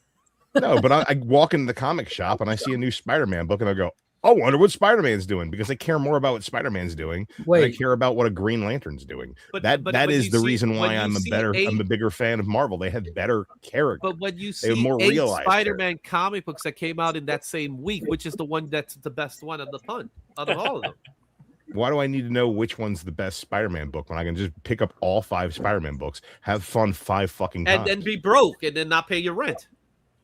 Whoa. I budget myself Because for it's my expensive. own enjoyments. But why do you budget? Because you But have why to do you pick need and choose. here's the thing. Why do you need a Wonder Woman book and an absolute Wonder Woman book? And I don't want to hear anybody tell me that they're both good. There's no fucking way. There's 2 good Wonder Woman books in Shut history. up. I read Dude, one. It's called Absolute there's Wonder literally Woman. 2 The Not rest even of the them same is character. Wonder Woman books Forever. out right now. Not even the Forever. same Don't forget, character. she's Waste also of a in character. Justice League. Don't forget, she's also Bro, in Justice like there's Once from hell. legitimately 2 exceptionally good I Wonder do Woman not titles believe running that right the now. main Wonder Woman Yeah, title but could be Drew, any take good that argument to the other mathematically. side. Tom Why can't are there be right. 9 X-Men titles? Like you don't Because need the one X-Men good are one. the You don't greatest need comic 9 book property fucking that good ever ones. but they're existed. terrible. They're not terrible. They're really good. McKay's X-Men is very good. Simone's No, X-Men is really good as well. Pretty good. The X-Men's been pretty good since its last All the event. new characters Just they're introducing, all streamline the it, new man. mutants, they're all fantastic. But All hey, really the- good characters. The point that I think the point We got that 2 Izzy's good making- annuals in the last 2 weeks. The point that Izzy's making is when they relaunched X-Men, right, with 9 titles, that's not really an entry point for a lot of people. So a lot of people don't get excited for it, despite it being good or bad. They're not able to invest in the work it takes because they were kind of boxed out. It wasn't streamlined enough. He's not talking purely on quality, the bigger picture, because quantity. The problem it's is a bigger picture. There's multiple angles that go into this unique medium of comics where it's a shared universe, an ongoing storyline that, there's more to it than just simply, is this one comic book good or bad? It's Like you said, Drew, you're invested in the character and what's happening with them. I feel that same way about the ones I love. Even if the books are bad, I still need to know what happened next in their life so I can get to the issue that's coming up right behind it that is awesome. Because like that's how they go. Marvel's thing is they put out more books that you don't like. But the thing is, they're producing a variety for a larger audience, a larger general audience that has more niche. But it does work. Decades. They're the leading comic book publisher in the history of fucking comic books. You're saying it does history, work. They don't have to market to sell books. Okay. It does work. Can I Jeff just the Land Shark is a fucking star amongst comic book heroes. And I love Jeff. It fucking works. I love Jeff. Who does DC have that's on the level of Jeff the Land Shark? Who? Mark, you would know the answer. Is that a serious question? It is a serious question. They have DC super friends. What kind of Grogu / Gremlin / stuffed animal selling critter does DC have that's on that level? I think you're just hypnotized by marketing attempts because Jeff the Land Shark ain't there moving no needles, bro. He has grown men jokingly talking online about how stupid he is, and the other people thinking he's some kind of revolutionary character. Super Pussycat. He's not a revolutionary character. He's a fun character. Caroline, what you were going to say? I'm curious. He's Gizmo. He's ET. He's Gizmo, yeah. As someone who absolutely agrees with Drew's assessment that I find Marvel characters tend to be more robust in development and not as static in 2D, I have to also say the products that DC are putting out now, simply because of the authors and the artists. Tom King used to be with DC. Kelly Thompson used to be with DC. I read or Marvel, sorry. Tom King used to be with Marvel. Kelly Thompson used to be with Marvel. I have their runs. I own them. I own Kelly Vision. Thompson. You guys don't have Tom King. I do. Look, and now what I'm saying is Tom King is kind of Kelly Thompson's Absolute Wonder Woman is fucking faboosh. Matt Fraction, who used to be with Marvel, faboosh. Jason Aaron's Absolute Superman. Oh, pop in. Like, there's really good stuff. I don't even like DC, but now I'm reading it because these are the fucking writers who's fucking rocked my socks off in Marvel. And now that they're not with Marvel, now I'm still reading shit like McKay's X-Men, and I'm still reading Simone, Uncanny X-Men, but like, there's maybe 2 Marvel titles, and I'm actually getting now more DC, but it's because I'm following my authors, and my authors made superior products with Marvel, and now they're popping off at DC. That's all I can say. Mark, you pull up the exact same thing I pulled up. Yeah, like the homepage is talking about how DC is dominating over Marvel these days, and this isn't saying DC's better than Marvel or Marvel is better than DC. They got all Marvel's writers. It's just pointing out the fact that DC is, for whatever, despite Marvel being as great as it is, it has fell comic behind. that DC has on that list. If you're the fastest runner in the world and you start losing races, what does that mean? I'm not saying slower. You're getting slower. Doesn't mean anything about your competition. They are doing better right now as far as sales and everything, and they got great stories. But only thing I'm saying is there are some actual good books at Marvel right now. There are a and ton. everything they're doing crap. It's bullshit. It's not true. And to your point, Matt, they're still I'm making with good you. shit. I love Marvel. I'll be more of a Marvel guy than I am a DC guy. I'm sorry to say that to Mark. I know how he feels about that. Doesn't upset me that you have bad taste. You see, that's the point. But that's okay. We're still friends, and I have bad taste. I'm always been a Marvel guy because Marvel's closer to home, right? Because it's in New York, right, and stuff like that. And I grew up on Marvel being the top dog. But the problem I have with Marvel is this consistency of constantly giving me 101 different books. All I need is 1 or 2.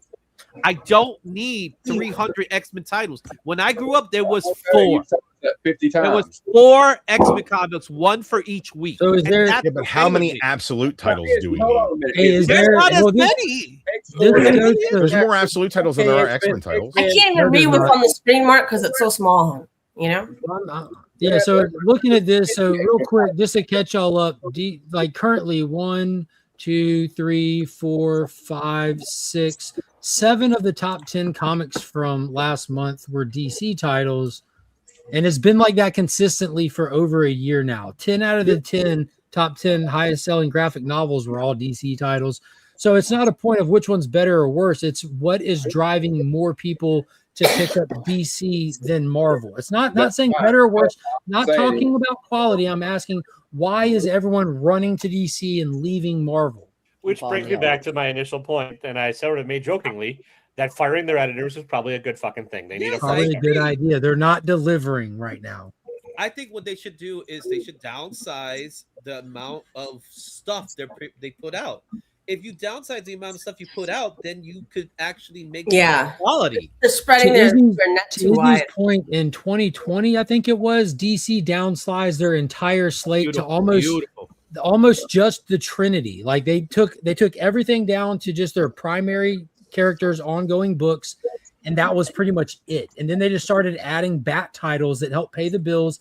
And then as people started kind of reading and they got, like you said, they got focused on their universe, their continuity, they tightened everything up, and they have just built from there in the past 5 years and just dominated from doing that, from slimming down, focusing, getting their editors in order, and just staying the course from there. They have dominated. Is there anything on that sales list that you're touting right now that doesn't have the word absolute or the character Spider-Man in it? Batman number 7, DCKO, Lobo. I guess they answered that. Number 1. Okay. All right. I don't hear. Here's the thing, though. If we're talking about like the things that are getting people excited and getting people into the comic book shop and getting people more excited about DC, the answer is absolute is getting people excited. Yes, nobody's talking about these main titles. I think Fractions Batman is actually really good. It's number 4 on the list. Number 4. Well, it's Batman. It's and Lobo for the same reason that Spider-Man sells consistently, whether it's good or not. It's Batman is going to sell. I don't think Detective has the same level of cachet that Batman, just the title with his name on it, has, as far as just a straight shelf seller. Take right there. Bring back Donny Cates, problem solved. So Donny Cates can't remember what he wrote 5 minutes ago. It's I was about to say. The top Marvel book, the top Marvel book from March was Daredevil number 1. Why was that the top number 1 book? Because of the blind bag. The blind bag, yeah. Right, it was a blind. Why was? I'm not denying it's not a good book. I'm just saying, but it was the gimmick of the Iron Man right now is a really good book. I'm okay with that. I'm okay with that. Joshua Williamson in there because that's good when you do that because you bring new people in for that kind of stuff. That's fine. It's the amount of quality that you give us. It's not better than the amount of quantity you give us. You give us too damn much. There's so far too, though. Is he like that Batwoman? I thought it was ass. And you know what? And that's okay. I'm okay with it. You know, if it sucks, it sucks. You know, X-Men United number 1 is just a continuation of the book that came before, but they just slapped the number 1 on it. No, it's not. Yes, it is. Did you read it? I already know from what I heard. From what you heard, you didn't read it. So you don't know. But that's what that's what I know. What I know is what I've been told. It's not. It's a combination title. It's a new take, right? X-Men United is a new take on the existing teams of X-Men coming together in a new way. That is a. Did you have to read what came before to know what's going on? No, because X-Men United explains to you what has been going on. And how long does that take? 1 issue. It takes 1 issue to do all that. Well, the second issue just came out this week, so 1 issue. It took 1 issue. Thanks, Taylor. Come on, I thought it was kind of funny. No, I heard. I needed to laugh. That was awesome. Thank you. Not offended at all. Yeah. Well. How do you feel about Death Spiral, Drew? What is Death Spiral? I'm surprised you didn't tell me to behave. I'm not ready yet. I can tell What's you. that? How do you feel about Death Spiral, which is currently running throughout the Spider-Man titles? Oh, I don't read the Spider-Man titles. Yeah. I thought you just said that you went in and get them all. I mean, I could go in and get them all. I got you. I mean, you could go in and buy you can buy Batman, you can buy Absolute Batman, you can buy Detective, you can buy Batman Robin, you can buy Batman the stage or whatever new Batman minis out. You So, buy Drew, is Batman, this just the taking fucker. is this an additional Why are you X-Men talking title, or shit with did, your did camera the on? previous run end? I'm ripping bong hits. I don't want to do it. Is it a new ongoing? This is a new ongoing. We have no shame here. Drew, is a did the third- it previous is a one? Did the third previous X-Men one title. come to an end? The previous what? No, this one has X-Men more to title? do with like starting a new school. I'm Right. saying, is the X-Men book that comes out regularly with these characters, did it come to an end and this So one there are begin? right now there yes it did, because there were 3 main X-Men titles. Okay, there was Still doing Uncanny, X-Men. which Simone was writing, right? There was X-Men, which McKay was writing, and then there was Extraordinary X-Men, Is or this a Exceptional continuation of X-Men, which was Eve Ewing's title, which was the Kitty Pryde, Emma Frost, That and sounds fun. their set of New Mutants. I Right? like Eve And this Ewing. is the coming together of all 3 of those books, but Eve Ewing is writing this book. I like Al her. Ewing.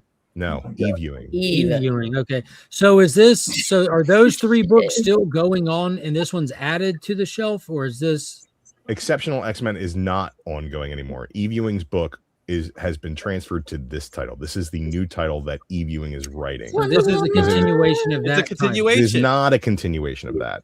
It's a new story arc within the same book. It is a continuation of a conglomeration of 3 books going forward in one book. Yeah. This is a potato situation. It is not a potato situation. It is a tomato situation, which is Gotcha. slightly different. Slightly different, yeah. No, but it's the idea behind X-Men United, right, is that the X-Men have always had a school or a country or a base of operations, an island which to Australia to centralize, right? And that has always led to their downfall, because when the mutants are conglomerated all in one place, it makes them an easy target. This is basically a mental plane operation. The school, Gray Matter Lane, is not Gray Malkin Lane. It operates in the exact same way the X-Mansion always did, but it exists within the minds of these particular mutants. So they're They all have homeschooled. access to it. They're homeschooled. It's basically VR. It's basically VR. It's all in your head. It's a mental. Gray Matter Lane. So But the it court gives- was colossal. It gives them a way to Go tell back, stories Mark. between the 3 Mark, different go back. segments of mutants. Okay, let me see all the characters. So all of these characters are part of this book. Yeah. Keep scrolling up. I want to see more.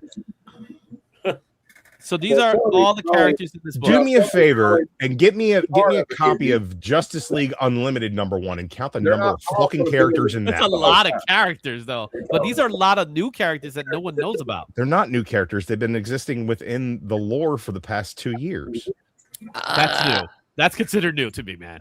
But they've taken the last 2 years to flesh these characters out in 3 ongoing titles before they put them in this story together. Yeah, I see Drew's point on that one. New to me doesn't mean new. Right. It's not new. It's all stuff that has been going on. It's like this world, this continuity has been building up, and then they're like, well, how do we make it all work together? This is your Venn diagram book. Okay, I've not read it. How accessible is this to new readers? Accessible Zero. to new readers. If you have read X-Men ever, you will get everything that is going on in this story. Literally zero, Taylor. Every one of these characters that you haven't seen before, gets a little vignette, a little bit of an opportunity for them to tell you what's been going on with them, what their motivation has been, where they are now, and what they're going to be doing moving forward in this story. Drew, can you update me on this, because I'm new to this, but I'm reading the center word bubble here. Can you or Caroline tell me what the Debussy string is? Debussy is a character, right? And Debussy is a mutant, that is a composer. So basically, they're listening to a composed string quartet piece. Is a tampon. Debussy is akin to Jumbo Carnation. Do you know who Jumbo Carnation is? It's a classical musician, isn't it? Yes, Debussy is a composer, so they're just saying like it's the Chopin like string that was composed. Yeah, he's the composer of the piece. Yeah, it's just But they Drew, got they're honestly, 12. They're look 12. at wait, go back to that. Hold on, I'm literally reading this But book. Drew, honestly, it's it's interesting. It's a lot for a new reader to take.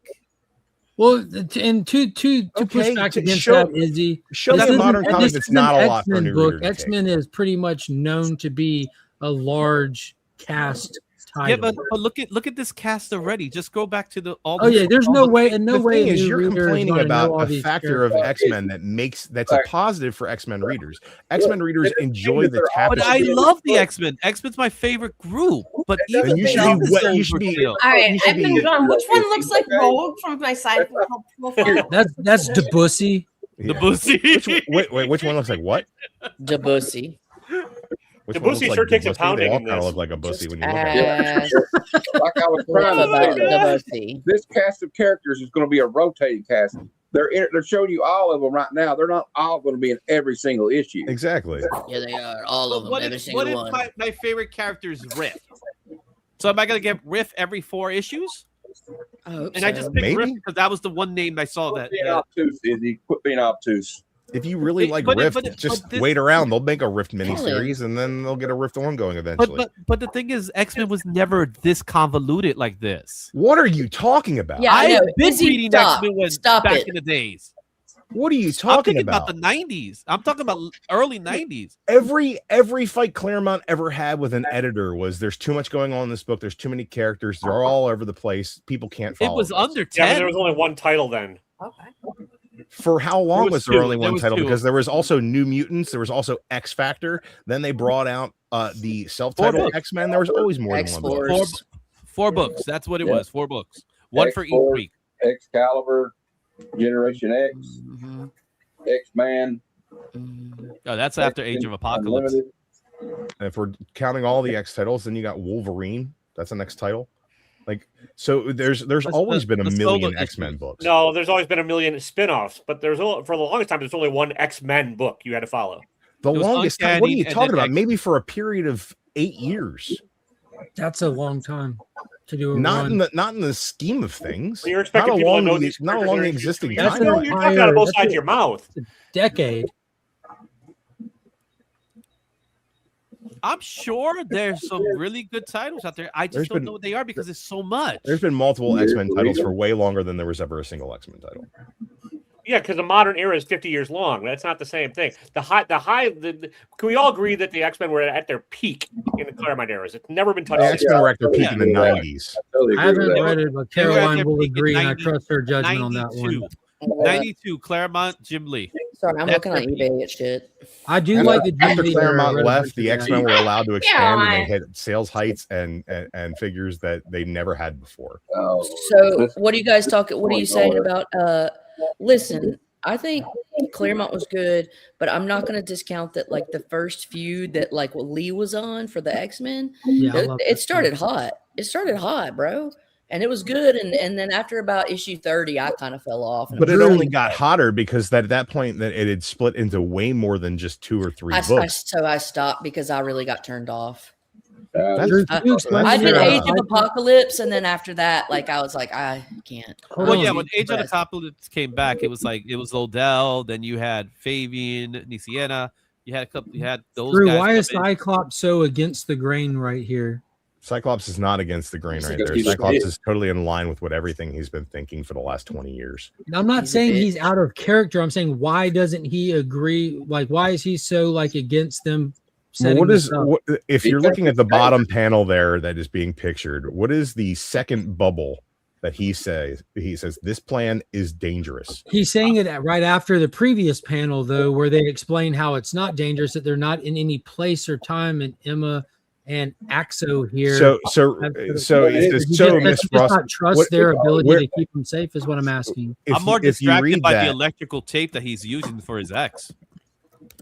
All right, that's electrical tape. I think right? it looks cool as hell. but Yeah, the suit is actually awesome. The art is great. I don't know what you're talking about. art does look good. I Yeah. like Yeah, suit design I changes. really don't They're know always what the fun. judgment is on that. But if you scroll up the technology that they're using here, right? Yeah. The abilities that they're using here is Mr. Sinister stolen tech. Mr. Sinister tech. Okay. And who's that green guy? That is That's Axio. They actually introduce him right here because Cyclops points out, like, when we get together, bad things happen, and she goes, "That's where our security steps in." And they explain that using a multifaceted telepathic defense structure using Mr. Sinister's tech, we don't have to worry about physical or psychic attacks or extra terrestrial or demonic.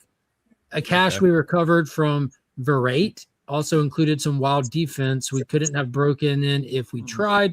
We only have access because Sinister granted it to me. Okay. Yes. Our psionic walls are utterly impervious. So the issue Cyclops has is he built this place using Sinister's technology, and you can't possibly know that. His response to them is that every time that they have bought themselves any sort of sanctuary together, they have had the hubris of believing they were safe. Yeah. Cyclops' goal is to protect mutant kind at all costs against even their own false confidence. So he believes he knows better. See, that's Big Brother. I don't like that shit. It's too much. Yes, but that is who Cyclops is. I know. Cyclops has And watched it his annoys people die me. It always time has. and time again, I and know. he knows what's better for them. But why don't they just fucking listen to him? And later on, he tries to actively undermine this whole thing. It's because he's got shitty delivery. He might have shitty delivery. I'll but be as honest. somebody who's right all the time, we can't always be concerned with how we're Hey, perceived by the world. okay, Cassandra, I get it. I'll be honest, I'm not crazy about the art. That's okay. You probably read ugly Yeah. books too. It looks fine to me. It's There's, fine. there's certain things I don't like. It's decent for inside. Come on. I've seen worse. Yeah, I've It's seen worse. definitely I'll consistent. agree. I have seen worse. I can I'll explain agree. Mr. Marvel style. Sinister in It's not 2 bad. sentences. Yeah. I'll Panel explain to Mr. panel, it's Sinister. consistent. I think That's all I think need it's out of a good. book. I honestly think there's good coloring going on.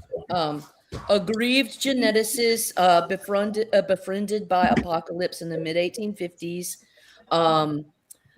Obsessed eternally with the Summers genetics.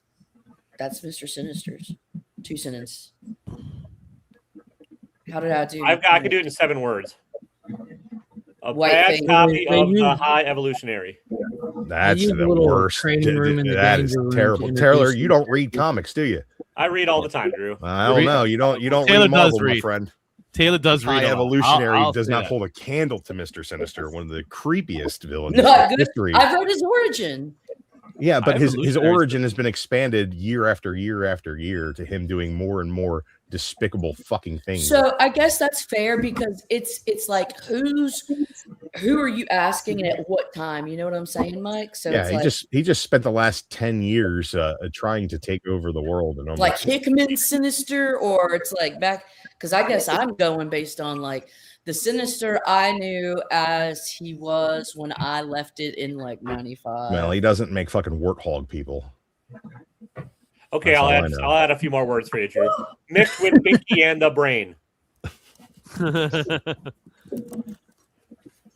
So He's Pinky as in the you- brain if the brain was willing to genetically strip Pinky down to all of his base materials. Yeah, I and mean, build he's basically- monstrosities out of him. first. He's basically a great geneticist with zero ethics, right? Yeah, the High Evolutionary. Yeah. Well, who's been around longer as High Evolutionary. High Evolutionary's been a I'm talking long about way longer. timeline wise. Nathaniel Essex has been. He was born in the 1800s. Yeah, he's Victorian era. So Yeah, he was contemporary that's of what I meant. Darwin's. I know High Evolution was around longer. I know that much, but I'm saying is in continuity's sake. Oh, I don't know. In continuity, I would say is Nathaniel. It just depends on the time period and like who is writing and like in which context are we speaking, you know? Like I think Mike said, like, yeah, exactly. Like he said, explain Sinister in 2 sentences. I explained the Sinister that I knew as he was in like 90 storylines, but Mike's like, that ain't him now. Yeah, my version of All I can Sinister is say about it is he's a piece his of shit. obsession with the Sumner's family. That's all I need to know about him. He's moved beyond the Summers family obsession. Summers family obsession was only his first ditch attempt at defeating Apocalypse. Because his goal is defeat Apocalypse, but it's so he can be the And ruler of who's the world. this girl? This is a new recruit. They just locked into Cerebro, introducing readers to Cerebro. Yeah, she's a new mutant. Okay. So she's your new Kitty, Jubilee, or something like that. She's just a new mutant that they're reaching out to. He's getting. Oh yeah, they go out and they try to do community outreach to people they think that may have. I love that community outreach. That's a perfect way of putting it. I mean, that's the gentlest way you could say. I mean, their goal has always been to take in mutants and to turn them to the side of good before they turn to the side of evil, because good mutants work with society and bad mutants create a schism. Because there's a brotherhood of evil mutants doing their same thing. Yeah. So it's like, you know, either the government gets you or like we get you. All right. I love Sinister, Mike, but like when I say I love Sinister, I love the Sinister that I knew. Like, I don't know about this new Sinister that you're talking about, but I It's love all from the previous arc.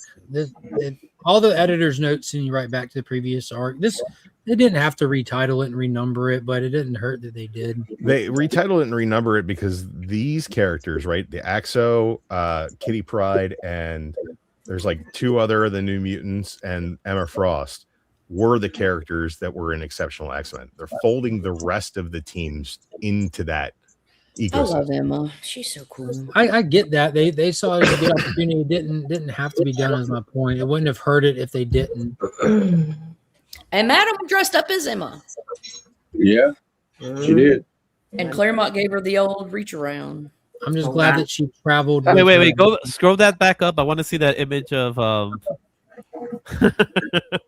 I'm just laughing at she got her head out in the box.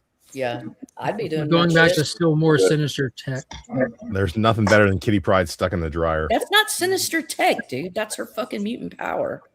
They're going That back in here to steal more sinister tech. Yeah. That's what was in there rummaging for. So what I thought you were saying is Yeah, like yeah. when her head was in that box, you're just like, still more Sinister Tech. Like what? She was utilizing Sinister Tech to phase through and look No. in the box. I was like, The three of them went to go get more guys out of left field, out of nowhere. After them saying that they have the sinister tech for this stuff, they have to go get more. I'm derpy, my bad. So as we're looking at this book, I think Kitty seems to be the main focal point from this I book. love Kitty. She's because I Kitty is see the her headmaster of the Gray Malkin, Gray Okay. Matter Shit. Lane Yeah. school. So that she seems to be the exists within focal everybody's point. head. She's brilliant. She's the new Professor Xavier. You're great. Yeah, it was either her or Jean, and Jean fucked off. She's not necessarily the focal point. She's the Not at all. Dumbledore. This book just kind of ends on a nothing. No, they had her in No, Phoenix. it keeps going. Okay. Extensions. Bitch. No, there it goes. And then all this stuff. I was waiting for the stinger in this. They give the backstory in Web of Venom, Mike, that how he became the new Venom. Never mind. The new Web of Venom, by the way, the one shot, pretty good. Check it out. At least they have Wolverine in his proper colors. I like this version of Wolverine. His costume, In his costume for the last 15 yellow years. and brown. Yeah, I love that. The classic. And it's honestly kind of old school 15 Kitty years, Pryde. what, 6 years. 7 Now years? this artwork looks different. This does. So this looks like a they different have a artwork. headquarters. Yeah. So there are 3 different X-Men headquarters. Okay. The exceptional team is in the Chicago area. The X-Men proper are in Alaska, Merle, Alaska. Yeah, and the Sentinel, Uncanny X-Men are at Haven House in Louisiana.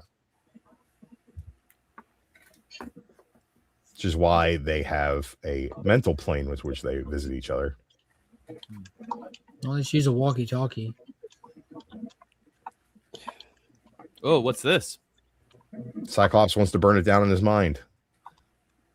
So in his mind, it's on fire. Oh, so that's a. I feel So that way what- on Zoom calls too. It's what's called a thought crime. Quite Yeah. literally, a thought crime. Yeah, a thought When, crime. when you exist wasn't on the a mental bad- plane, thought crimes are So- just called crimes. So Yeah. can he get arrested for that? You know, wasn't a bad issue at all. Minority Report or something like that. I want to see it where like one of them's just thinking about nachos. That's Deadpool.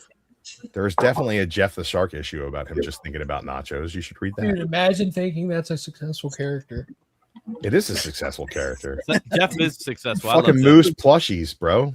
I love Jeff.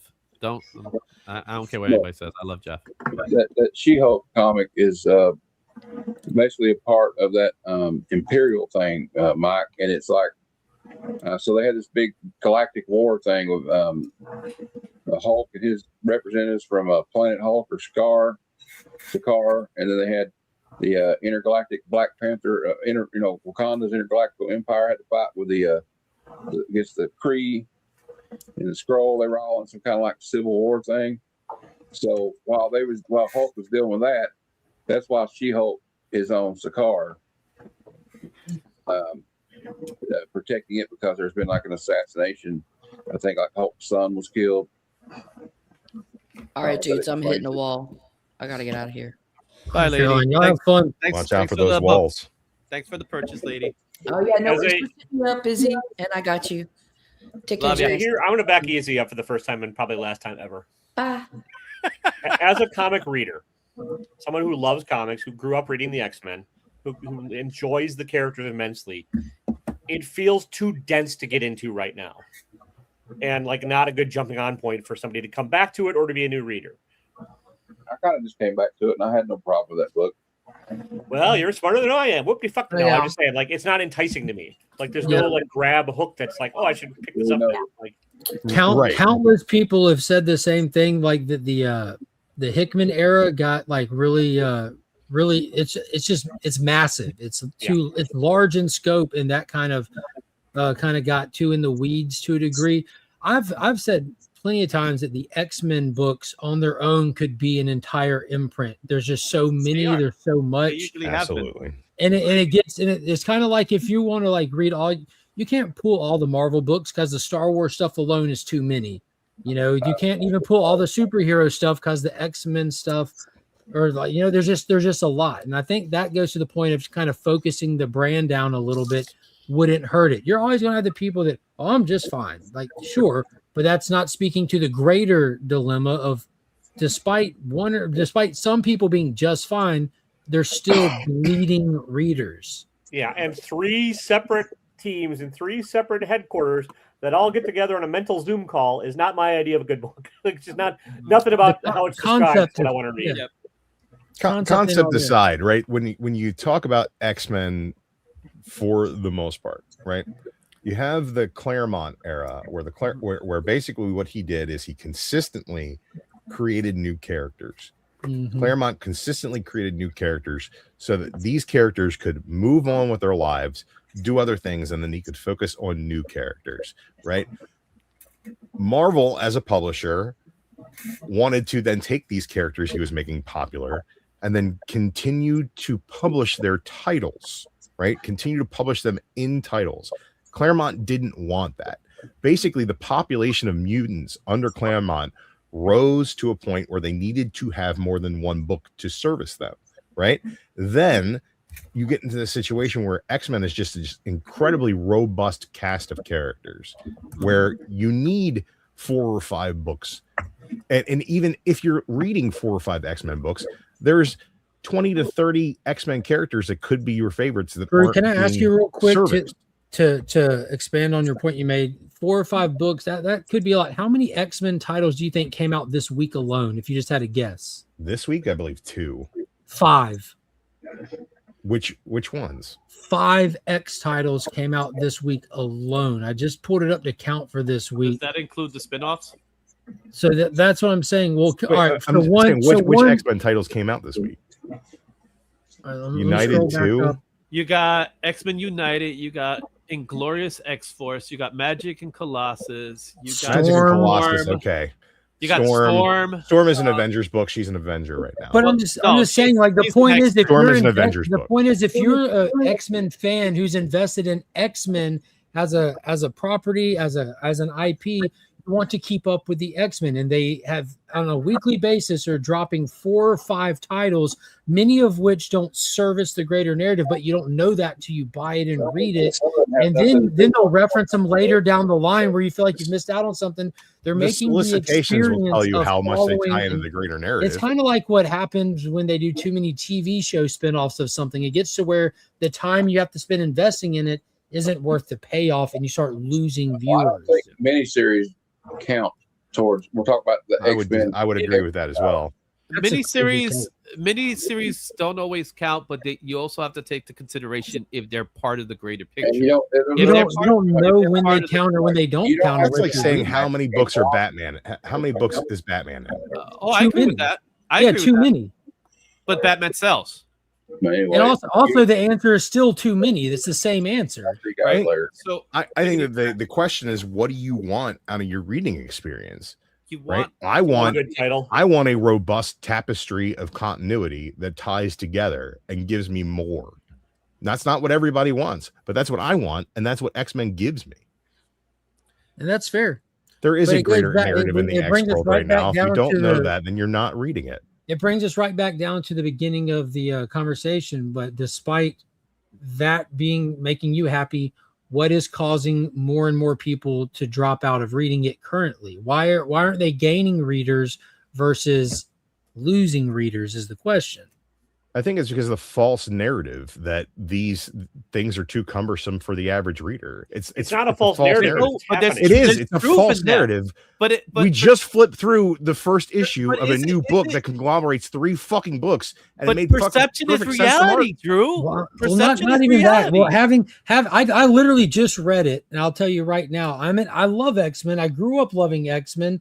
I just don't care about X-Men anymore because they lost me in the weeds. It's watered down to the point of not fit. I'm telling you my experience. I just read that #1, and I have no desire to read #2. I didn't think it was bad, but there was nothing about it that I'm like, oh, dude, I need to check out the next one. I want to look at this from a different type of perspective. I want to look at this as a future long-term perspective. X-Men is going to be the next big MCU project, right? So in doing that, they have to in the comic book landscape, they have to prepare for it. Not Preparing, yes, they do. I think they do. And it's same thing with DC. I think DC needs to do the same thing. So you prepare for something, you want to make it so that it's accessible. That's the key term. I don't want to lose you as a reader, Drew. I'm going to say that. I don't want to lose you as a reader, but I want to be able to get more people in it because that's where my money's going to come from, right? I need to make money. I'm a business. That's what I got to do. And I have to make it accessible. I have to keep it to a core amount of characters and make it a core set. That's the thing that Claremont had. He did create new characters, but there was always a core in it. And the new characters would go off their separate ways, or they'll have separate side missions or something like that. Here, what I saw in looking at this book, I saw too much. And in seeing too much, turned me off. I saw so many characters that, first of all, I'd never seen before. I know nothing about it. You give me a nice little beginning to tell me who every person is and what their name is, but I don't know who these characters are. I don't have no investment in them. In order for me to build investment, I want to be able to stick to that core group. And that core group will lead me to like these other characters eventually. And that's one of the things that Claremont did really well, is that he always had his same core 5-6 characters, and then everybody else would branch off. Like the original X-Men, right? Not just pick on X-Men and Marvel so much. I use that same example on JT4's Batman run. And I think a lot of new writers kind of fall for this own self-trap accidentally, where they're wanting to create new characters and just shoehorn new characters in because they'll get the royalties from it, or they'll get popular for a character, this or that. Bullshit. Yeah, the Tynion bullshit is the perfect example, where in his run over just like a short span of time, you had the Designer, you had Miracle Molly, you had Punchline, you had Ghostmaker. All these characters get pushed in so that you can advertise this new character and this first appearance, and you can get sales spikes on a book. And then ultimately, fast forward, nobody gives a shit about them because you're too worried about making a character versus making a character memorable, likable. Like, it's kind of that's a tough thing to do. I mean, if anyone can just make a character and get famous for him, you know what I mean? Like there'd be so many more comic creators. More characters have been created and forgot about than we can even imagine. And that's never going to change. But then you throw like 101 different titles out there, and how am I supposed to pick which is the title I should read? I have to just keep picking them? You really don't even have to. And Because it's those time for me titles to all go list cross over. 100 books about characters I don't give a shit about on eBay. Talk to y'all later. All right, Say it to you. The thing about the current X-Men landscape, right, is From the Ashes, the post-Krakoa stuff was split into literally 3 books. And those 3 books were basically a handful of established X-Men and how they dealt with new mutants with emerging powers. Oh, bro, right? they It went back to they the had countless titles through the Krakoa era, the miniseries. Like y'all through want to the, I'm discredit saying the miniseries. the after the Beyond the Ashes, They watered Is this down with the pre-Inferno? Hellfire Club, the Hellfire Gala, No, this and is then post afterwards. Inferno. Then This is post Krakoa altogether. Yeah. Right. Yeah. McKay took X-Men. Simone took Uncanny. I And then remember. Exceptional was the new book. what That was happened to the Kitty Pryde. X-Force? Someone had X-Force. X-Force became something different. It was a mini, basically. X-Force was a mini. And then they released Inglorious X-Force right now, which is also a mini. But whatever you're doing with Cable, that happens in X-Force. Beyond that, right? And they're bringing back New Mutants. I saw that. I think that's probably the New that's, Mutants that's team such is a great idea if you're going to do an ongoing all these spinoffs, just the focal character thing. I think it's such a good the New idea. Mutants team just debuted, right? And too the many New Mutants team is one of the new villains versus the Kids from the Haven House, which is with the Kids from the Haven House, which is the Simone X-Men book, right? So there's the New Mutants are a wholly new team of mutants that have been created within the last year and a half. I just don't think that just because you have a lot of characters means they're worth the time. Like, that's great that they're there for when you can pull them out, dust them off, and use them for something. But them just simply existing does not justify the page time at all. And a good example is Marvel even recognized this about 20-something years ago and pulled the House of M maneuver so they can reduce their X-Men roster down to 198. Right. The problem with that, is look what they did with the Teen Titans. They did the whole Titans Academy and introduced these characters because they wanted a new character. People didn't resonate with them, so they canned it. Now you're not dealing with all those characters you don't give a shit about. They still exist. They might pop up in a background or something here and there, but no one gives a shit. To your point, the last time the X-Men did something like this radical before all that, after Claremont, I think that was very successful, was when they did the new X-Men and Grant Morrison the Whedon era. No, that came after. That came afterwards. New X-Men, When Frank Grant Quitely Morrison, era. Yeah, Frank Quitely, Grant Morrison. They gave us. They brought it back down to a different level. It's a very different feeling X-Men. And what Grant Morrison was doing with certain characters, he was introducing new characters. This is where we get Quentin Quirrell. This is where we get Phantom X. This is where we get Cassandra. But we remember that because there was this level of focus that existed. I think what X-Men is lacking is that focus right now. It doesn't have weight anymore. They're telling big stories with no weight, and they're not the only ones. And it's like, I love X-Men, man. I use love DC them. examples that keep it balanced, and those things DC lets them go and then goes to something else kind of thing. But for whatever reason, Marvel hasn't been able to crack the X-Men code for a while here. It's the same way that that DC is absolutely zero way of cracking the Superboy code. They don't know what to do. They're doing an entire event. What is it? The Super Bowl Reign of the Superboys or whatever. Not an event at all. No, what is that thing? Why they put it on my cover? It's a tagline. It's not an event. No, it's a tagline telling me that they have 80 Supermans and they're giving me Superboy Prime in the main Superman story instead of giving me Superman or a real fucking Superboy. Like, that's literally everyone in the world who's kept up with DC Comics at all in the past couple decades is hyped for the Superboy Prime thing, especially me. Kal-El Superboy has been Superman Action Comics. Action Comics has been an ongoing Superboy title, a young Clark Kent title. So then they just added one of the Reign of mainline Superboy. DC continuity stories. DC does branding stuff instead of doing issue 1 restarts. Instead of starting Action Comics number 1 again, they just put the little small thing in the corner so that you can denote like the era and the connection in books, because it is a shared universe. They have editors that do their job. Supergirl, Connor Kent is guest starring in her ongoing. They didn't start it over at number 1. The story is continuing from where it was. Connor is just guest starring in her book, so they put the tag on there. What's John doing? John Kent's on the New Titans right now, and you can also find John Kent in Superman Unlimited, which that started with Dan Slott's era during the Summer of Superman last year, because Clark is not on Earth.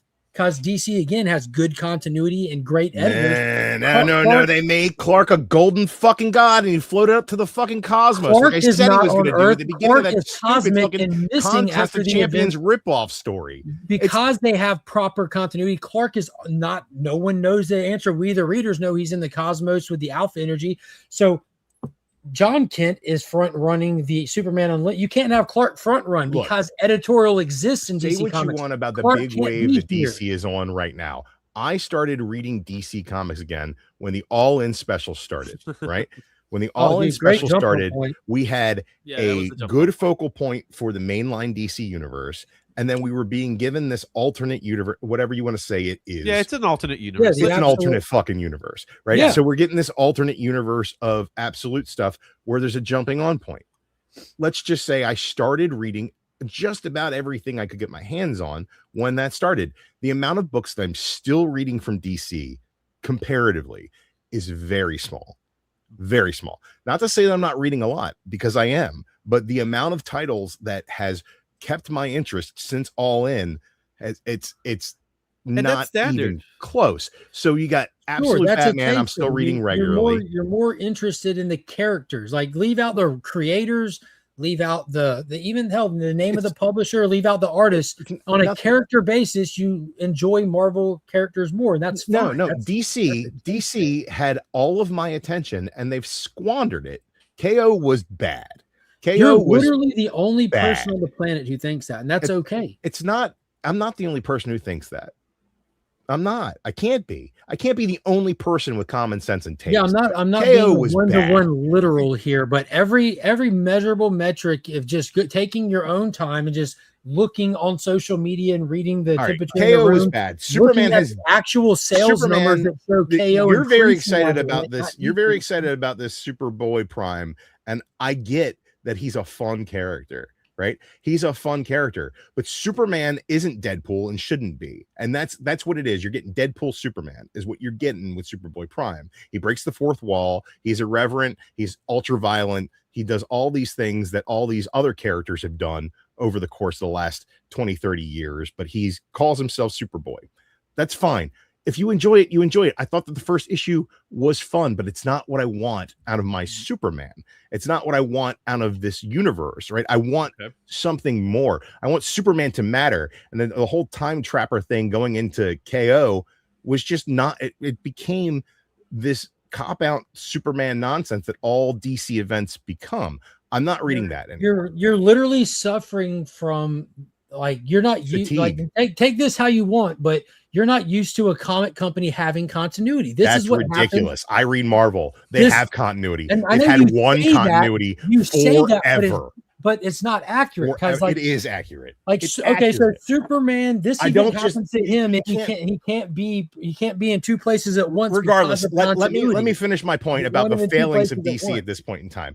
Absolute, I really like Absolute Flash. Nobody else seems to really enjoy it. But in the scheme of things, it is next to Martian Manhunter the worst reviewed Absolute title. I think it's the second. Manhunter is buns. I can't stand that book. That book's better than Absolute Superman. I heavily disagree. Martian Manhunter doesn't even make sense. I really enjoyed Absolute Superman at the beginning and has fallen off drastically. Are you current with it? You see the rollout of the last issue with the I have not read like Adam?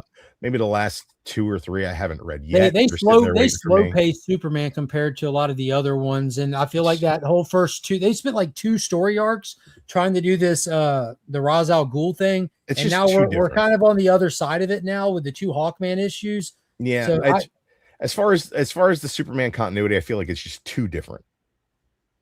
I feel like I would suggest like bailing on it and just picking up from because you're only 3 issues. I'm pretty much have bailed on it. I'm just continuing. I was gonna say bail on it and grab the 2 Hawkman issues and there's like 3 issues on the other side of the Ra's al Ghul thing. Yeah. Like I would recommend tasting. I think I'm to there. That point. You might enjoy those a little more. Well, it is what it is. But the like Absolute Green Lantern. I picked up the #1, even though I'm not a Green Lantern fan. And I tell you what, every time somebody's like, this Green Lantern is great, it makes me question somebody's. I haven't ran into people saying it's good. I feel like I'm in the minority of enjoying that one. But Absolute Wonder Woman is a solid title. It's the only good Wonder Woman book I've ever read. that's, I mean, a character that's been plagued by having subpar writing and subpar. The current the character doesn't have a Wonder fucking Woman origin. run is next she's level. she's a cornerstone of the fucking universe, and she doesn't have a clear cut origin story. So I mean, that's your continuity right there. But all of that stuff, like Justice League Unlimited, has really fallen off. As far as like level of interest, it's still a good solid book with good solid art, but like, could I really be bothered to even care what they're trying to do there? The answer is no. Action Comics is a good Superboy story, but it's like, what are we really even doing with that overall? Because it's Clark in the past. Like, so what are we doing with that? We have 40 fucking Superboys, and there's a whole book dedicated to a guy who's not Superboy anymore. Now he's a golden god in the sky. This kind of goes to the point of like with the whole X-Men thing, where there being so much characters and continuity. We as comic book fans, I got to be a little careful with that, because you can't cry foul because we weren't born in 1938. So sometimes with this medium, you have a little bit of exploring to do if you want more details, because the writer's going to give you the details you need of the story you're reading, but it's kind of up to you how deep you want to go with that knowledge, because it's almost limitless kind of stuff. Well, so I don't really. We're in a different age of reading comic books, right? So So to that point, the reason beforehand was really more about, you just read them and you moved on with your life. You didn't really care as much of the continuity as much. And then when you came into the 60s, where continuity became a thing, and then later on become even a bigger thing in the 80s, to the point that now we got a problem going on here. We're back in that level of, we want to keep this continuity intact, but we don't want to move forward. We kind of want to just stay where we are. We're happy where we are. That kind of explains why something like the current story arc multiple story arcs now, because they didn't renumber it, they didn't start it over, they just cut to the telling flashback stories of young Clark Kent. So that's why that doing something like that works, because DC's been around since 1938, and there's been generations of comic readers that have had Superboy comics back in the day. I'm the guy who's willing to buy 17 different fucking X-Men comics every month. Like, I'm the guy who's willing to do that to explore the continuity that interests me. All I'm saying right now is, if I want a Superboy book, literally read Action Comics. It is a Superboy book. And it's a Clark Kent as Superboy book. That's Superboy. I mean, you want like a here's the thing. So for me, my brain always goes to what do I Clark buy first. If I want a Superman book right now, what do I buy?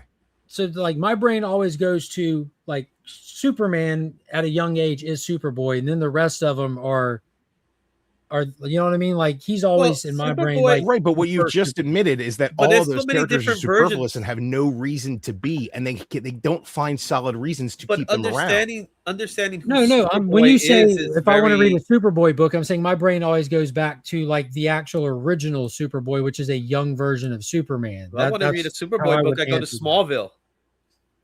But you know what I'm saying? Like that's how you answer that question. I'll go to Smallville in some way. Are they putting that book out now? Right now? No, but that's my right. It's like, I want a Robin book, right? Where do I go? It depends on which Robin you want. Oh, does it now? Which one of the 40 Robins do I get to pick from? And which one are they focusing on now? They're all together now. And which one is just having gay relationships over here on the side because he doesn't want to do crime fighting anymore? And why is that a book that is even a thing that people have the option of buying? Oh, because they have too many characters and they don't know what to do with any of them. Yeah, that's like a problem. Case with every. Yeah. That's not the case with X-Men, because they're all fucking doing something across 17 books. That's literally what's going on in X-Men. They're all doing something. They're all getting something to do. If you tell me an X-Men character you like, I can tell you where to find them and where to read. And I can literally tell you that about every Flash family character, every Bat family character. But that's not. But I want to read Superman right now. I want to read Clark Kent dressing in blue tights with a red cape, fighting criminals. Where do I find that? Wouldn't that just be Superman?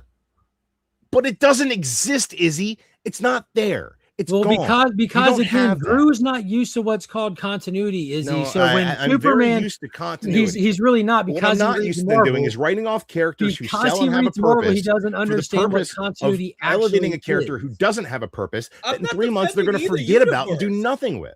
But I'm not defending either universe. I agree there is continuity issues across the border, but when you have a rich, long history, Marvel, both Marvel and Marvel. DC, Marvel and DC both do it. Marvel is not as rich as it used to be. Okay, Marvel I'm has sorry. history. So does DC has DC. mythology. Okay, fine. Yeah, history is an it's actual another one of thing. those tomato things. It is You not. know, This is I a live in an potato apartment. potato Some people, thing. I live in getting an them apartment. backwards. Some That's people on call me. it a condo. What do you want me to tell you? Well, do you have condo fees? Then it's a condo. That's a condo, yeah. Well, I live in a If you co-op. don't have condo fees, that's an What about apartment. if I'm Do in you a own it? co-op? I own something. You I can't own own what's an apartment. inside. An apartment is a rentable space. Well, here's the thing: continuity is a thing that exists within us comic book geeks, right?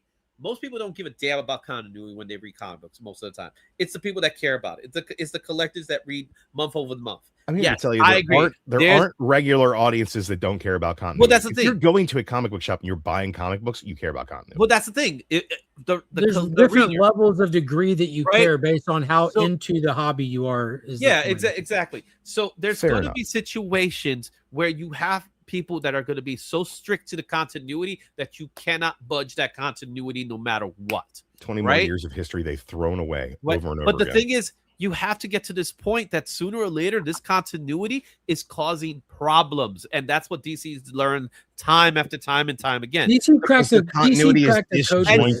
And so does Marvel. Marvel did But, the same thing with Secret Wars. That's I what don't Secret think Wars I don't was. think it's as disjointed. I think that's another thing. Like that's one of those like people think that because they're told that thing. Because I don't have an issue at all with it because it's so where Marvel just won't let go of that, which is fine. So I'm not saying we they can- should. Marvel won't let go, and they do have their own little issues, whatever it may be.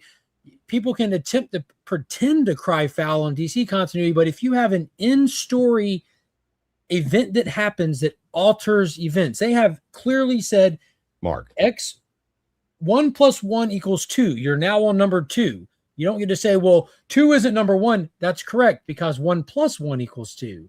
Like you can't say like, oh, there's this universe shaking villain that like at Flashpoint, perfect example. Wally fucked up the time stream. The time stream has differences in it now. It's never going back to the same.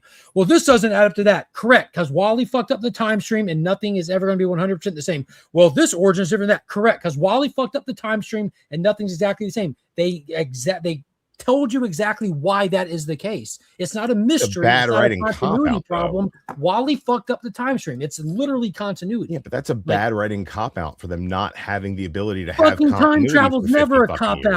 out. It's literally a trope. It's the opposite of a cop out. It's a trope. Here, explain to me this, say. right? We earlier proved in 2 sentences that the average comic book reader can give you the origin and the motivations of Mr. Sinister within 2 sentences. say average. Do I the would same say for Wonder I Woman. wouldn't For say fuck's sake. Give me a concrete 2-sentence origin for Wonder Woman. Made You of can't. clay on the beaches of Themyscira by her mom. Half the time she's not made of clay. You asked for it. I just told But you. half the time she's not made of clay. And if my aunt had a dick, she'd be my uncle. What's your point? No, she'd be your thumpcle. There you go. But I'm saying, like you asked, I gave it to you. There it is. I think thumpcle just broke Izzy. Uncle Bob. That's her origin. Wait, Uncle Roberta. That's We'll call the him thing Uncle is you Roberta. can't claim that the company has this robust and solid continuity, and then At the end one of of the the day, cornerstones the doesn't have a okay. solid continuity. Let's, Oh, well, I let's call think it what I think it- you're let's looking call at it continuity reality. different. Hold on, real quick. I think you're Yeah. trying to address an aspect of continuity different than the one I'm addressing. So when I'm mentioning continuity, I'm talking about the connectivity of their current books and the way that they're keeping notes on what's happening in one versus the other. Perfect example I like to go to if Batman breaks his arm this Yes. week But and he one of them, appears they in can't even Superman get next. the story straight on the main fucking He character. still has to have that broken arm kind of thing. I'm not referring to the Golden Age first appearance of Superman origin aligning with the modern day one because other events have taken place, and that's not even the same fucking Superman. That's not what I'm talking about continuity. I'm talking about the connectivity and you're not stepping on each other's toes and contradicting your books with But when you each other's contradict yourself from era to era, that also creates a muddied water. I'm not, again, those things are Wally fucked up the time stream, Drew. It's been addressed. Okay, bad writing paradox. You said it. You said it 40 times. It's a bad writing paradox. And that's not like it's a anytime catch-all. anytime you critique, it's a catch-all. We couldn't come up with a better idea as to how this works. I'm Time going paradox. to point that out. Like it's a perfect example, and it's not even the only time it's happened. You had the Anti-Monitor destroy the entire multiverse, reduce it down to one Earth that slowly the multiverse grew back. You had the 0 hour happen when goddamn Parallax and the whole entropy thing happened. You have literally Wally fucking up the time stream. You had Dr. Manhattan. There's been numerous events in continuity where reality-altering fuckers like Wanda Maximoff, who literally destroyed all the mutants and reduced them down to 198, have changed reality. These are superhero characters with supernatural abilities that sometimes alter fucking reality. Yes, they warp reality. We cannot. No, they alter, not just warp. Alter. Yes, they Completely alter change. reality, they warp reality, they change continuity, but that continuity changes with reason. The reason is not just, oh, well, the Wally fucked up the time stream, so everything makes sense. I just gave you multiple ones. The reason is they want to make sales. The reason is it's in continuity reasons. In continuity reasons, there's countless ones I can show you to where this event caused certain changes. This event caused certain changes. Yeah, this event caused certain changes, and you don't get to ignore those changes and just pretend like, oh well, I think it's lazy, so that really didn't happen in continuity. How do we get rid of the ultimate? It did happen. Universe? It doesn't mean it's not disjointed. It goes back to how do we get rid of the ultimate universe that's not selling, but we keep Miles, who is selling? Well, we'll do an event called Secret Wars. That way, we could get Miles into the 616 universe. And there's nothing lazy about that. There's nothing. That's what that was. That was a Miles great was already idea in the 616 universe at that point in time. But that's how they make it work. Yeah, they write the greatest event story of all time, Hickman's Secret Wars. You mean his knockoff Crisis on Infinite Earths? I don't. It's way better than Crisis on Infinite Earths. Nothing is way better than Crisis on Infinite Most Earths. things are better than Crisis on Infinite Earths. If I hear it's a secret war, I denote quality. If I hear it's a crisis, I know that it's got Psycho Pirate in it, and I can fucking ignore it. Psycho Pirate is awesome, though. No, he's not. He's Well, terrible. It's an awful design. It's an awful Psycho character. It's To just make really your dumb. day, Drew, you should read Infinite Crisis, a 7-issue series read it. where Black Adam literally takes his finger, puts it on Psycho Pirate's mask, and pushes it out the back of his head. I read it. I bet you're like, finally. Finally, somebody killed Psycho Pirate. They need to do it more often because he keeps Bring coming him back just to kill him. They keep bringing him back regardless. Yeah. Fucking Psycho Pirate. It's the worst idea ever. Someone who controls emotion. We could use a Psycho Pirate on this stream today. You know what they could use for somebody who use somebody who can design characters. This is fun. I'm going back to my original statement. You need to streamline. We're starting That's over. it. No, to me, it's all about streamlining. Just streamline it. We don't need 101 books. One continuity, like Marvel has. I think it would be advantageous if they the next time, Ultimate Universe is a different continuity, bro. And there's an alternate reality. The next time they get to the relaunch thing for X-Men, like years down the road, next time they plan it, I think it would be advantageous if they start with 2 books at most 3. I mean, at most 3. I think they started with 3. 4. They started with 9. No, they literally started with 9. I'm not even going to debate reality. There was 9 X titles on their actual marketing thing for it. So if they start with 2 X-Men books and let those run for 6 months to a year, then add one. That way, like, again, so it can be slow build. It can be accessible to people who already have big pool lists, who kind of like just felt overwhelmed before. Like it makes more sense. I have a solution for you. All that DC slop you're pulling, just drop it and pick up X-Men. I drop a lot of DC stuff, but I pull a lot of stuff other than DC too, though. Like important stuff, Drew, that you can't not pull. It's Avatar. It's okay. Avatar. Avatar. X-Men will be accessible again because they are going Yeah, to. here's a variety gonna of stuff drill heavy. outside of DC that I pull. There you go. Mark Spears AI. You think that's AI? He's even he doesn't paint those. He puts them through a digital filter. It's AI. Yeah. Well, yeah. It's AI. That's digital filter. That's just repurposing. That's not AI. A digital filter is AI. What does the digital filter do? AI is telling you to do the work. No, You're it's not. telling it. AI is a tool. AI is a tool. I agree. Hey, Drew, you Yeah, ready? it doesn't tell you what it wants to be. Hey, look, a Punisher. See, there you Dude, go. Benjamin Percy writing Percy a is good such story. a good writer. Benjamin Percy actually is a really good writer. That book is not my speed. That's right up my alley. That- So I get a lot of books that are not DC. I sat down and read the first volume of Department of Truth at the behest of people that I was doing a review show with. It's definitely an acquired taste. Martin Simmons took the opportunity to shit in my eyes. That is the ugliest fucking book ever. That guy sucks. Out loud. I heavily disagree, but I It's think like, his art what if- style is not not the opposite of traditional. When it comes to it's like, what if Bill Sienkiewicz was a one-handed retard? Wow. I said it. I do see the Bill Sienkiewicz reference though. Yeah, it's a ripoff. It's like, That's how I remember feel. that guy did all those really like stirring and emotional weird paintings. Yeah, well, I'm gonna just scribble and say I'm doing what he's doing. How about get some Dave McKean? No thanks. I like his stuff. Count me out. Drew, are you watching any? We were asking everyone earlier on. Are you watching any of the 5 shows running right now? Monarch, Invincible, The Boys, Invincible, Daredevil, yes. and Darth Maul. Daredevil, yes. Darth Maul, I watched the first one, but I wasn't in the mindset really to take it in. I'm assuming I'll like it. I've really enjoyed most of the animated Star Wars stuff from Disney, so I'm not seeing any reason why You don't I do won't Apple enjoy it. TV, do you? I don't do Apple TV. No. Fokker in Laws. Yes. Fokker in Laws looks good. Trailer. I gotta see the trailer now. Fucking A Street Fighter trailer. Right. Finally, something we can all agree in. That looks fucking. It looks like someone took a Monster energy drink and turned it into a movie. It looks like a blast. Yeah, it's like, well, what do you think we should do with all this high quality CG ability we have now? Well, let's turn Street Fighter into a cereal commercial. Cool. Exactly. Thank God I'm in.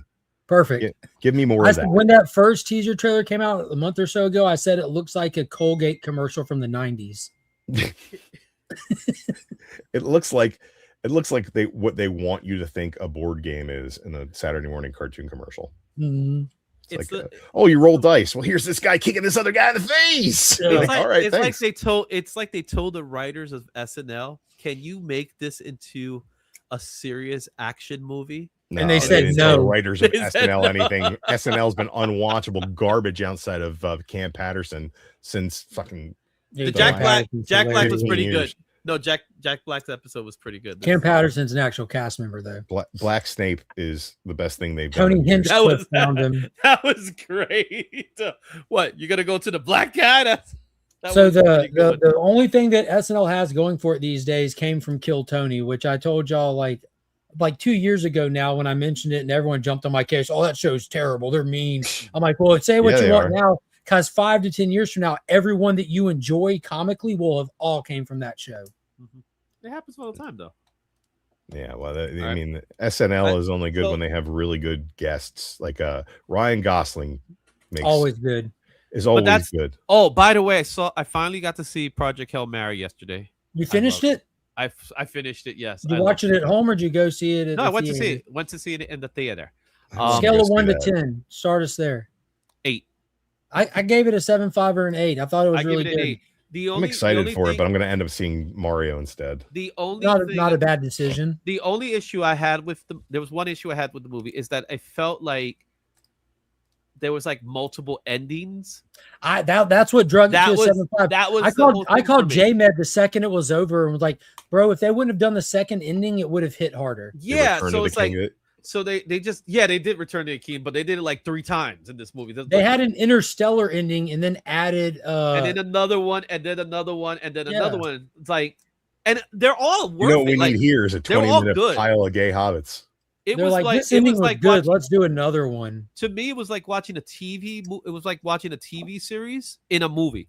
Yeah, because that's how it felt. Because it was like a different plot and then a different story and then a different. Oh, I gotta go save this. So the story is about saving the world. The story is about saving the friends. The story is about saving, and then it's like, wait a minute. Oh, like, and it just in my head, I was like, can't this movie just end already? I loved everything I saw, but I was like, it needs to end. Mario. Mike said the Mario Galaxy movie was great. It was fun. I saw it. Already past 600. Yeah, that's awesome. It's gonna hit that Are you 1 billion guys mark. watching The Pit at all? No, I hear my so many wife good watched things it. about I it. watched some Oh of it. man, It's intense. last night was the season finale, and if that show doesn't just reach into your heart and just squeeze until tears run down your face, I what heard a lot of good things. phenomenal show. I have heard a lot of good things about The Pit. Really, really good. Noah Wiley's amazing actor. Yeah, makes me wonder why after fucking ER he was only in the Librarians and nothing else. He is one of those guys. He was in Falling Skies, wasn't he? He was in Falling Skies. Yeah, the Alien TV show. I never watched that show, but the commercials for it during wrestling always made it look good. No, Wiley was one of those guys. When I saw The Pit, I was like, "Oh, he's doing ER again." So he reverted back, and then when you actually see what it is, it's 24 ER. It's 24 ER. Yeah. And I think that story structure really, really works. So it worked really well. Stories that they're telling. Like the story is basically these people work in a trauma center, and the amount of ridiculous personal trauma that befalls them every day just compounds to a point where no human being should be able to survive under that kind of emotional weight. And it hits. Is there like a lunch break episode where they're just taking their 1 hour lunch break? No, but there are little things. Well, because when somebody is taking their lunch break, some dude comes in with half of a steel beam sticking out of his chest. So the other half of the team is busy doing something. Lunch break episode. Just see him in the break room. All right. Well, it's after 12 noon. I'm about to hop off here. So where we left off with the book. This is the start of my. I'm done with the Masters run as of waking up this morning or clocking out yesterday. So it was nice just to get on here and be able to shoot the breeze. Well, can I ask a question before you call it a day on here? And it's no, you can't. I'm just kidding. Sorry. It's not a long meandering answer. I'm sure you're going to give me, but what the fuck does a golf tournament have to do with dogs?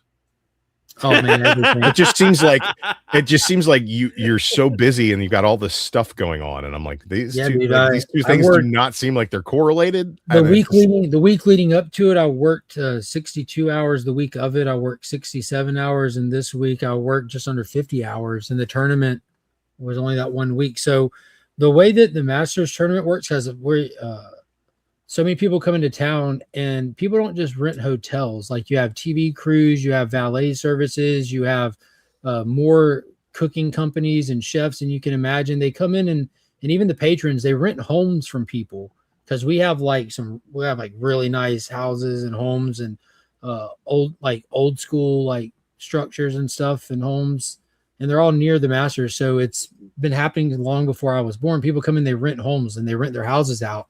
So those people that rent their houses out, they leave town for those 10 days, and their animals stay with us. So leading up to it, they have to drop their animals off, and they have to wait on the people to leave their houses and the cleaning crews to come through before they can get back into their houses. And on top of that, the area we live in, they coordinate the school's spring break with Masters Week. You'll have a lot of people that work jobs during spring break. You'll have teachers that work the Masters, just a lot of people do all. It's wild. I mean, you would realize that an event like that would definitely bring a whole lot of economic boom to a town, but it just seems like the two businesses couldn't be more divorced from each other. And until you realize that everyone leaves town. They want the dogs to not poop in the grass. That's what it's all about. It's not people coming to the Masters. I'll get a couple of customers, rich people that travel with their dogs that want to drop them off while they're out on the course and pick them up at the end of the day. But it's locals that are leaving to go on vacation, or locals that are renting their houses out, and they have to get out of their houses as well as their dogs. Yeah. So, for example, on April 2nd, probably had about 20 pets by April 4th, I had over 135 animals there. Dang. And then come April 13th, the day, the Great Exodus Day, was down to 5. And now they're all kind of just coming back in for the regular schedule boarding stuff. So it's a lot. So the push coinciding with the spring break is definitely something to at least. Yeah, about 85% of our customers are renters leaving Augusta, and they'll drop off on the 2nd or 3rd, that Thursday, Friday before Masters Week. And then come Monday, we got a few people that are just families going down to Universal or down to Disney or something, just on vacation, you know. But the overwhelming vast majority of them are all renters leaving Augusta that have been doing it for years, know the routine, put their pets up, and they go stay with a relative or they go head out of town themselves. A lot of them will just go drop their pets off and go stay at a relative's house for the week and just make an ungodly amount of money renting their house out. Fair enough. Where do we leave off with this, baby? Who's getting it? It's on Patel at 50 still. So we're at 50 on this one? Yeah, at 50 for Hurricane. Okay. So Hurricane, let me know what's up. He wants it. Just reach out to him, get payment. Yep. He said send it to Becker. Yeah. Yeah, I saw that part. All right. Yeah, I don't I think Tonight- I follow him on tonight, IG or something. I don't know. Yeah, Hurricane, I got him on IG. And then at 5 o'clock, I'll be doing some more. Oh, dude, it's not a doghouse. It's a run an entire kennel, my friend. You gotta get ready. I got a couple. There he is. He said 7. He'll give you 75. Send it to Beckerman. 50 is too low. You're We the did man. it. Thanks a lot, man. Izzy, thank you for auctioning off. It worked out in your favor. You sold 2 pieces Yeah, today. got the 2 pieces. Well, 2 pieces are out, and then I still got tonight. We'll do some more. I tried to share it on Instagram. I shared it on Instagram as well back when we first started. I saw the photo on Instagram. Yeah, if I want to pressure you into it, I feel like I need to do a little bit of help to let people know what's happening. You know? Yeah. So tonight's the show. 5 o'clock, guys. Let me see if I can get this on the stream so you guys can Yeah, have he it. says also. He also says hit him with your PayPal on IG, buddy. I will. Okay. So let me get you guys the link for tonight. But yeah, Biggie Mac, it's a full kennel, dude. Cats, dogs. I got a customer that brings me their pig. Let's see. Does this Take work? care of tons of animals, bacon. birds, reptiles, rodents. Take care of tons of animals, and If that bathe in doesn't the work, water. I don't know. I don't think I have the. All I kinds. don't know if I have. I don't know if I have a blue wrench or not.